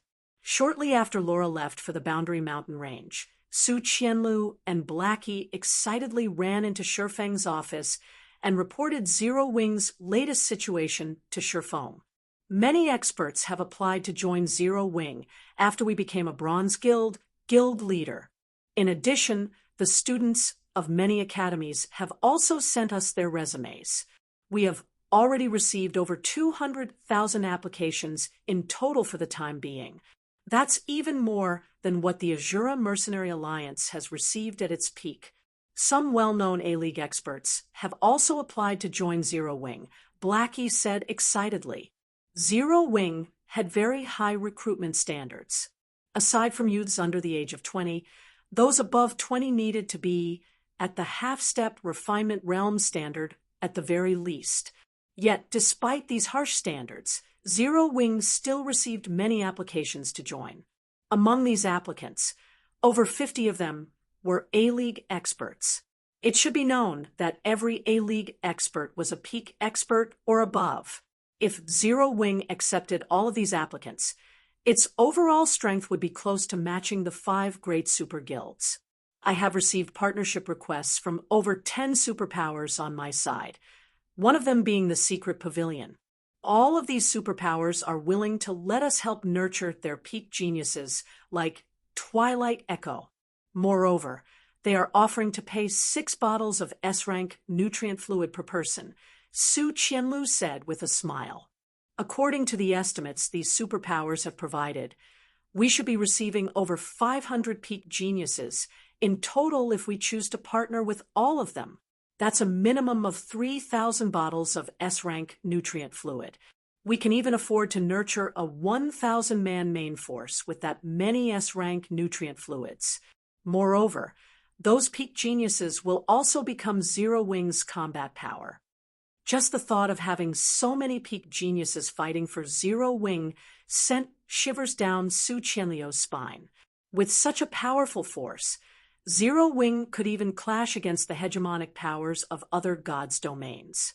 6 bottles per person is too little. We're already having trouble training our own geniuses, Shifeng said, shaking his head. Tell those superpowers that they'll have to fork out 10 bottles per person. Moreover, we will only be accepting 300 people in total. Shifeng was well aware of what those superpowers were trying to do. They were simply looking to form close ties with Zero Wing. However, his supply of hypersensitivity potions was limited. After deducting the portion he needed to nurture Zero Wing's experts, he didn't have many left to nurture the experts of other powers. However, it wasn't good to outright refuse those superpowers partnership offers, either. As the saying went, never slap a smiling person. Rather than openly refuse these superpowers and risk offending them, it would be better to ask for a higher price and scare them away. I understand. I'll inform them afterward, Su Qianliu said, agreeing with Shifeng's sentiments. Have you prepared the materials and magicians I had you prepare? Shifeng asked. The status of a bronze guild might have allowed Zero Wing to stabilize its foothold in the miniature ancient world, but it wasn't enough to allow Zero Wing to thrive. For that to happen, Zero Wing would still have to earn a large amount of wealth in God's domain. Meanwhile, now that the myriad worlds were descending to the miniature ancient world, it was the perfect opportunity to make a fortune. The materials are ready, but we are still missing a few master magicians, Su Qianliu said, feeling a little ashamed. Although many experts had come to join Zero Wing, master magicians were still incredibly rare. Most master magicians remained in the hands of the various superpowers, and there were very few independent master magicians. That's enough. Have all of them gather. I have something I need them to do right away, Shifeng said. Shifeng was well aware that the struggle for the various NPC cities had only just begun. If Zero Wing wished to thoroughly stabilize its foothold in the miniature ancient world, it would need its own city. Moreover, it'd have to be a guild city that could connect with the NPC cities. This was also the basis of survival for the various guilds in the greater God's domain. Afterward, Su Qianliu had all of the master magicians she found gather in Zero Wing's residence. Then, Shifeng took out the medium teleportation magic array design he acquired from the Nether King and had the various master magicians begin constructing the magic arrays stated in the design. The design could only be used to construct 3 medium teleportation arrays that could teleport up to 50 people at a time. Each medium teleportation array cost 100,000 magic crystals to construct. The construction of a medium teleportation array was much more tedious than a small teleportation array, the complexity comparable to the construction of an NPC city's teleportation hall. Moreover, the core magic array was even a Grandmaster magic array that could only be constructed by a Grandmaster magician. Fortunately, Shifeng was a Grandmaster magician, so constructing the core magic array wouldn't be a problem. While Shifeng was leading the many master magicians to construct a medium teleportation array for Abyssal Star City, competition in the miniature ancient world was growing fiercer and fiercer. It wasn't until the 4th day after the expansion pack's launch that the various powers' management rights over the various NPC cities were decided. The struggle between the various powers these past few days was incredibly exciting, and many experts and powers had either risen to fame or fallen into obscurity. The struggle was so heated that everyone quickly forgot about Zero Wing's promotion into a bronze guild. At the same time, the 7 Luminaries Alliance one of the greater God's domain's strongest powers, had released a ranking list in the miniature ancient world. The God-ranked expert ranking list. The ranking list included the top 100 God-ranked experts that have appeared in all coliseums across the miniature ancient world, and it became an important reference for the greater world's various conglomerates. If you find any errors, broken links, non-standard content, etc., please let us know so we can fix it as soon as possible. Chapter 3175 Abyssal Star Primordial City. Abyssal Star Primordial City. As the sky gradually darkened, more and more players began gathering in the restaurants and street stalls that lined the eastern side of the city's main street. It's getting increasingly difficult to get into Abyssal Star City. I had to wait in line for 2 whole hours today. A level 112 shield warrior clad in pitch-black armor complained as he sat down at a street stall. The entrance fee has also been increased to 20 silver today. That's 10% of my earnings today gone. Upon hearing the shield warrior's complaints, the level 110 elementalist sitting next to the shield warrior clicked her tongue and said, "You're a bronze member in Azura, so you have to wait for only 2 hours to get into the city. Do you know how long I had to wait in line as a normal member?" "I was just saying," the shield warrior said, scratching his head as he revealed a silly smile. Ever since the Myriad Worlds Descent expansion pack took place, Abyssal Star City had become one of the few cities local players could rest in. This drastically increased the number of players seeking to enter the primordial city. However, as the city only had a maximum capacity of 6 million players, even after the Azura Mercenary Alliance had raised its membership requirements, the Mercenary Alliance's member count had still exceeded 10 million. This was far above Abyssal Star City's maximum capacity. If he hadn't joined Azura earlier on and gotten himself a bronze membership, he would be stuck as a normal member and have had to wait in line for 7 to 8 hours just to enter Abyssal Star City. At this time, a level 112 ranger wearing chainmail walked over and sat down next to the shield warrior, an elementalist, saying, "Our adventurer team is already one of the more fortunate ones. We were lucky we chose to set our base of operations in Abyssal Star City. Had we set up base in an NPC city, we wouldn't even be able to get into the city. Right now, over 99% of NPC cities have already become the territories of the various foreign gods' domains. We'd have to wait ages to enter an NPC city even if we are willing to pay the exorbitant fee of 30 silver. Many adventurer teams that entered the miniature ancient world at the same time as we did have to hire people to repair their weapons and equipment outside NPC cities at an exorbitant price.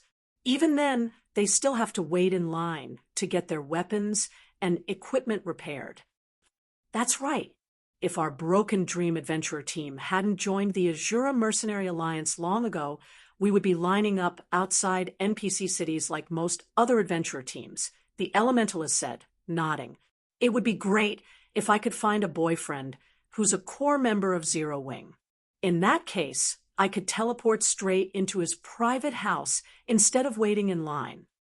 Keep on dreaming, the shield warrior said, rolling his eyes at the elementalist. Every male core member of Zero Wing is prime real estate for the various academies' young ladies right now. You don't stand a chance against those young ladies. Currently, all core members of Zero Wing enjoyed a special privilege that allowed them to purchase a private house in Abyssal Star City so long as they had enough guild contribution points and coins to afford it. Meanwhile, on top of being able to accommodate up to 4 players, every private house also allowed its occupants to teleport directly into the city, skipping the need to wait in line. Because of this, many players were desperately seeking to purchase a private house's teleportation slot, with some people offering up to 5 million credits per slot per month. However, even at this price, it wasn't guaranteed that one could buy a teleportation slot. Can't you let me dream? The elementalist glared at the shield warrior. Noticing the awkward atmosphere, the ranger hurriedly changed the topic. saying, "Have you guys seen the God-ranked expert ranking list? The list is truly astonishing. Only 2 people from the 5 great super guilds have managed to enter the list, and both of them are old monsters rumored to have reached the Beyond Domain realm already. Even then, they have only managed to rank 89th and 93rd. I've seen the list. I heard that those 2 old monsters only got into the list because the 5 great super guilds managed to secure over half of Burning City's management slots and gained thorough control over the city. Otherwise, they probably wouldn't even get into the top 100, the Shield Warrior said. The various gods' domains expert standards are vastly greater than ours. Even Beyond Domain, Realms experts can just barely squeeze into the top 100. There simply is no place for people like us. Subsequently, the level 112 ranger said, "But an amazing expert has appeared in our Azura Mercenary Alliance this time. That expert actually got ranked 27th. This has greatly increased our reputation among the various gods' domains." That's right. I was very surprised when I learned about it. I originally thought Zero Wings Guild leader Black Flame would be the one to enter the ranking list. I didn't think it would be the Glimmer Adventurer team's Vice Commander Casio. Instead, the Elementalist said, sparkles appearing in her eyes when she mentioned Casio. His skills are simply amazing. He defeated a ranger bearing the title of Blood Eagle in just 35 moves. It's a pity Casio went silent after securing a slot in 100 Flow City. Otherwise, he can definitely rank higher in the list. Casio's appearance is indeed expected, but what's even more surprising is Thousand Scars, a little monster from the Flower of Seven Sins. She managed to rank 10th among the 20 outstanding youths at the young age of 19, the Shield Warrior said.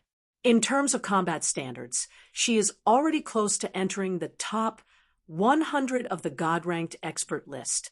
The second place among the 20 outstanding youths is ranked 98th in the God-ranked expert list.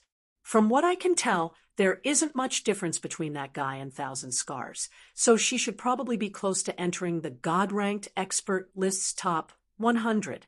Indeed, Thousand Scars is already recognized as the #1 genius in our god's domain. A conglomerate from the greater world has even extended an invitation to her. This has instantly elevated the Flower of Seven Sins position beyond the 5 great super guilds. The various foreign gods' domains powers have even taken the initiative to let the Flower of Seven Sins have Grey Copper City.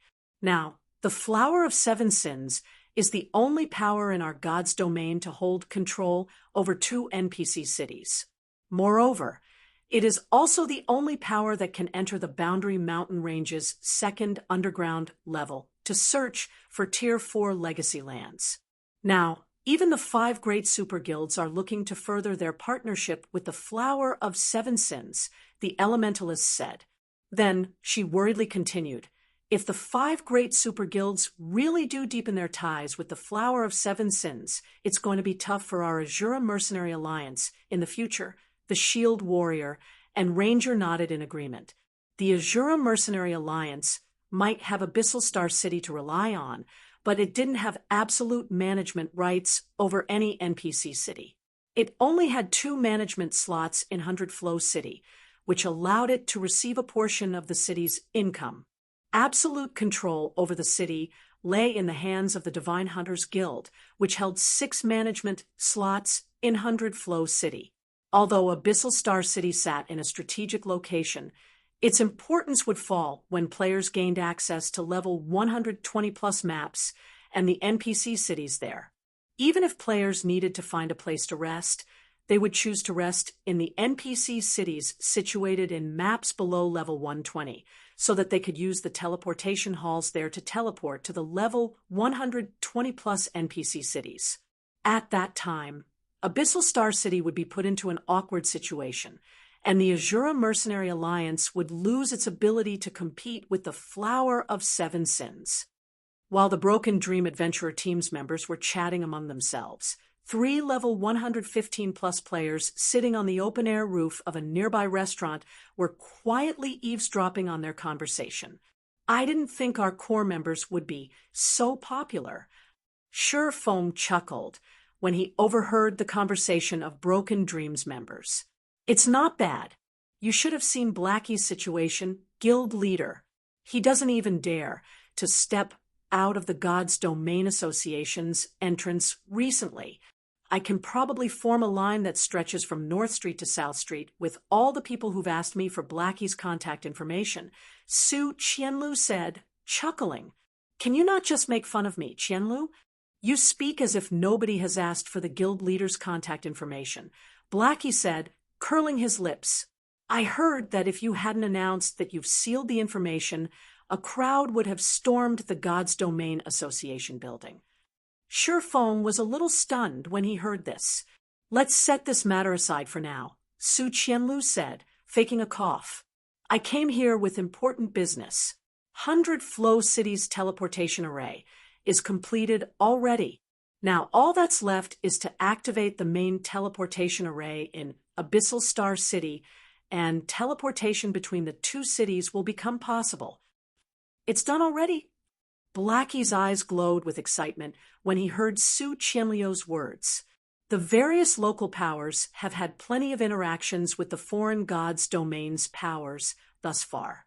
Some superpowers had even traded with these foreign powers and acquired many combat techniques that allowed players to adapt to the greater gods' domain's environment much more easily. This, in turn, allowed the members of these superpowers to develop their combat standards rapidly. Unfortunately, Zero Wing didn't have anything special that attracted the attention of the foreign gods' domains. As a result, the development speed of Zero Wing's members had become vastly inferior to the various superpowers members. However, things would change once teleportation between Abyssal Star City and 100 Flow City became possible. Previously, players from foreign gods' domains couldn't be bothered to visit Abyssal Star City since they needed to travel all the way to the city on foot and weren't even guaranteed to be allowed into the city. After all, the Azura Mercenary Alliance's members had priority entry into Abyssal Star City. Now, though, foreign players could treat Abyssal Star City as a teleportation hub, although they would still be forcibly removed from the city if the city's occupancy was maxed. They could still save up on plenty of travel time. Good. Contact Sol and have her activate the teleportation array right away, Sherfong said, smiling. He had been eagerly awaiting this moment for a long time already. After all, he didn't have any items suitable to be used for trading with the foreign gods' domain's powers. Shortly after Sherfong issued his command, a pillar of light rose from a cordoned area in Abyssal Star City's eastern district. At the same time, a small, two-story teleportation hall also rose from the cordoned space. System: Abyssal Star Primordial City has fulfilled the upgrade conditions. Do you wish to upgrade the city now? If you find any errors, broken links, non-standard content, etc., please let us know so we can fix it as soon as possible.